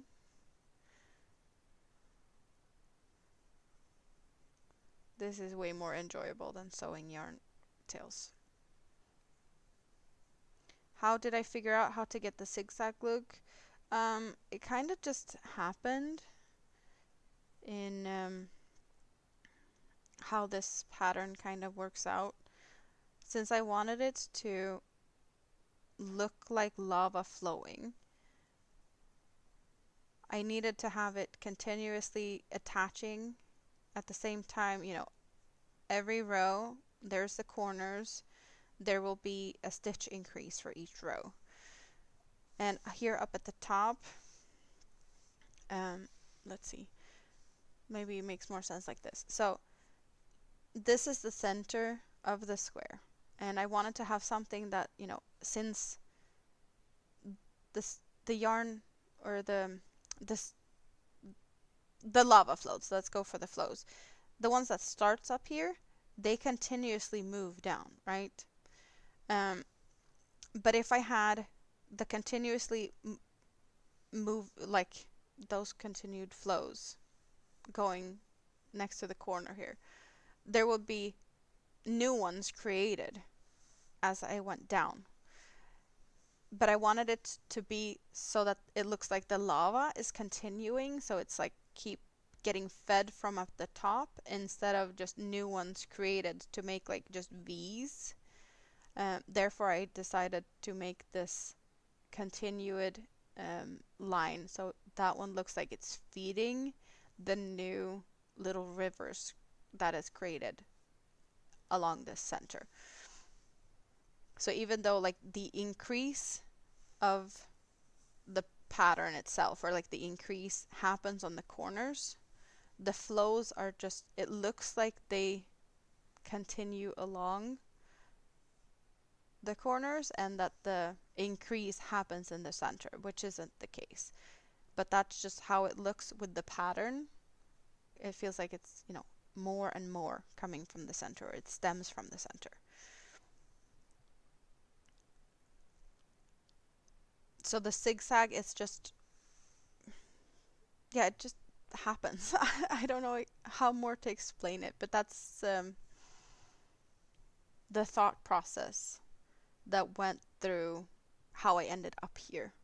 There's probably a lot of things that I'm missing out on where, but um, it just felt like when lava is flowing,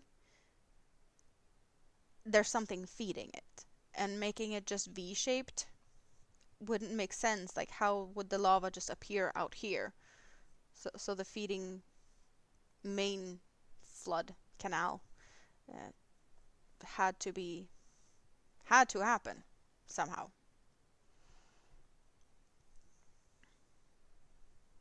Thank you guys.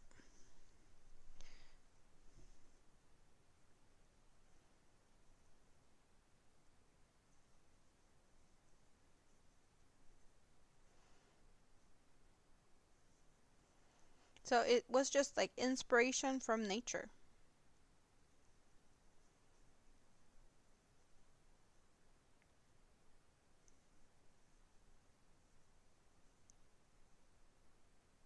Even though it is not even close to how the lava spreads in nature, because that just, whenever it flows and it goes wherever it wants to.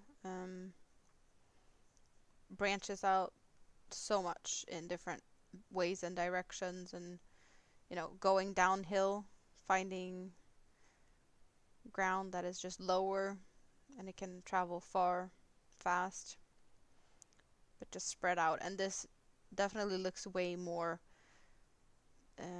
geometrical, or yeah, and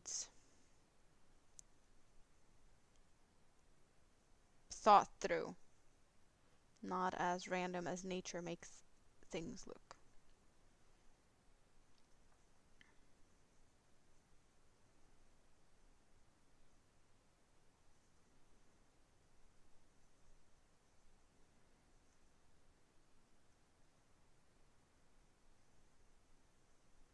But it's still inspiration, inspired by lava, colors picked from lava.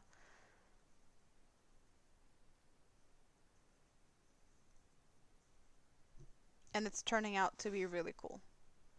Just the black and red over here. Like, I love the contrasts here. Definitely a neat finish. It's gonna be fun to try it on later. I actually haven't really tried it on.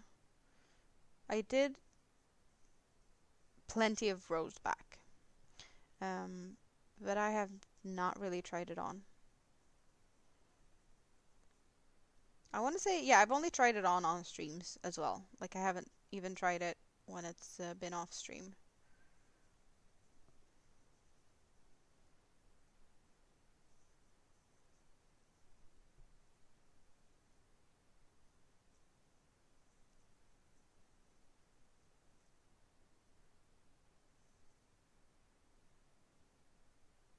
Oh,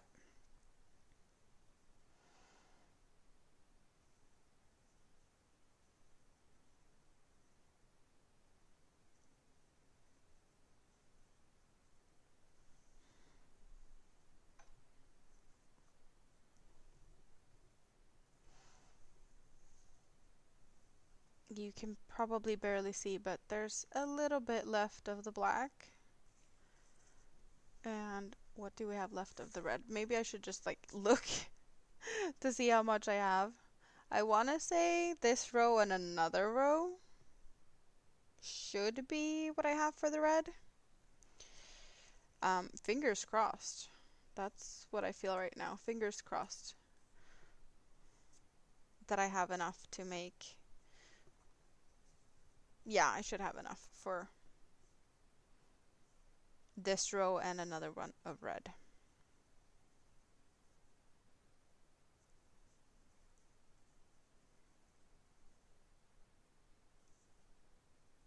Do I have 2 rows of black? It kind of feels,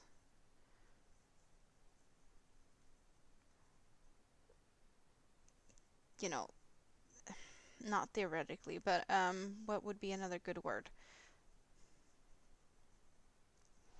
I did start with yellow up at the top because I wanted it to start with the lava because the lava is, spilling over the brim or the edge of the crater down. So preferably I would like it to end on black since it started on the yellow, which would be the red cake. I think that would be the preferred look because when the lava flows far enough, it cools down and then there's still mountainside. So it doesn't necessarily, run all the way down the mountainside or volcano crater or such. So I would prefer it to end on black. Then again, if I have to order more yarn at some point, I can always adjust it then. But we're gonna go as far as possible for now and then try it on. It makes sense though.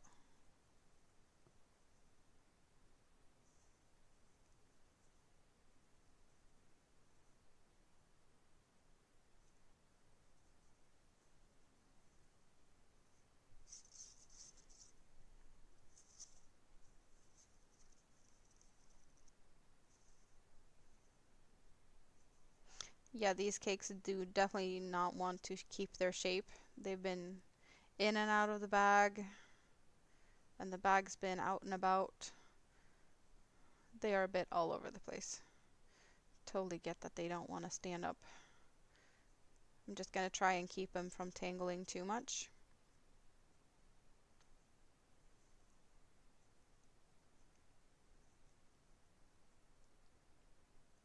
Yarn tangles are never fun. I am not the type of person that enjoys untangling yarn. There's people that would pay to untangle other people's yarn. I think that's hilarious, and I would not have the patience to do that. But there's people out there that do it. To offer untangle yarn and then send it back neatly, either caked or hanged or something, just, untangled. There's something for everyone out there, and there's someone for everything, apparently.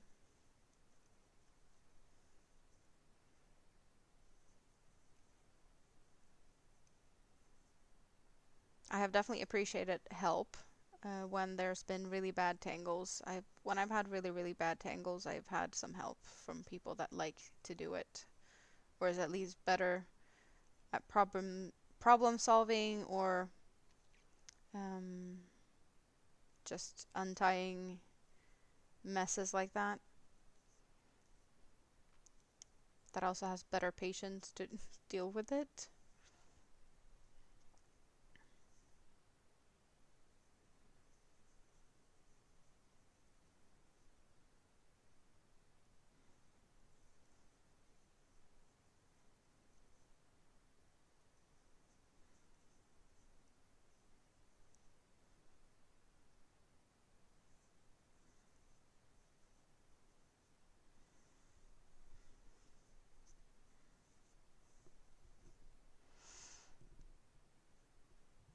You don't mind yarn tangles, but you try hard to avoid them. Yeah, same. For sure, same. I try to avoid them if I don't need. Yeah, very much agree to that.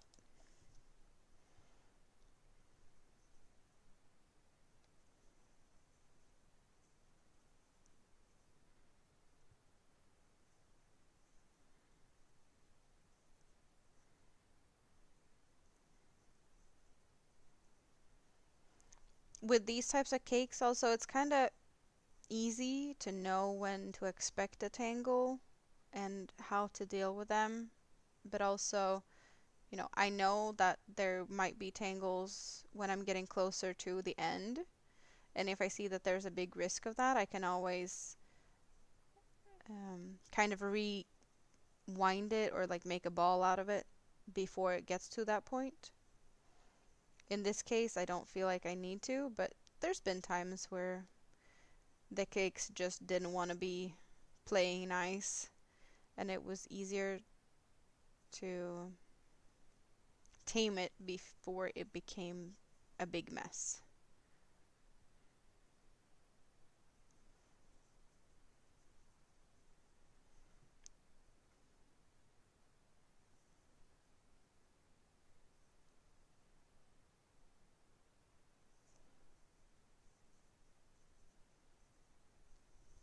Sometimes you just need to take preventative actions to avoid the tangles. Take a couple of extra minutes to not get yourself in a bad situation. Just like I like to pull out some yarn out of the cakes. So I have, I pull out quite some in between here instead of pulling straight out of the cake. Because when I pull out and I pull straight upwards, that will create less of a tangle as well. Because when I pull the yarn straight up, it's not catching on that much to the yarn next to it and won't really get any extra out at the same time.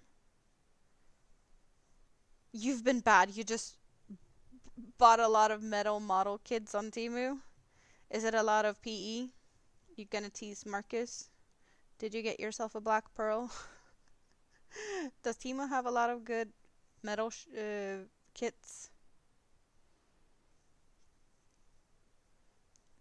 Is that your go-to to get your models?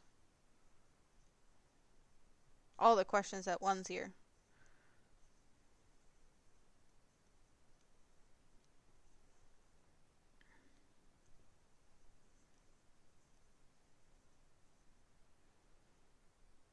Totally get that when it comes to scale models and all the different materials, some people seem to prefer the different, metal or wood or plastic, and some just go all over the place.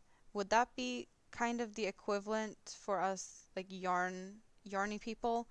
Like, do we like cotton, acrylic, wool, or a mix of all? Like that kind of translates to a very similar thing. I am very much for cotton, acrylic, or blends thereof, and not so much for like wools and animal fibers due to allergies. And that kind of feels a bit the same with Marcus. He's allergic to PE, right? And that's metal. There were several sailing ships, but you picked several cars and a train set. Okay, so no black pearl.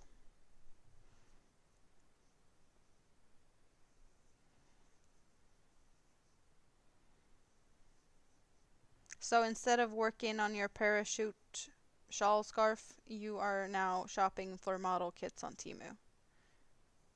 I guess you needed a break, and it's very understandable. You own plastic and balsa. That's balsa wood, right? Wood models. I have a wood kit of a motorcycle that I won in a giveaway. I have not opened that.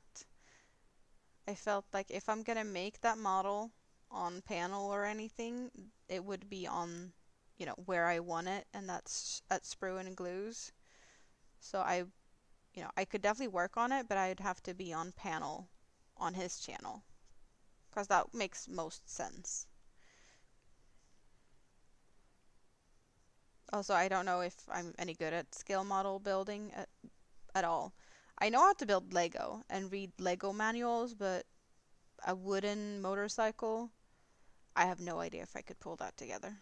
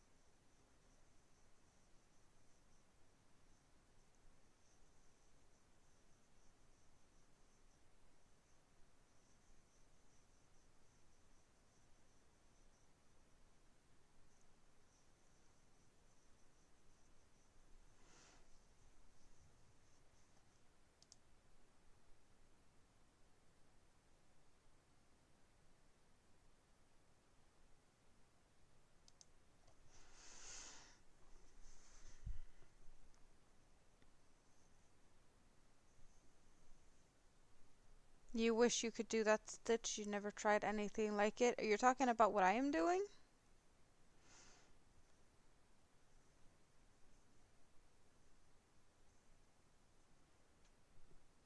It isn't as tricky as it looks.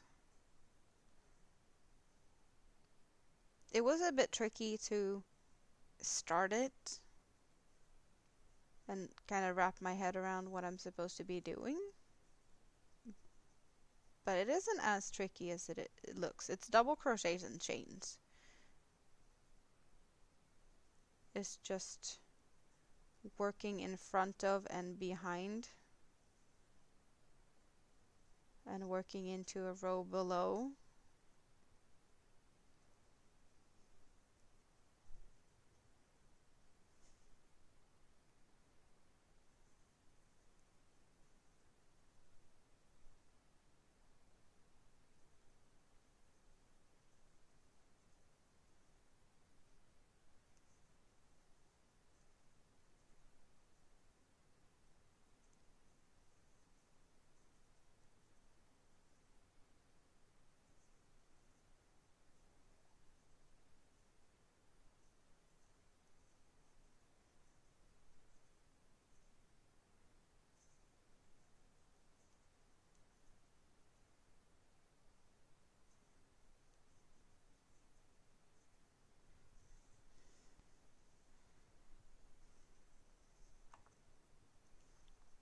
Hmm.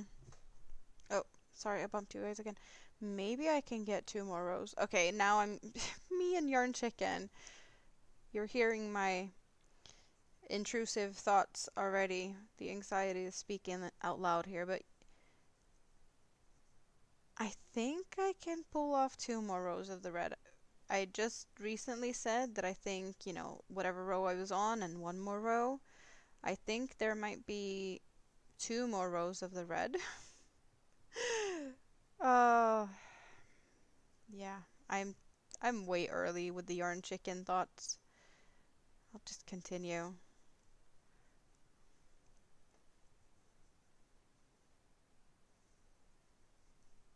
I can't help myself, but I have to just laugh at how silly it sounds.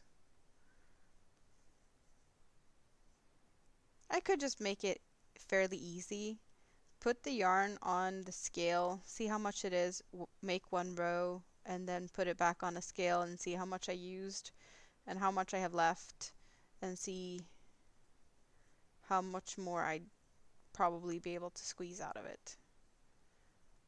So there's ways to figure it out. Yeah.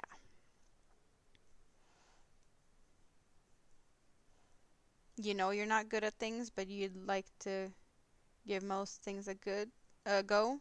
Well, it's good to challenge yourself. You challenge yourself with different things. I challenge myself for different patterns, different yarns, different, you know. It's a good way to figure out what you like, what you don't like, how to improve your skills. Testing new things can definitely be a good thing. And who knows, you might find something you're really, really good at that you thought you were not going to be able to do.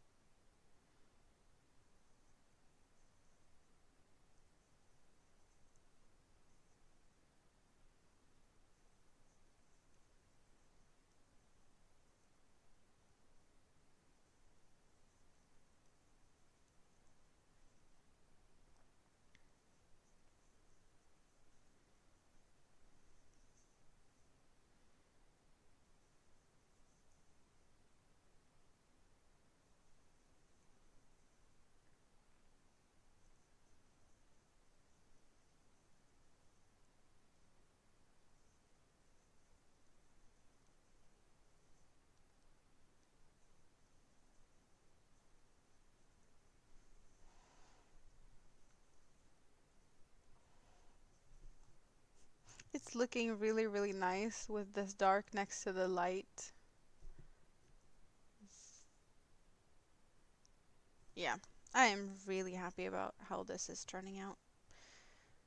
Better than I expected.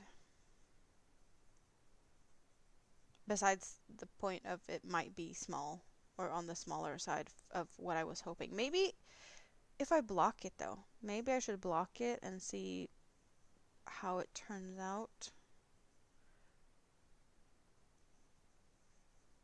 That could be a game changer.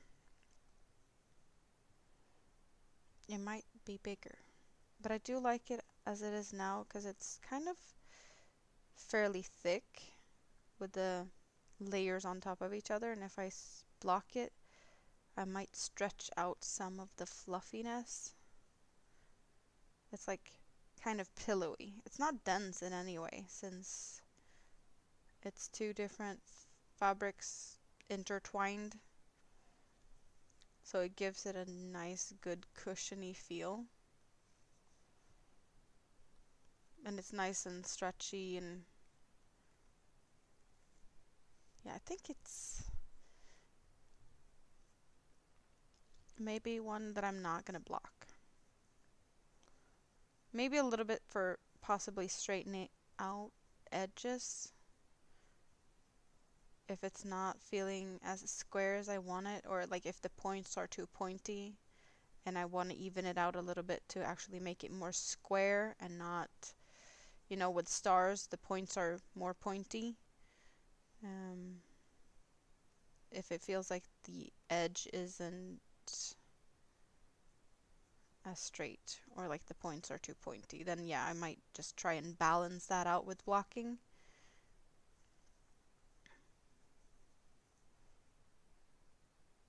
But I'm not sure I'll need to.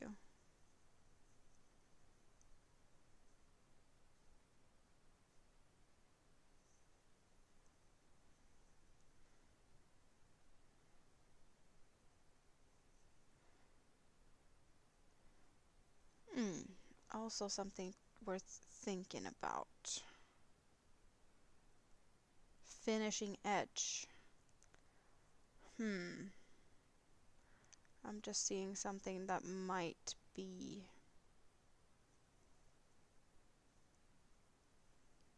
tricky because I don't want it to be ugly down here. Oh, speaking of, I almost made the mistake that was the reason for me cutting the yarn in the past. I need to make sure that the black yarn is on the right side of the red when I close the red up.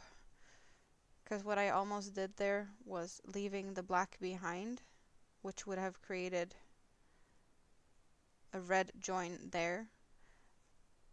And I need the black to be in front to continue the pattern.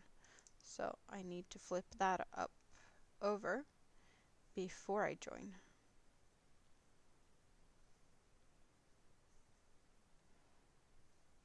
But I have done that mistake a couple of times and had to frog. But there was a time where I was like, nope, no more frogging. Cut the yarn instead and be happy.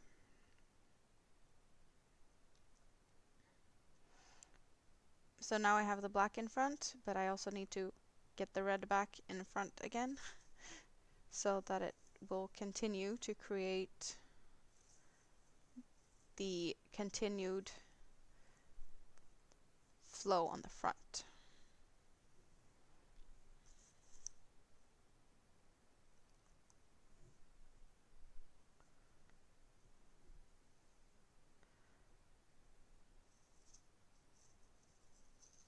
Move that to the side.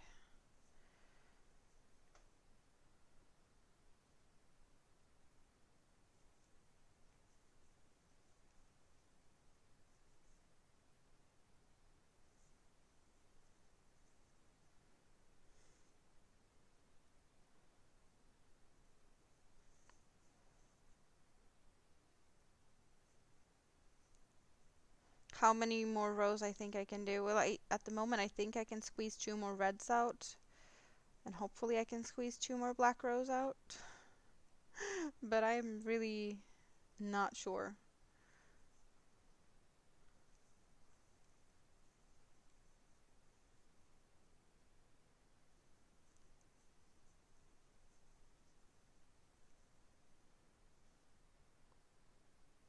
And in some way I feel like, you know, I need to try it on. I need to figure out how to end it. Do I need to get more yarn? I don't know. But at least I'm gonna do my best to finish this today. Whether it's on stream or off stream, I don't know. But I kind of feel like I'm so close to finish to as far as I can without ordering more yarn that I want to do it now. I don't think I can just pick something else up and work on something else, because this is my own hair. Yay! You got the bingo card out? I have my own hair in my work again. No, but I just feel like if I finish this today, I have one more thing that's actually finished and I can carry on to work on my other projects.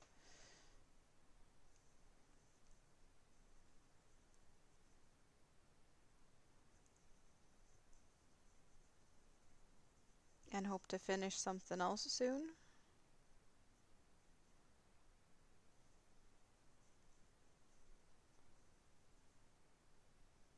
But yeah, by the look of this, the small amount of yarn I have, for sure, I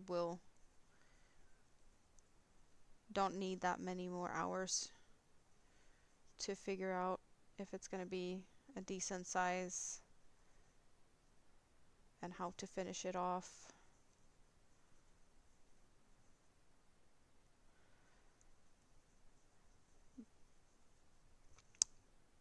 But the whole edge thing or ending part, I hadn't even thought of that. But there's things I might need to take a step back and calculate and figure out so that it looks okay. Because I had not thought about how the pattern will be ending in a good way.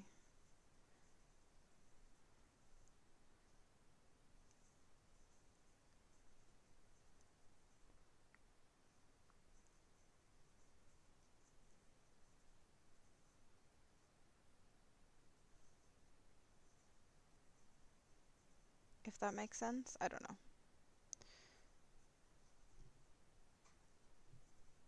It's just because this center part, like if I just leave it like this, there will be too dark on one side, kind of not anchored. But also in this way, like I could have 3 red in a row, not anchored. So I need to figure out how to make it look good there. Final Japan order from Hobie placed. You're back. What did you get? Is it a surprise? Will you let me know? I am very curious. And whatever points you had left, have you used them up? Because I know you messaged them being like, whatever points you still have left, can you use them for, you know, give them away or something?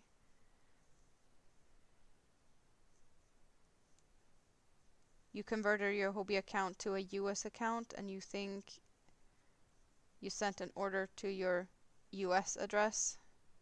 You didn't get anything exciting? That's no good. Then again, I would think anything you got was exciting because, yeah, you're getting things that I can't always play around with the woolly stuff and whatnot. But how could you place an order and think that nothing is exciting? I don't know. Yeah, exactly. Every time you place an order and use the points, you get more points. It's a never-ending cycle. Unless you only make an order for points and actually pay for the shipping, and then you don't have any points left. But then you have to pay for shipping. And then the cycle ends. That's the only way to break it.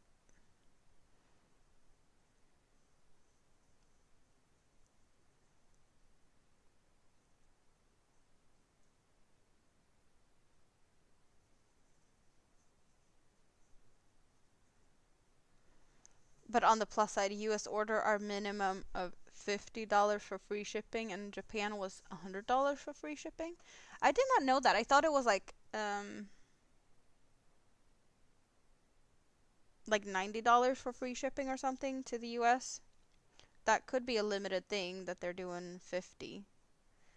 Because from time to time, Sweden has free shipping for all orders over like, is it 14-ish dollars?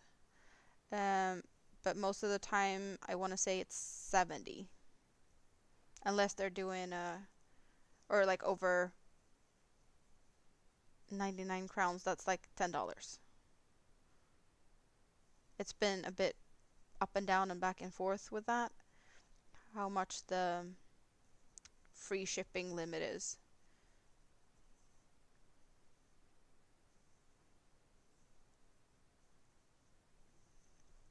There's absolutely no point in paying $15 shipping to use your points when that is yarn money. I do agree. I do agree. It was more for breaking the cycle.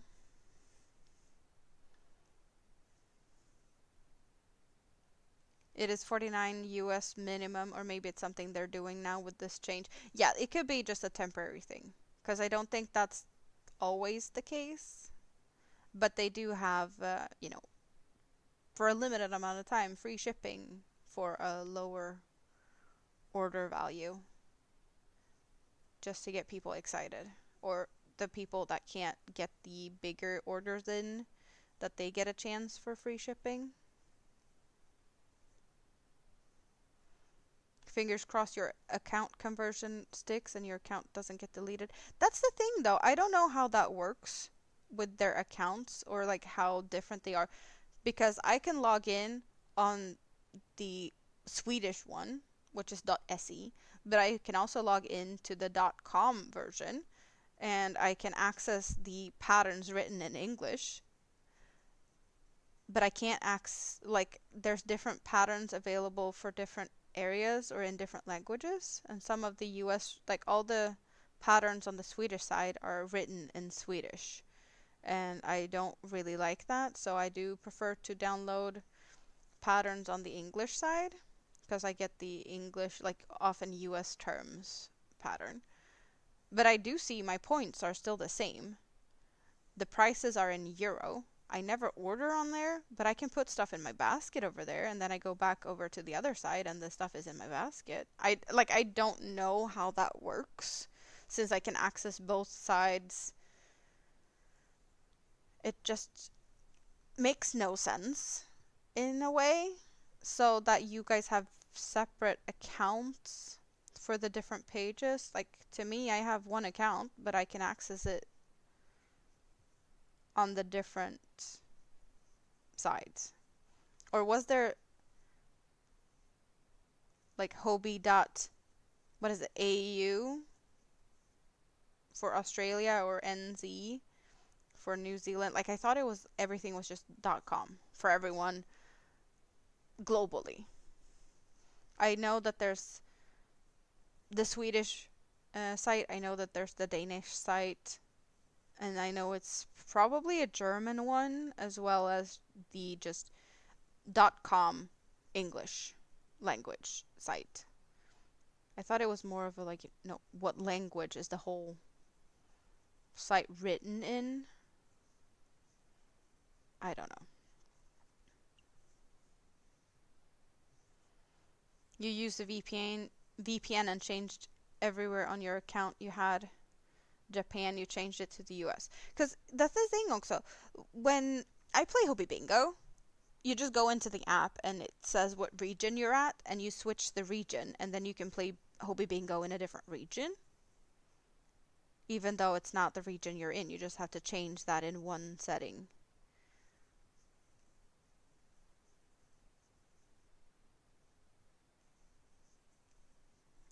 Yeah, nothing makes sense to me. I just wish they had added the option of, you actually get to pay the shipping. You could still do the orders, but you'd actually have to pay the whatever shipping price it is, and it's up to you whether you want to make the order or not, just because it's not yarn that is available. Or yeah, some people just can't get that type of yarn wherever they're at. So I think that's more sad than anything. For the people that do love these thinner cotton yarns. Oh, my hair. Um, it's just harder for people to find.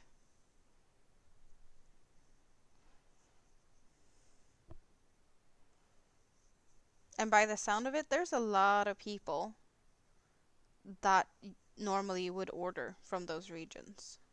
Because there's so many people being really sad over this and making their final orders.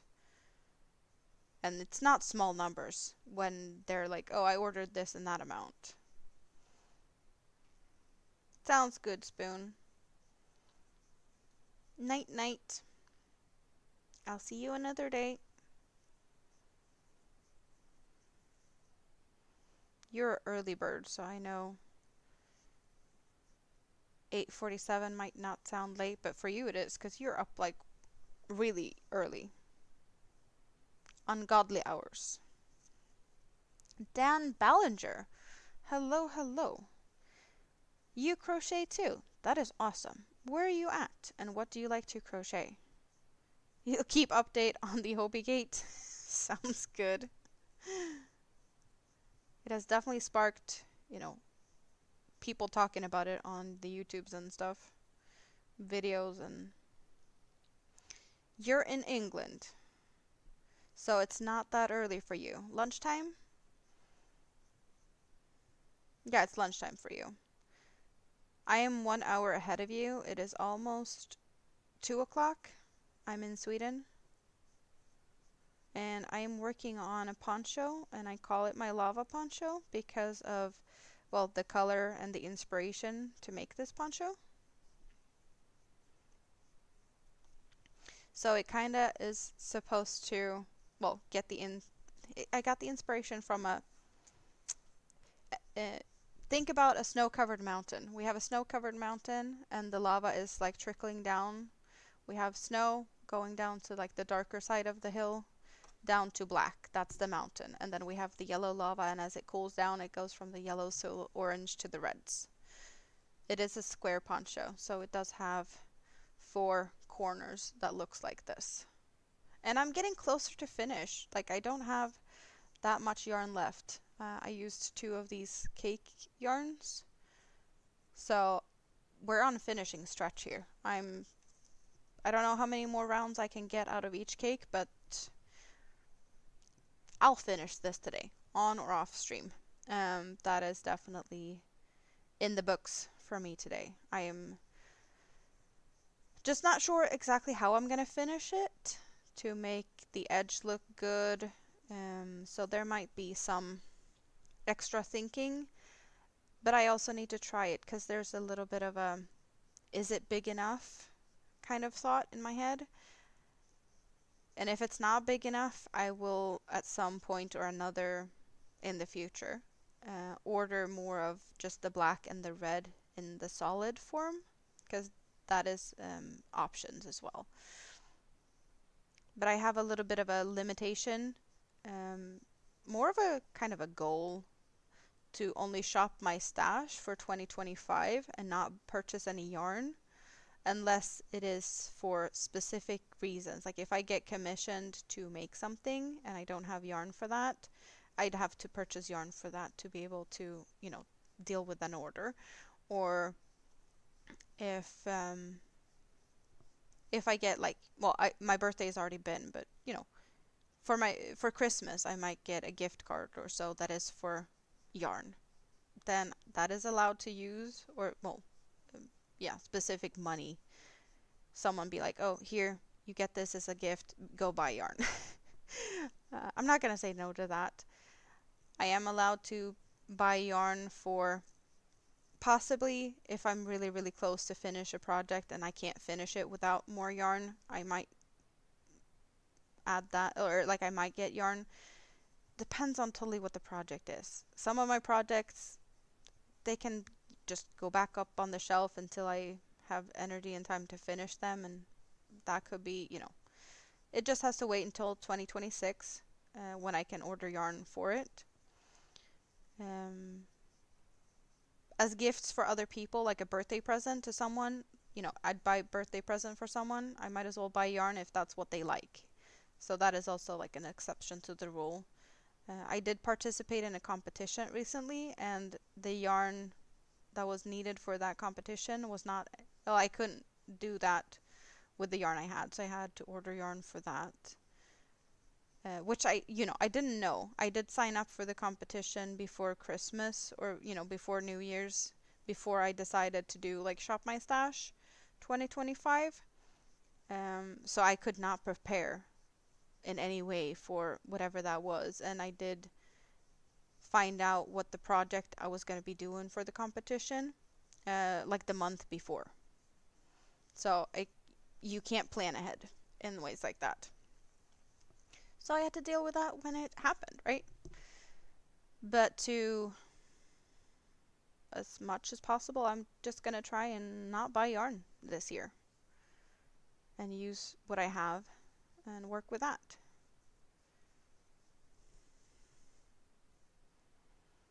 So I don't think buying yarn to make this bigger is in my books. Even though I technically could, because it's buy yarn to finish a project. But it could be big enough as it is. I just have to try and see what it looks like. And it has grown quite some since I tried it on. So it might be fine. I just like to have bigger things to, just get all snuggly and cozy in. Good afternoon, Stina. How are you doing? Good to see you. What are you working on today? Are you busy just working, or do you get to crochet any? I've made some nice progress. I know. And it's going to be finished today. I am on a roll now. This steam train is going to finish town tonight. Or today. On or off stream, I don't know. I've been here streaming for 5 hours. I don't know if anyone wants to still be here, and I don't know. It's probably another 2 hours or so before I am finished with this. Maybe. Because there's some thinking, some trying, some pondering to do in how to get the edge nicely finished. So I don't know exactly how much time that's going to take me. I might just have to put it down, think about it, and revisit in a few hours or so when I get that far.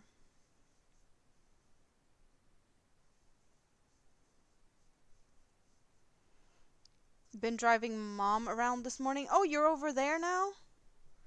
You're in Denmark with your mom. How long are you staying this time? And when did you get there? I've totally missed out.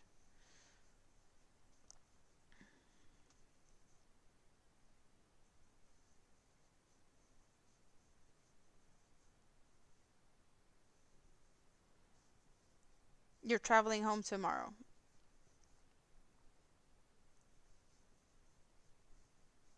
Wednesday to Wednesday? Well, that's a good amount of time, right?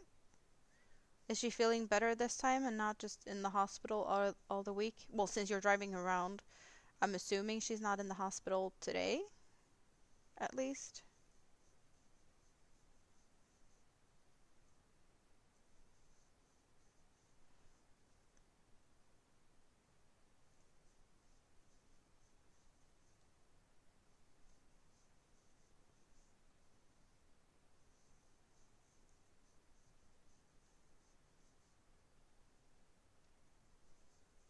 I found a really weird dude doing a lot of lives these days.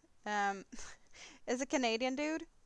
He started a few days ago. He flew in from Canada to Tromsø, Norway, with his bicycle. He left his bicycle there, and he's been hitchhiking down, well, first a bit in Norway and down through Sweden. He found someone that could take him like half the distance down, like past Sundsvall to Stockholm. and he stopped to eat surströmming, which is fermented herring, somewhere along the line. And then he got a little bit out of Stockholm, and then he found someone to get him down to Malmö yesterday. So he started this morning in Malmö, and he's gonna try and get him. Well, I don't know how far he's at. I know he's streaming right now. Um, but through Denmark down, his final destination is Rotterdam for TwitchCon. So he's streaming all of this both on YouTube and on Twitch. And it's just so fun to see a crazy Canadian just decide to hitchhike that distance with a time limit because he wants to be at TwitchCon when that starts. Or yeah, just thinking about the fact that you're kind of almost driving that distance, but not. You're driving home tomorrow. You want to pick up a hitchhiker? I have no idea how far he's been getting by the time it's time for him to, or well, you're leaving if you're leaving tomorrow. Yeah, it's definitely crazy. But he's streaming all the way through, so I don't know, maybe you can pick him up on the way down because you have some distance to cover. You're going kind of that direction. I don't know how far it is from where you live down to Rotterdam, but yeah. Mm, you're flying. That's sad though. It could have been fun. You could have been like making your way over to Twitch, and then you'd start streaming over there and get famous. It's crazy though. He's got like 1,000 people in his chat over at Twitch at any time of the day. It's kind of fun to watch actually. I was hoping that he'd pass my town, but he didn't. He took another. He went another route. It could have been fun. Indeed, it could have been. She's not super fit. But yeah, she's going through chemo. Of course she's not going to be super fit. I'm just happy she's not in the hospital and you can spend some actual time together. A lot more quality in that type of time.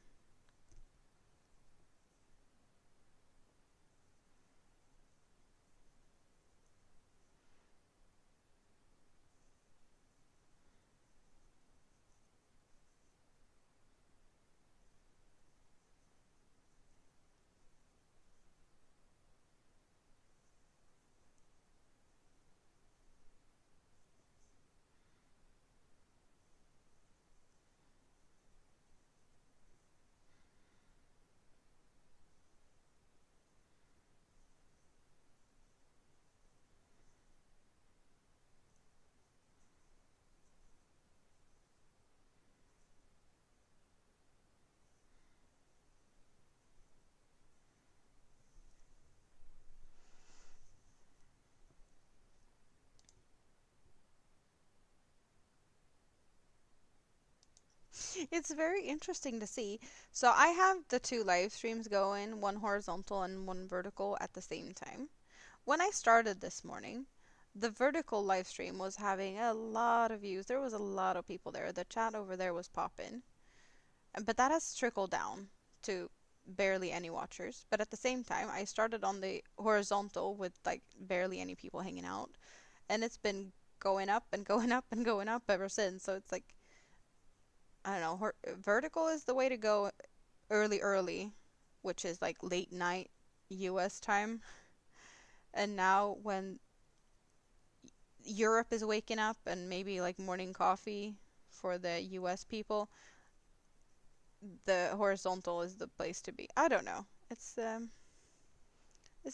interesting to look at the analytics part of things as I am live. I usually don't do that, but I'm just, glancing over to see the difference and try and figure out how many people might still be here. You're no, you don't know where you're at, but you're on your phone. You're on the horizontal.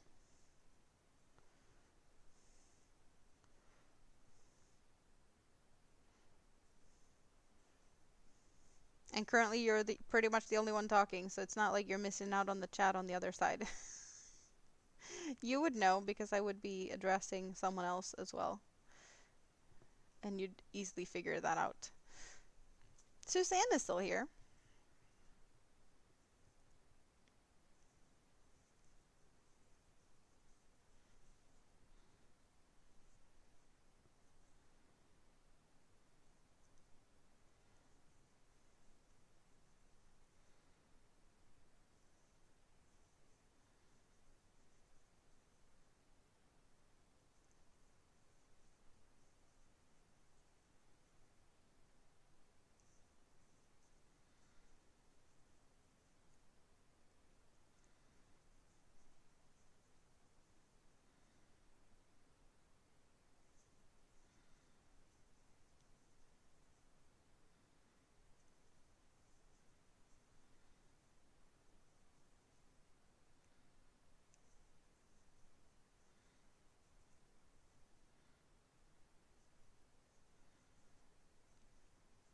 Suzanne is the early bird.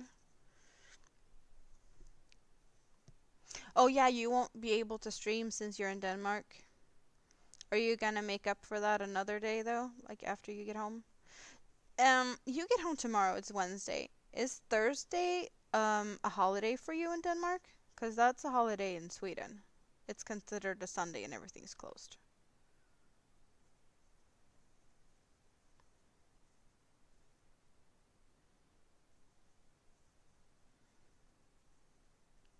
Like Sweden and Denmark are really close, but we do have some different holidays and some differences in that.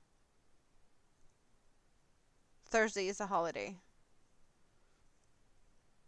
Oh, you have plans with your partner? Do you have any fun plans? Or just spending time? You're making fastidious and precious. I have never heard of that. Acrylic alpaca blend. That is yarn I would never be able to play with because it's alpaca. But I have never heard about that shawl.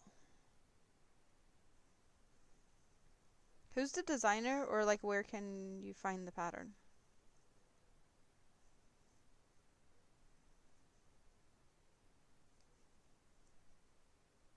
Because I... Very hairy yarn from Bag O' Day. Or Bag O' Day pattern. The yarn is very hairy and the pattern's from Bag O' Day. Is my guess on that. No plans, just assuming. Oh, Bag O' Day pattern. So it's a video tutorial. You had changed, but you had plans, but they changed. Darn it! Why is words not wording?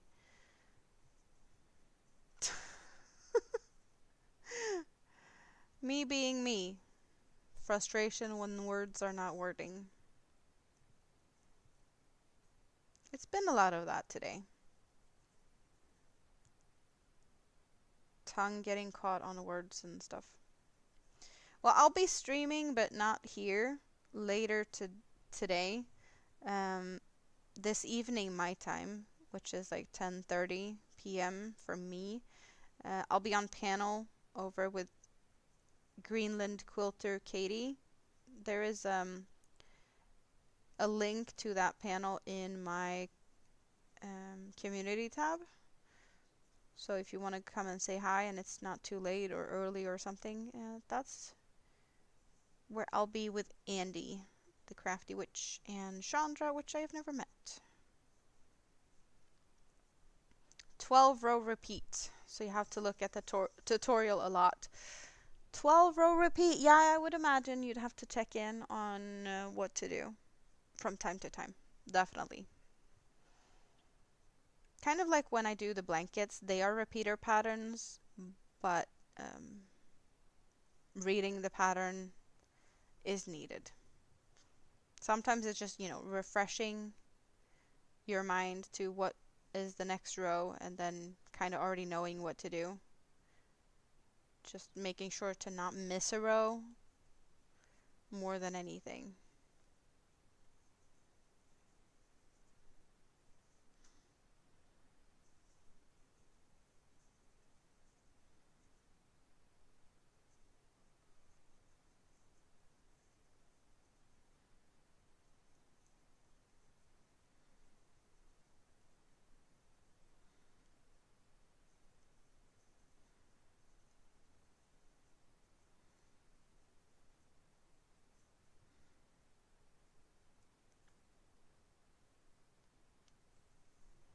Squiggle, squiggle.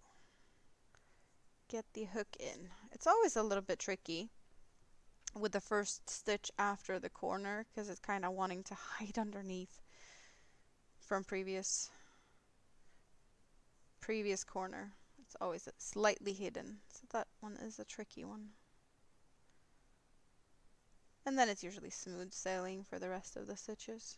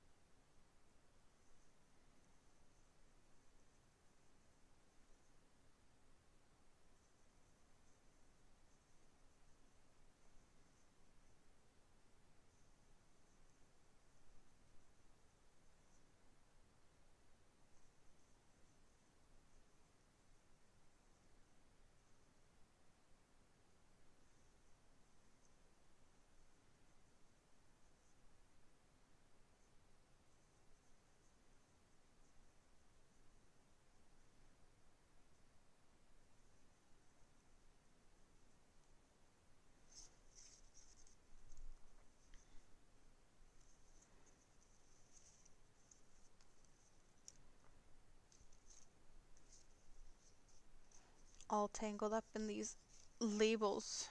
Don't really need them anymore. Unless there's, you know, for figuring out what color they are. But other than that, yeah, the labels are very not useful anymore. They're kind of in the way. Color number 2 and 39, if anyone's curious, of the Sultan cakes. They will be archived into my collection of labels that is spread out all over in bags. I did have a plan at some point in the past. I did a, you know, count of how many yarn balls or, you know, that I had used. And I know I recorded that and I posted it on like February 15th some years ago. And my plan was to do like the same video a year later, which didn't happen. But I kept collecting them, so I still have whatever, I don't know, am I 2 years later, still haven't figured it out yet, and I have plenty more labels to count. I don't even know if I'll bother to do it, or if I'm just gonna get them all out, throw them all out and start a new collection from a certain date and actually know, but I know all the labels I have is from whatever I did that video. It's just so many more. It's like, how many yarn labels have I used within, I don't know, last 2 years, 3 years? Feels a little bit too much now. Feels like it's a bit too late to do that video.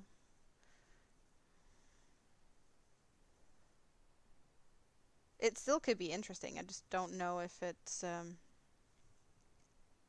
as interesting.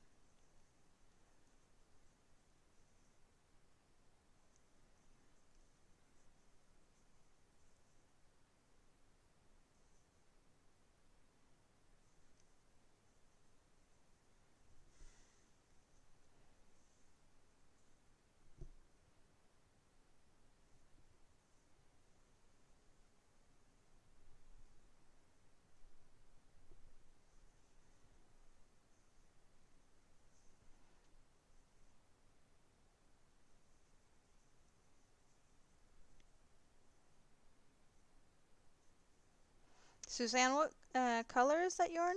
You said you were working with the acrylic alpaca, but you never mentioned a color. Is it for yourself, or is it a gift, or you're selling it, or what's the plan for this shawl?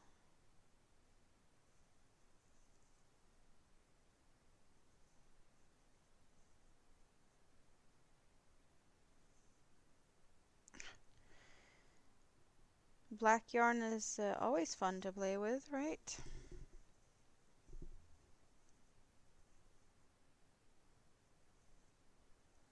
Teals and olives, self-striping. Ooh, that's a fun combination.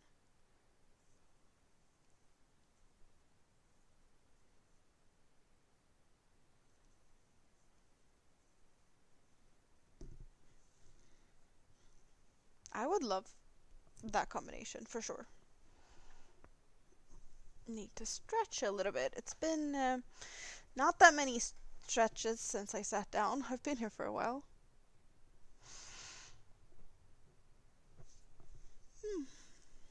Ooh. I have weird candies. I have like the weirdest candies ever. I have, well, we call them Ferrari cars. They look like little cars, like Ferrari cars. And normally they're like red raspberries. This is more like an orangey one with rhubarb flavor. It doesn't really taste like rhubarb to me. They were okay, but not my favorite. But the weirdest thing I ever found is this one. They're supposed to taste like strawberry cake, strawberry cream cake. So these white ones that I still have a few of, they're cream, and then there was pink ones that was more like a strawberry flavor. So I have cream flavored little squishy jelly Squishy, sugary, jelly stuff. They are delicious though.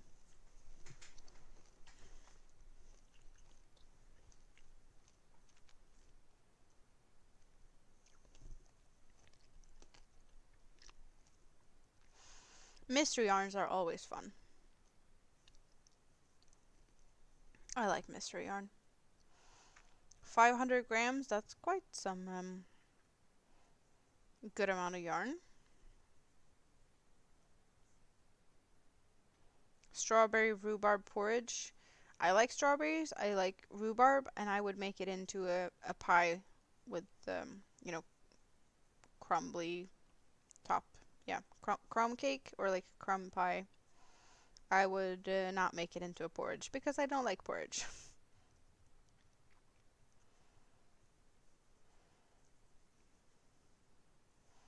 Bago Day did a box opening with the yarn a while back and she got 4 different color balls. The yarn was inexpensive. Well, that's. I haven't seen that. I have barely watched any of her videos in quite some time.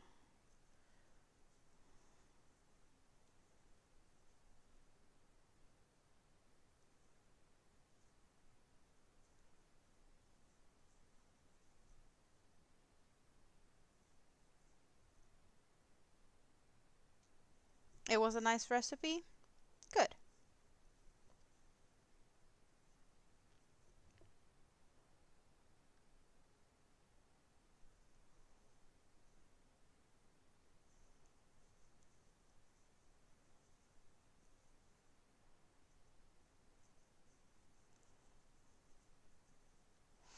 Looking at what I have here in the center right now, I would be okay with ending like this.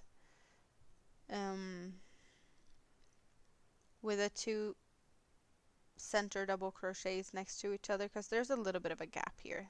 There will be a little bit of a gap on the back as well. I would prefer the 2 of them compared to what it was with the previous row with the 3 double crochets next to each other because that's kind of a messy thing. But the next red is 1 front, 1 back, 1 front, 1 back. So that would be better to end with that. However, I would prefer to end on a black row. Ooh, tricky.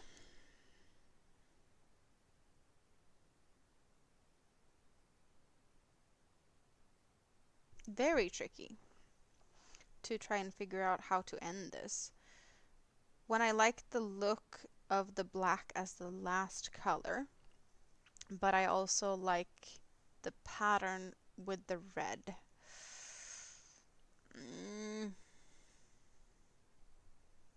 Decisions, decisions, decisions. And also, how much yarn do I have left? How big is it going to be? All of the questions that needs answering. And when will I be satisfied? And feel like it's a good note to end it on.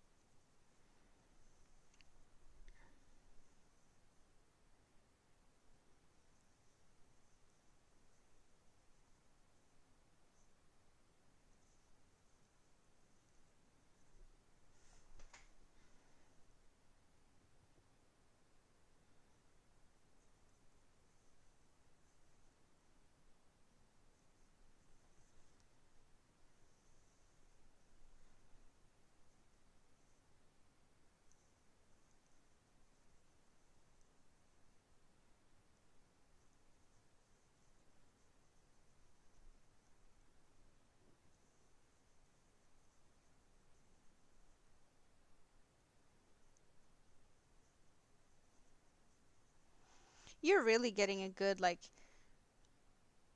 how is a day in my life right now? I just sit here and crochet. The only difference is that I'm talking to you guys instead of just listening to something myself.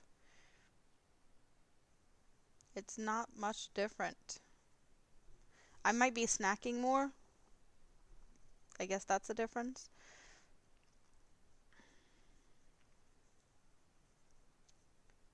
But besides that, it's not that different, to be honest. I've been here for quite a few hours just crocheting, and that's what I would normally do when I don't take some time to do the adulting things that's needed to be done, you know? Cleaning, foods. I usually don't spend that many hours on other things every day, though.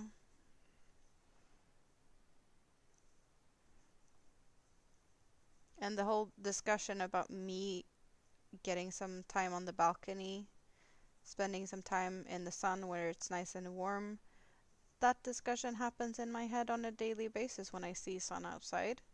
Do I end up on the balcony? Not that often. Not as often as I should. Not as often as I probably wanted to. So don't feel bad that you are keeping me here instead of me going out and getting some sun or anything, because yeah, you've just been hearing my inner monologues just being shared with you instead of me talking to myself here, to be honest. Just like oh, I probably should go get something to eat. 2 hours later, still haven't gotten anything to eat. Also, me a regular day.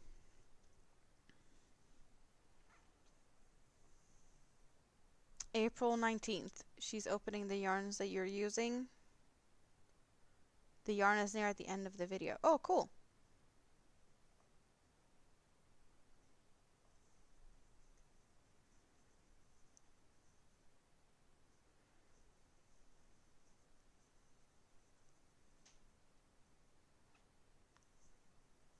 So did you actually got it from Bag O' Day? It's not just the same yarn that she's using?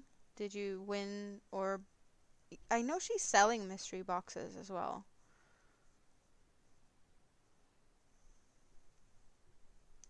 Or she has been, at least.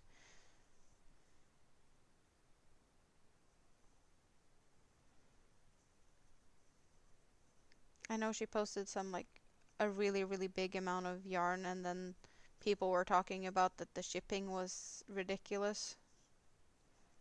But that's what it costs to ship a lot of yarn. So it wasn't really that weird.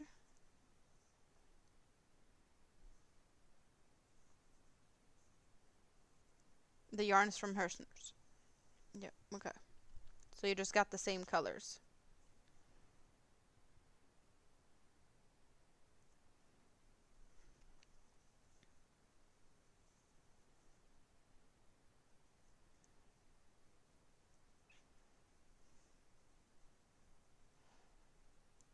Is there anyone here that has tried Bag O' Day's new yarn, like her own yarn line? I don't remember what the name was. But yeah, she just recently released some of her own yarn.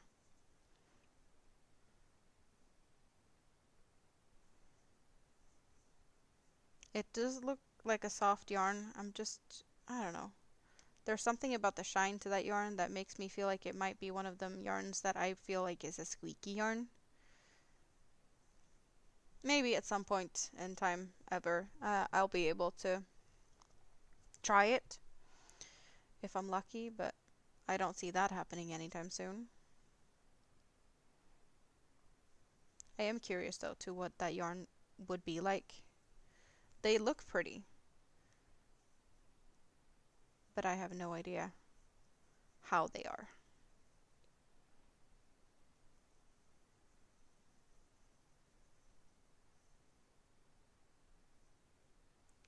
Because with her having tried so many different yarns, and she's done a lot of, squeezing yarn with all the mystery boxes and bags and things that she has tried over the years. I would imagine she'd go for like really,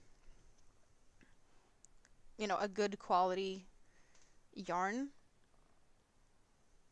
And that she might be a little bit picky on what she would use to put her name on it to make sure that it's a good quality yarn. You're still here, Tracy? Awesome. Crocheting away, I hope.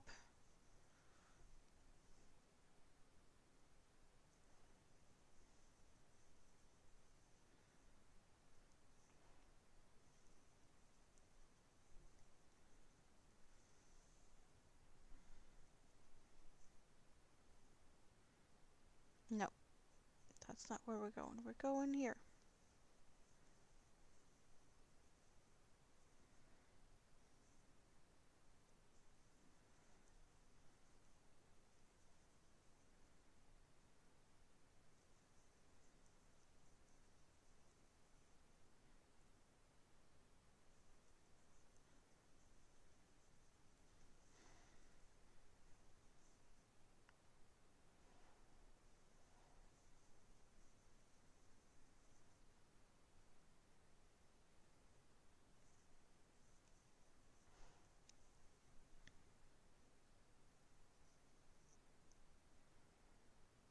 Hmm. I definitely have more red for another row, but I am starting to worry about the black.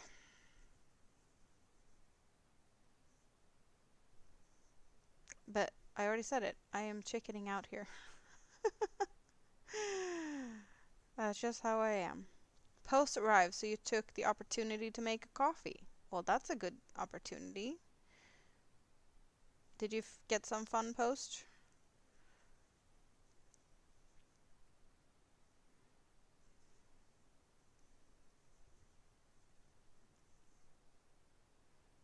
Some love letters? No, I'm just kidding. Models from Temu would not arrive yet. You just ordered them, so you're probably gonna have a wait, I don't know, 2 weeks minimum before you get that.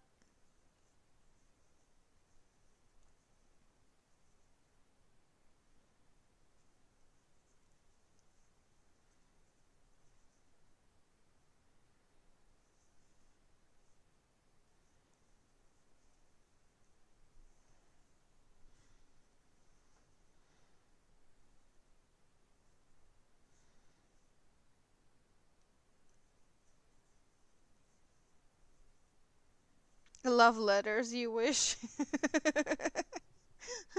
Don't we all? It's always nice to get some appreciation. But yeah, it doesn't necessarily need to be love letters.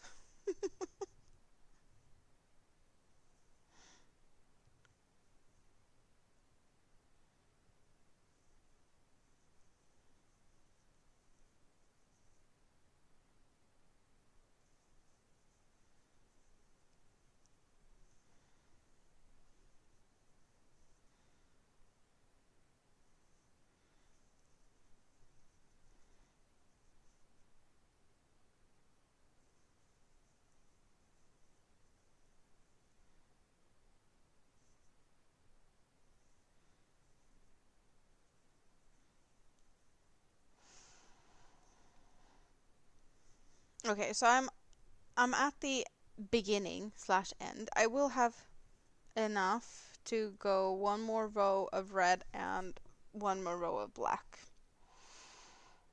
I would have enough for probably 2 rows of red, but I want to end on black. So I think that's what I'm doing. But well, where would that end us?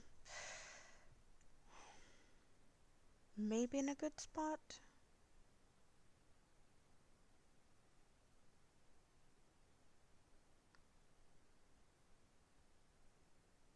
Even though this next red row would be a better closure. Hmm.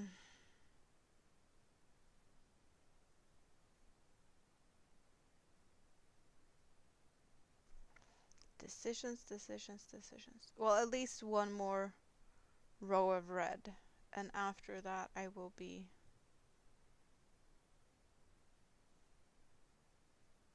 probably make a final decision, I think. If I can come to a decision at this point.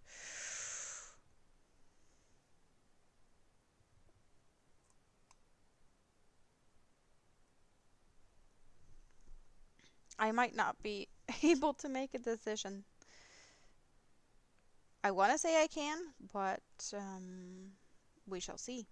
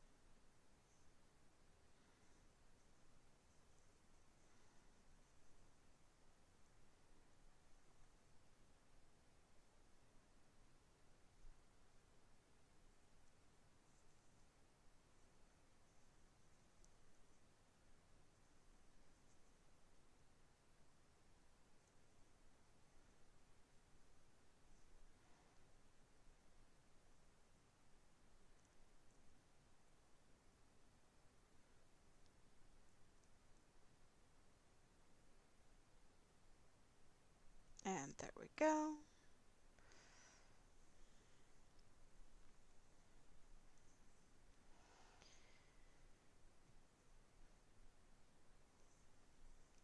Possibly the last row of red. Possibly.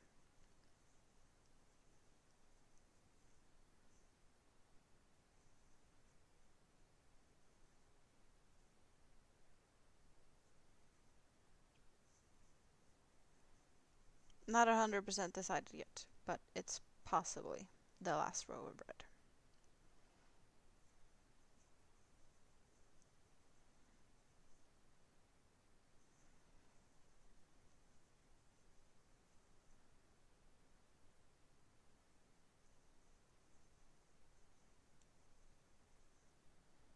Me making up my mind is apparently not a very common thing. Oh wow.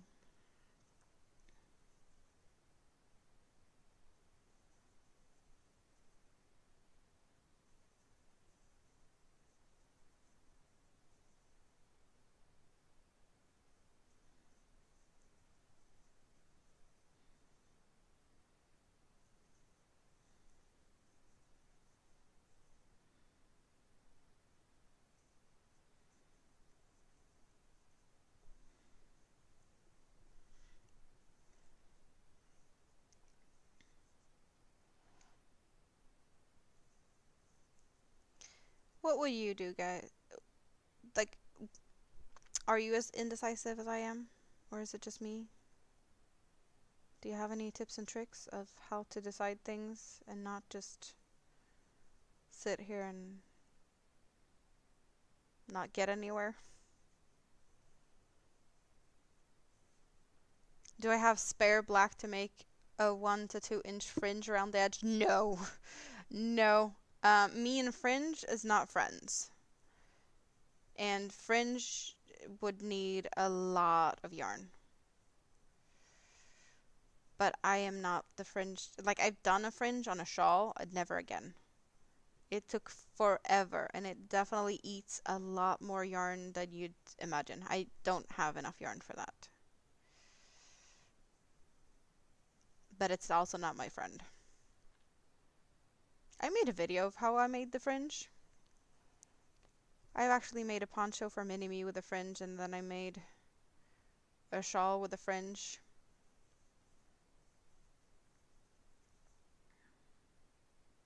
Not my friends.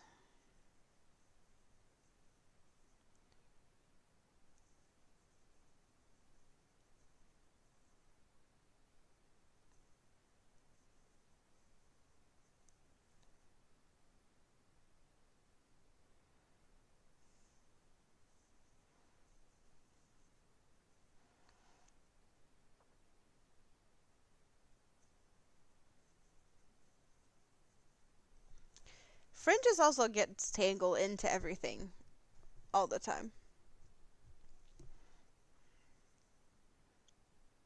Can be very annoying.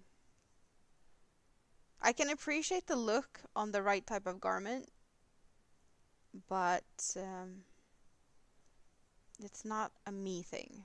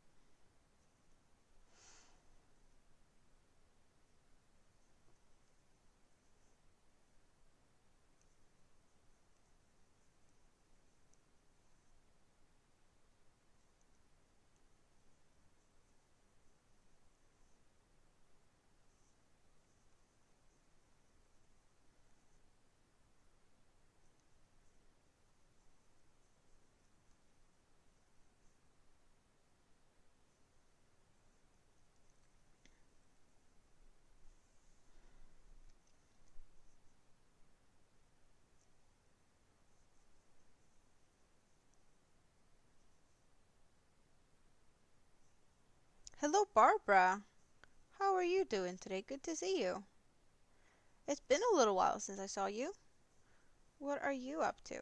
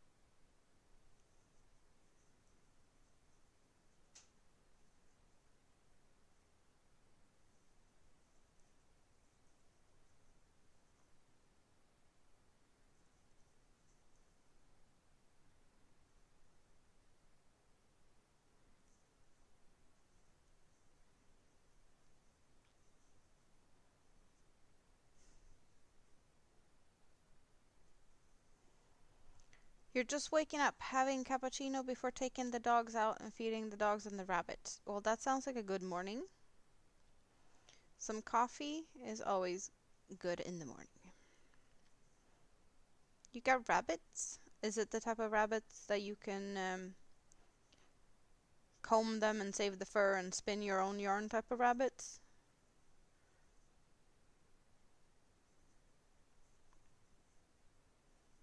Next level self-sufficiency or whatnot, or no self.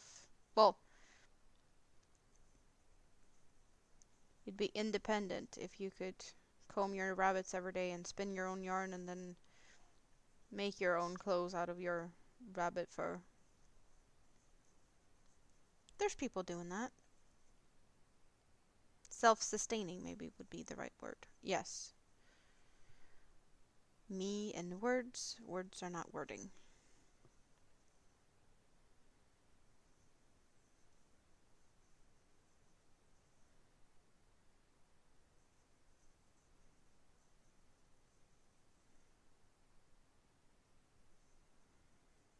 Lionhead rabbits that belongs to your grandkids. That doesn't say a lot to me. I don't know enough about rabbits, but lionheads sounds like they might have a fluffy mane-esque type of thing, maybe? But maybe not enough to comb them and save the fur.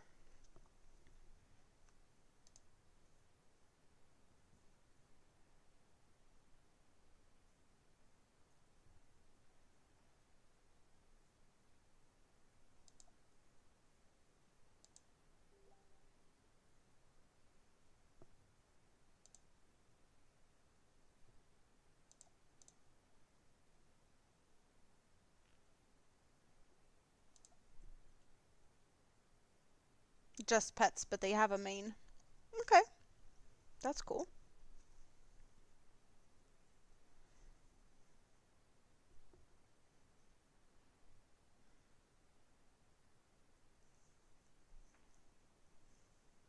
It would make sense with the lion in the name, that they have some type of resemblance to a lion.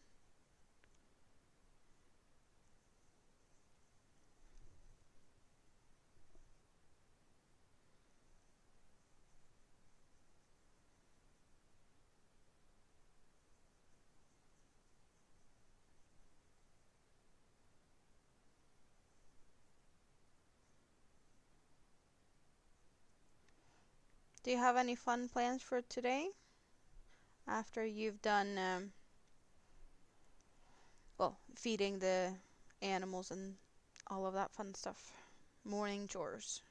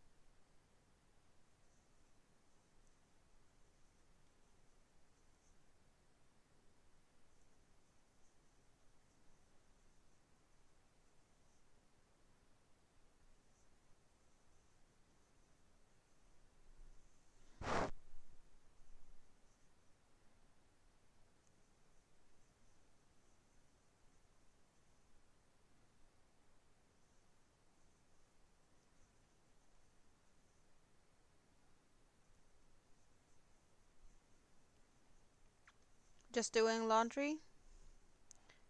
Waiting for a call about an apartment? Ooh, are you looking to move?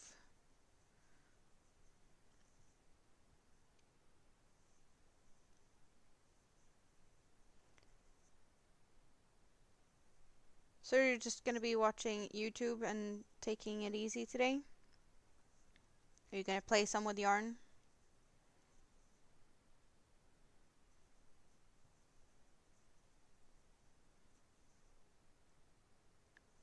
I hope that call about the apartment turns out to what you want it to turn out to.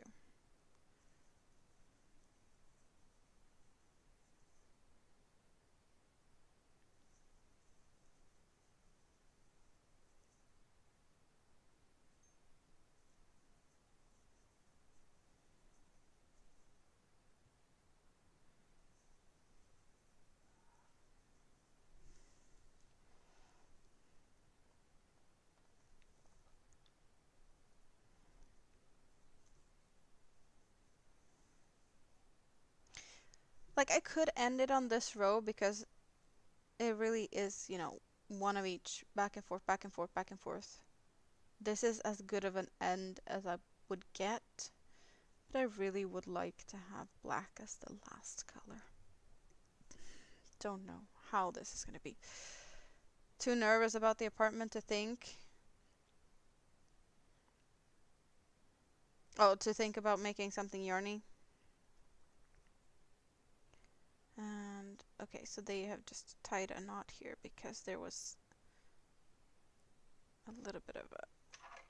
It's not a color changing knot, but it's a knot. I guess the red, or one of the reds ran out. Just trimming that down. So you want to tell us about the apartment you're waiting for a call about? Bigger, smaller, better location, better neighborhood. Why are you apartment shopping? Sounds very interesting though. So if it's got you so nervous that you can't even yarn, then sounds like you might be excited for that apartment.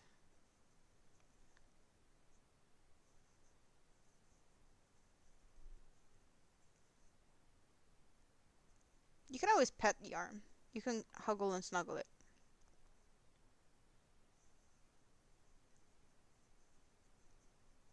Just like some people say that, oh, you need to just get out in nature, find your new, breathe and touch grass.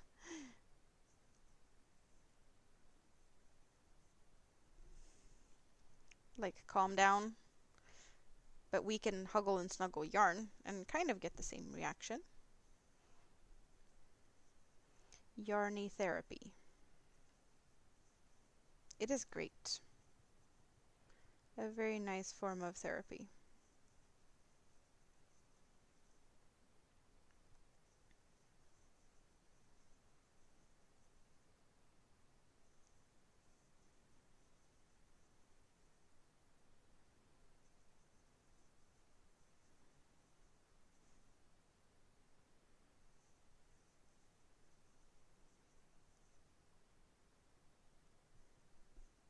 It's small, but will be yours as you live with your daughter and her family right now. So that would be just a place for yourself and not with your daughter and her family. Oh, you stored your yarn somewhere else at the moment in a storage unit, and getting a place of your own, you could get all the yarn out. That would be exciting. Is it close to where you live now, so you still have, can visit your daughter and her family?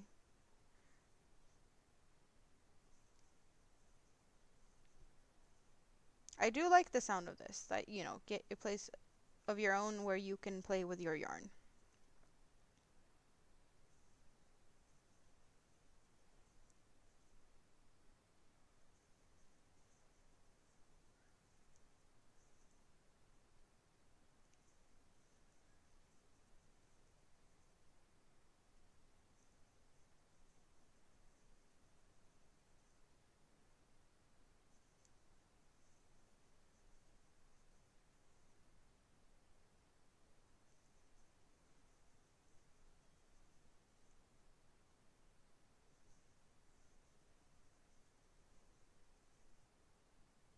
And you're expecting a call today?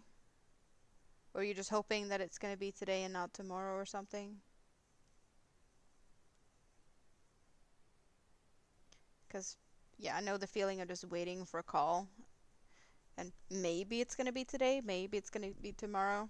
I hate that feeling when you don't know. I am too curious. I want to know now, now, now. Impatiently waiting is not what I'm good at.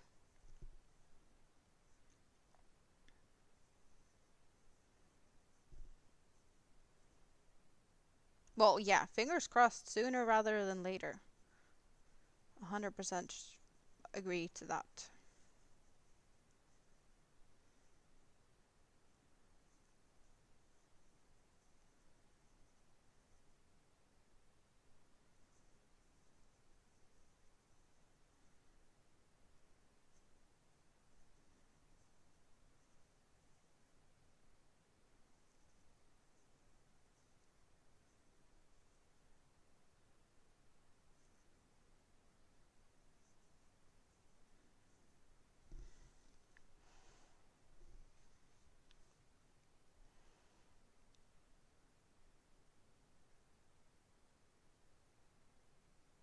I really would like it to end on black, but at the moment I'm just feeling like this could be the last row due to how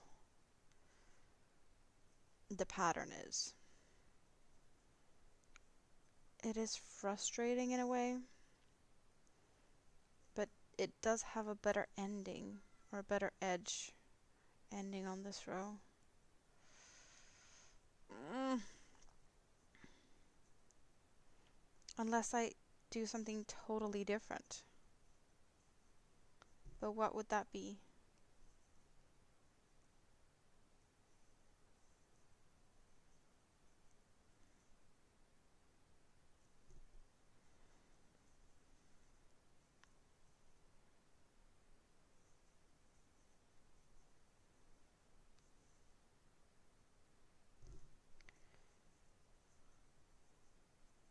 But these rows takes forever, so I have some time to figure out what I want to do.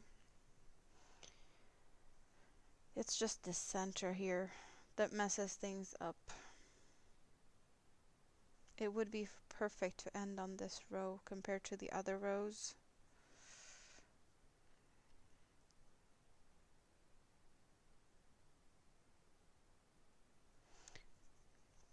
Unless I totally do something different, but I don't know what that would be. Single crochets all the way around or something, but that just doesn't make sense either.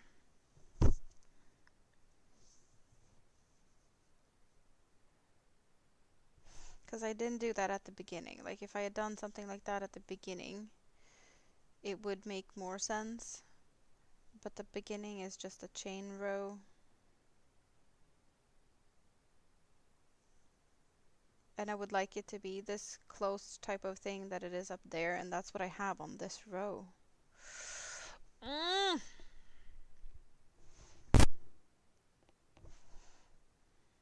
Frustration.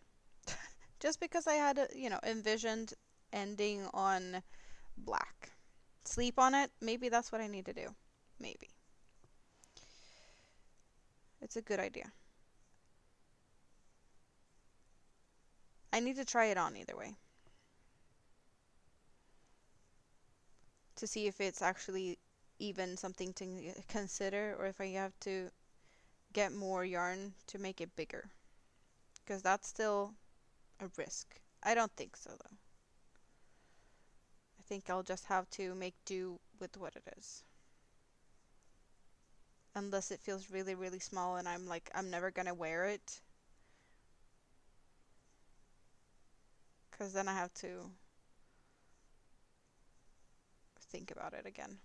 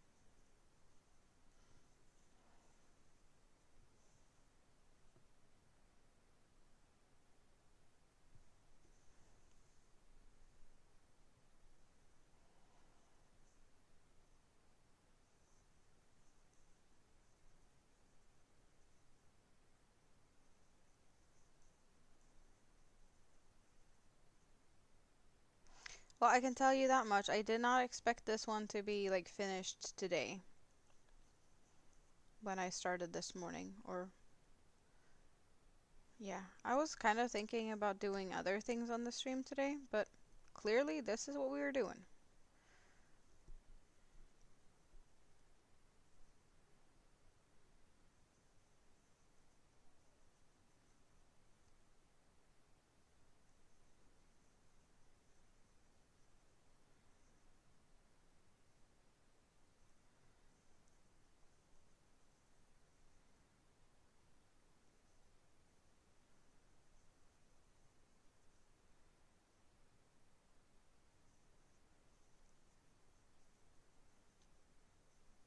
And how about a friendly reminder to remember them thumbs up? Thank you very much. That just sounds so weird. I'm so not used to it.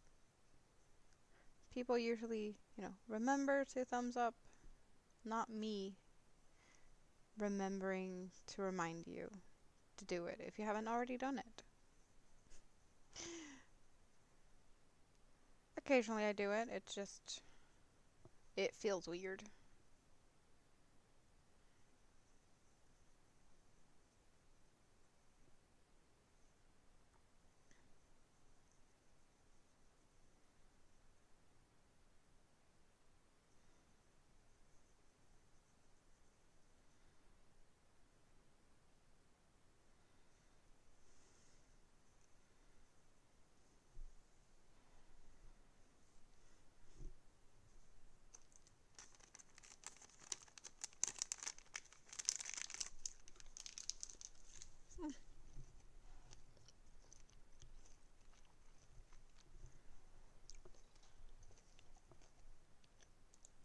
Little bit of an itch.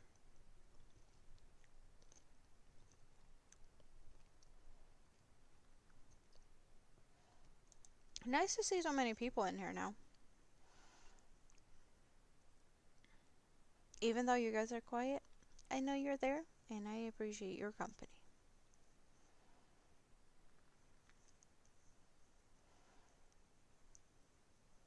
Some people might feel like it's strange to have strangers watching from afar. Since I don't know who's lurking in the scrap basket, I guess I could say that I have just strangers staring at me from afar. And I'm fine with that.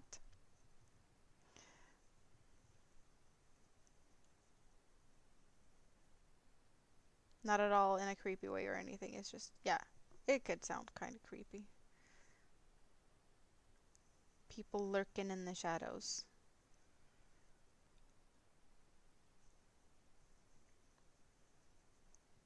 And here's little me in Sweden just working away on my crocheted poncho.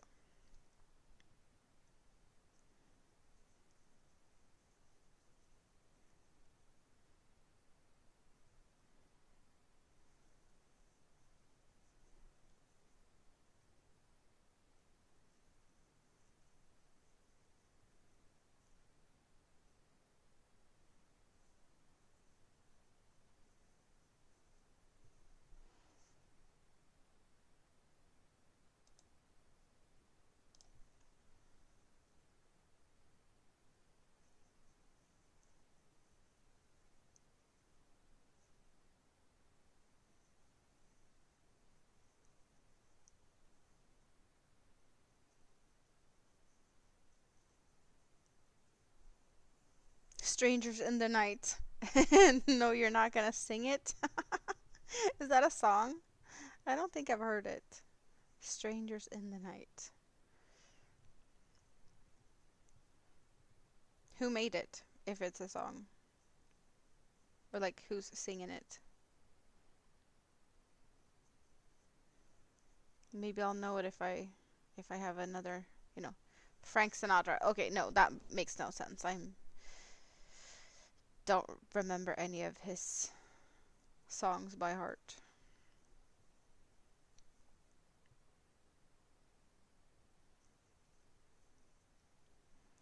Not the type of music I grew up listening to.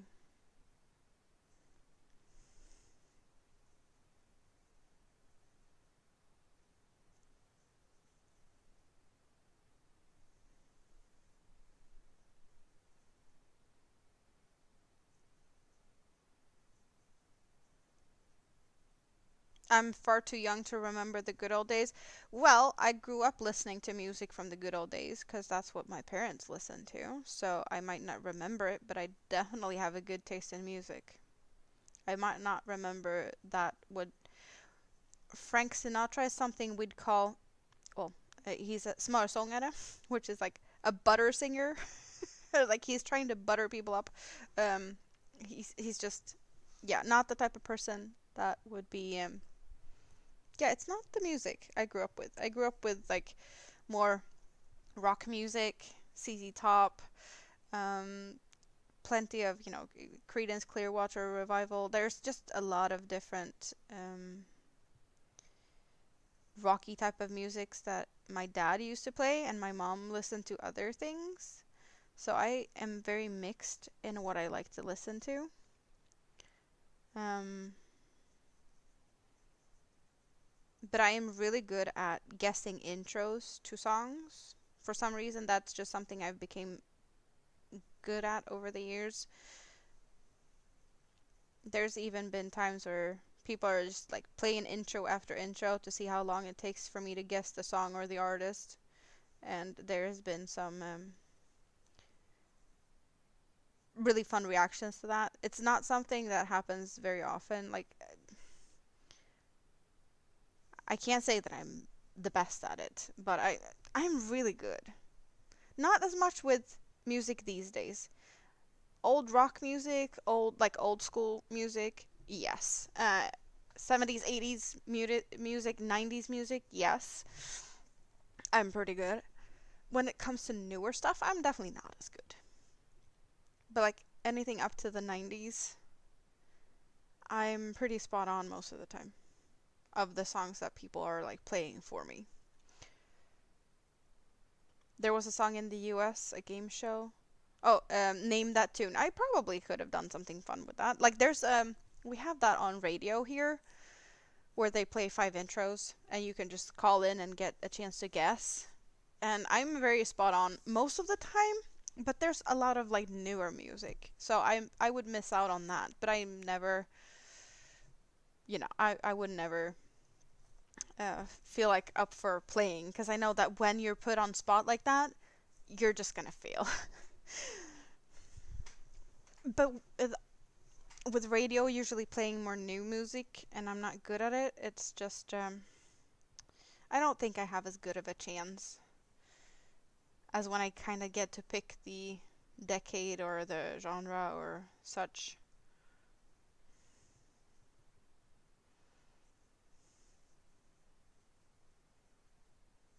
Wooden HMS Victory. HMS. That sounds like a boat.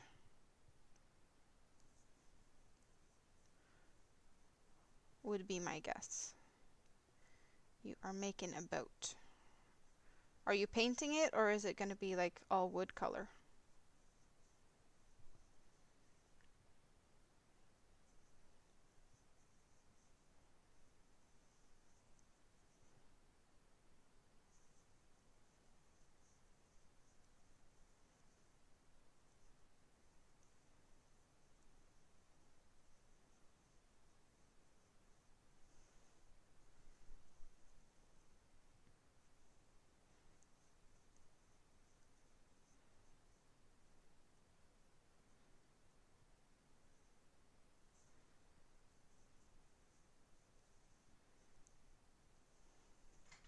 You grew up with 50s to 70s music?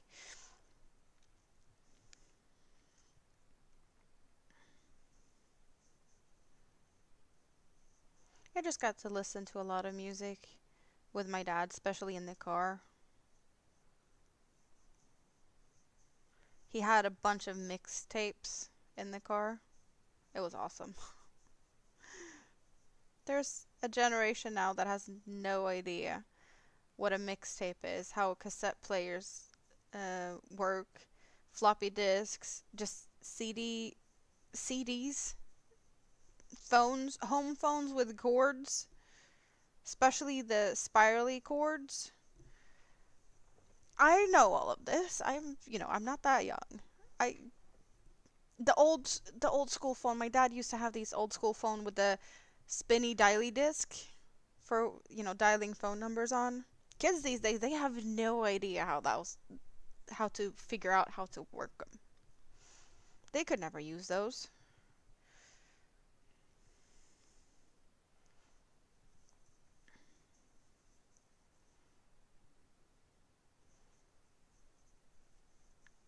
My dad had one of them spinny disc phones. I don't know what to call them, but I think you guys get it. And he had an extension cord and then another extension cord, so he could walk around his whole house without switching phones. But that cord was all over. He'd really, yeah, it was all over. He was just walking around in the house with that one.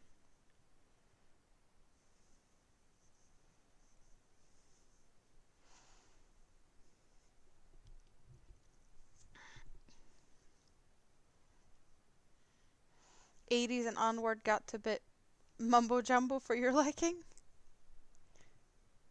Yeah, kids can see the old stuff in the museums these days. Teflon phones? I just remember my dad walking around with that one. He literally took it everywhere. And he had on purpose put, because he built his house. There was purposely fully built one of them phone sockets in the wall close to the bathroom so he could, get it, he could use it in there too. Hello, Dorothy. Hello, hello. Are you doing today? Good to see you. I am doing pretty good. Think this might be the last row of this poncho, but I'm not sure because I am so much second guessing myself. It's not even funny. I would love it to end on a black row, but for the pattern, it kind of feels like a red row is more reasonable to make it make sense. I'm also short on yarn. I'm not sure if it's big enough. I might have to order more yarn at another time. Maybe next year. Um, but there's just so many things to decide and debate with this poncho today. Hello, Breezy. Good morning. Good to see you. So the people that I might referring to and you might not see them in chat, it's because I have a horizontal and a vertical live stream going at the same time. So if you feel like you're missing out on conversation, they're in the other chat, and you feel free to watch from whatever um, view you prefer. The option is there for both horizontal and vertical. On the vertical, you get more of an up close and personal thing. You see my hands moving, very, up close, zoomed in. And on the horizontal, you get to see my whole desk, also including my face, if you're curious to see what the face behind the voice looks like. You can head over there. It's all found from my main page. You have an interview this morning? You got here early, so you hopped on to hang out in the YouTubes for a bit? Ooh.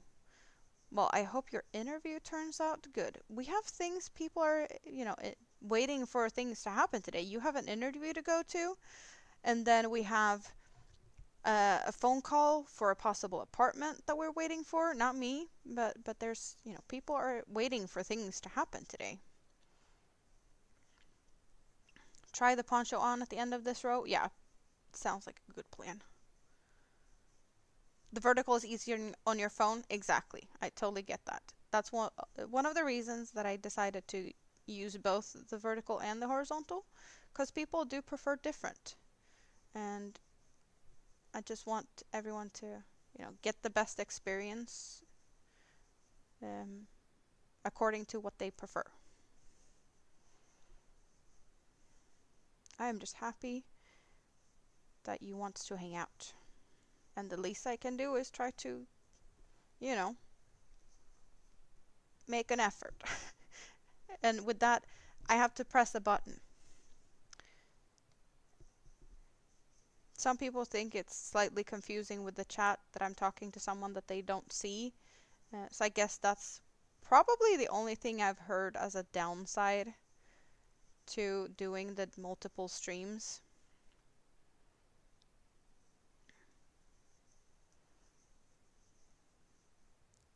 But I try to uh, work that out as good as I can from my part of things.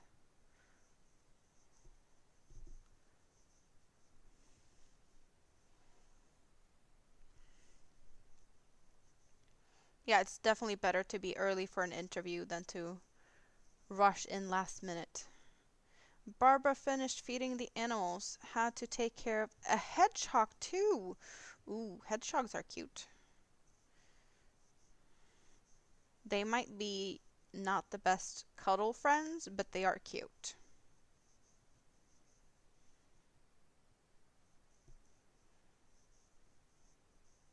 You don't like to be late, so you got to go early? Well, at least being in time for your interview is also something that's going to make a good impression that you're on time, and yeah, people appreciate that.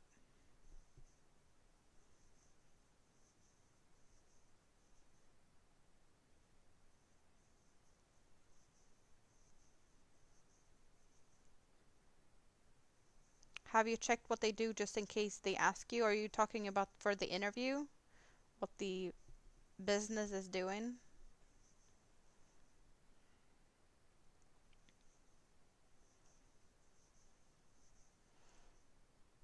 Yeah, some positions you actually don't really need to know much if you're like, yeah.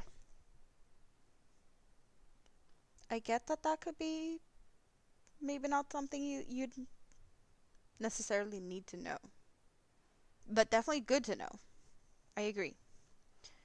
If you're applying for a position that you have, totally different experience to the actual business because you might be working with like the financial part of things, the admin stuff, you might not necessarily need to know how to build a car, for example, if you're only there to handle the paychecks.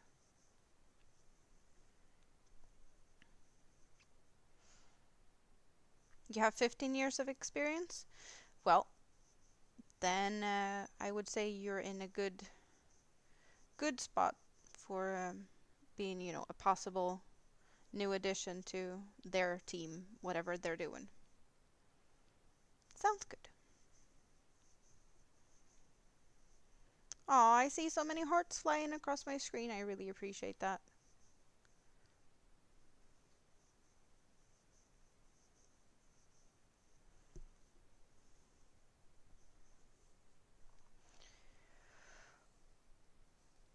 Oh my god, we are so much on the final stretch for this row.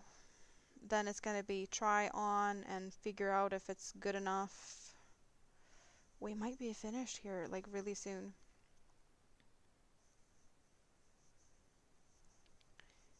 You had to give Megan your Congo African Grey a cookie. So I would say that that is your Congo African Grey might be a parrot or a bird, and she's called Megan, and you gave her a cookie. Am I correct in that guess? Thank you, Dorothy. She says, I have beautiful colors. They are beautiful colors. We're going from these yellows and whites down to the grays and oranges, all the way down to this red and black. It's a parrot. So I was right. It's a bird. And she's called Megan. And she likes cookies. It's almost like Polly wants a cracker, but Megan wants a cookie. It just doesn't rhyme as well.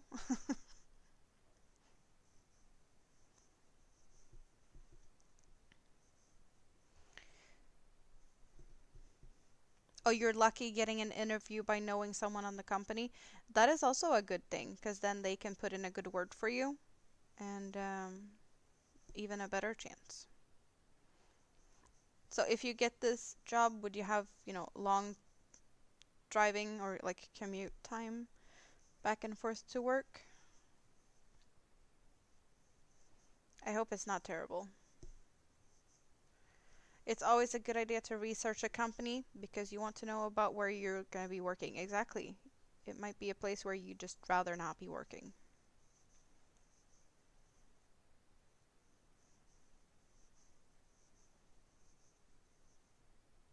Hopefully, it's going to be a place where you enjoy it. Not too far of a drive, that's good.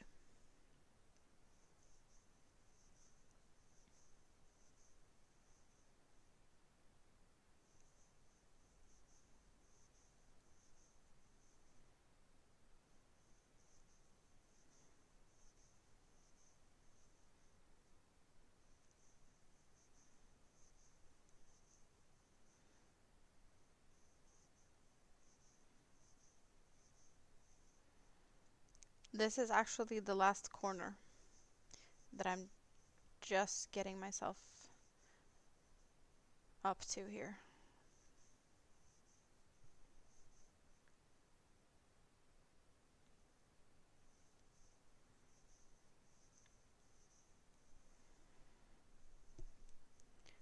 And then I have half a row until we get to the middle where I have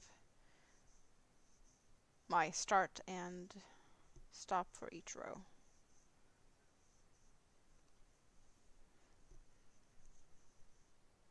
David, did you ever ask if you're painting that wooden model or if it's just going to be a wood color? I'm not sure. You might not have heard that I asked.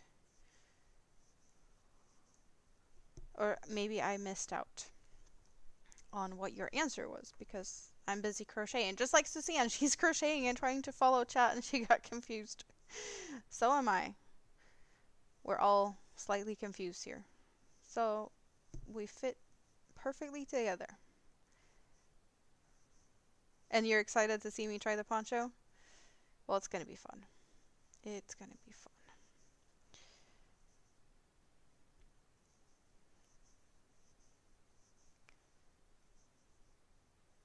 The only thing is that you might not be able to hear me. Well, I have to take my headset off to get it over my head. But I'll figure the whole sound thing out as we go on that.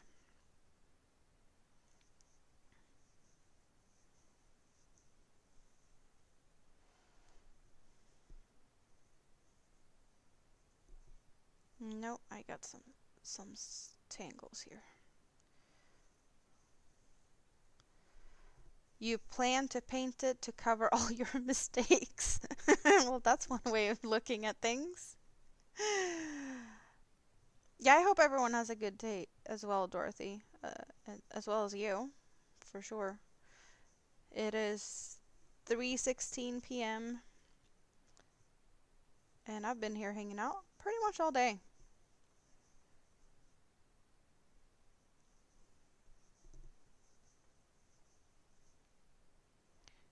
And people has woken up with me and there's people that's gone to bed with me.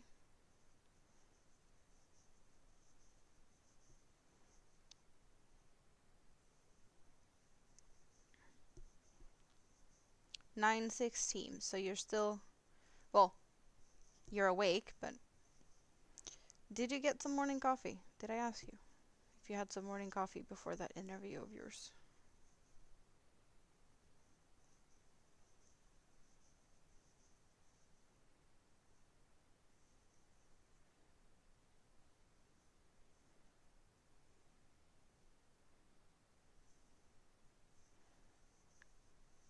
The only downside of trying this is I know I'm going to create a tangly mess just because the yarn's still attached and the yarns are kind of just, well, slightly at risk of tangle very easy with them just being kind of flat cakes.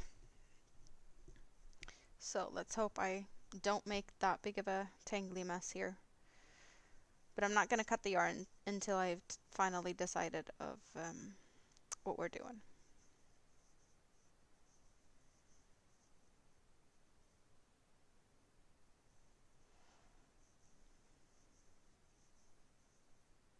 Just because I had a vision of ending on black doesn't necessarily mean that we're doing that, so I am happy with this row being the last row.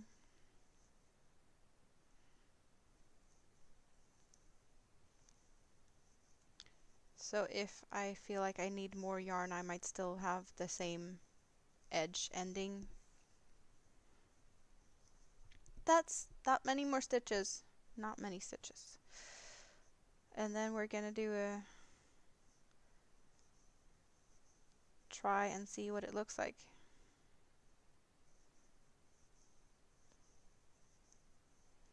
Dress me up like a Barbie doll time.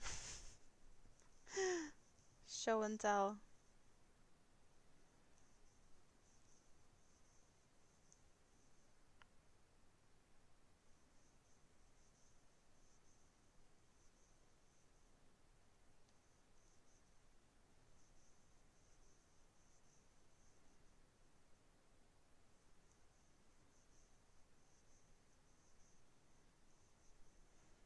You're gonna get coffee after. That also works. As long as you're the type of person that actually functions without coffee and not being the one that's like, don't talk to me before I have my coffee, or you're in trouble. Because some people are definitely like that, very grumpy in the morning before they get their first coffee. And as long as you're not that type of person, your interview should be fine. Red edge for a volcano sounds better, you think? Maybe.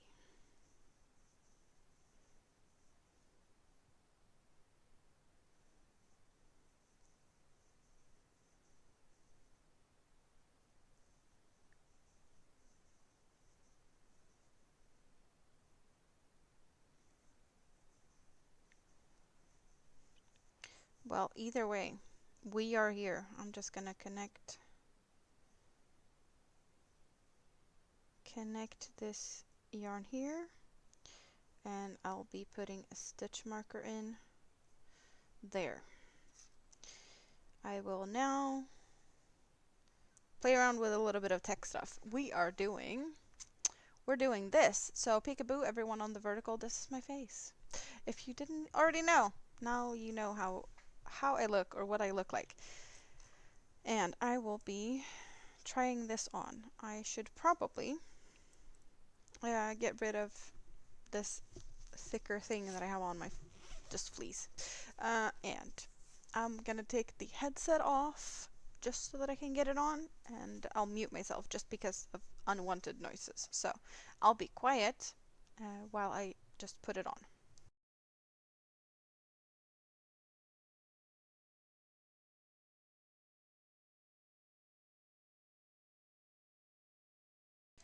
And apparently I managed to throw the hook on the floor as I did that.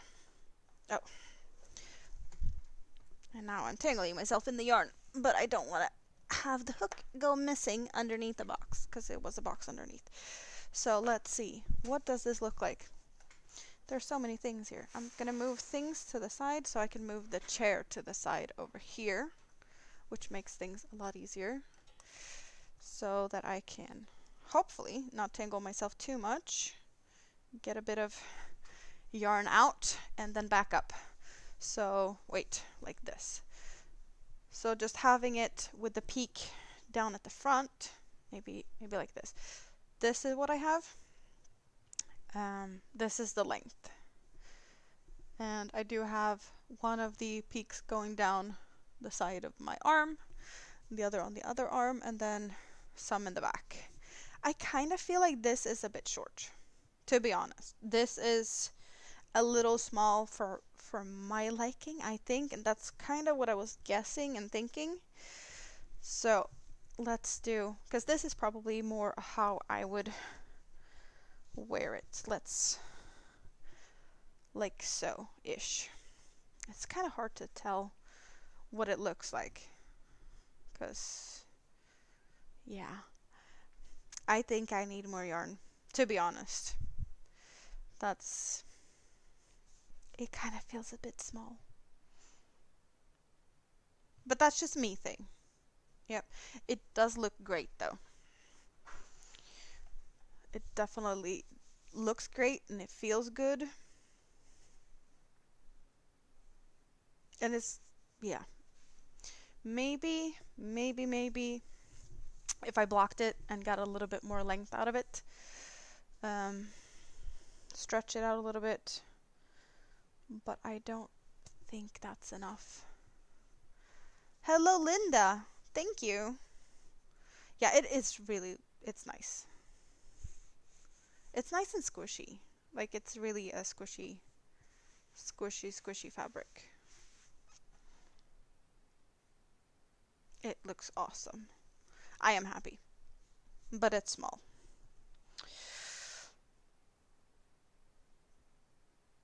2026, that's when we're gonna finish it. When I have, ended my shop, my stash. So I will be using this up, and I'll be putting some yarn in my cart at some point, and in time at some point. Yes, but not now. I am not allowed to buy more yarn now. Not at the moment, at least. Oh well. I'm fine with that. At least we're this far. And yeah. All good, all good. So what are you guys up to now? There's a few people that is starting to get busy. It's 3:24 p.m. here. I've been here for 6.5 hours. I would say it's probably time for me to take a break, or at least from YouTube. I will be back here later this evening, 10:30 p.m. my time. On my community tab, there is a link. I have linked the panel I'll be joining with Greenland Quilter Katie. I want to say Greenland Quilter is her channel name. And I'll be there with Andy, the Crafty Witch, and Chandra. I want to say that's her name. I'm sorry if that's incorrect, but I have never met her. It's going to be fun to meet some new people. It's going to be fun to just hang out and crochet and do something else for once. It's something totally different and new for me, so I hope you guys are, come over and hang out and maybe meet some new friends. Because I'm really looking forward to it. For sure. And thanks everyone for all the thumbs up and just for hanging out with me. It's been awesome for all of these hours. It's been fun. It's always fun. Otherwise I wouldn't be here. I would definitely not be here if I wasn't enjoying it. Which I do, a lot. But sometimes I let my anxiety get the better of me. So I need to get better at that and not battle with my demons. I hope to see you guys over at Katie's tonight. I don't know when I'm be live streaming next. I actually don't have any plans, which means maybe tomorrow. Who knows?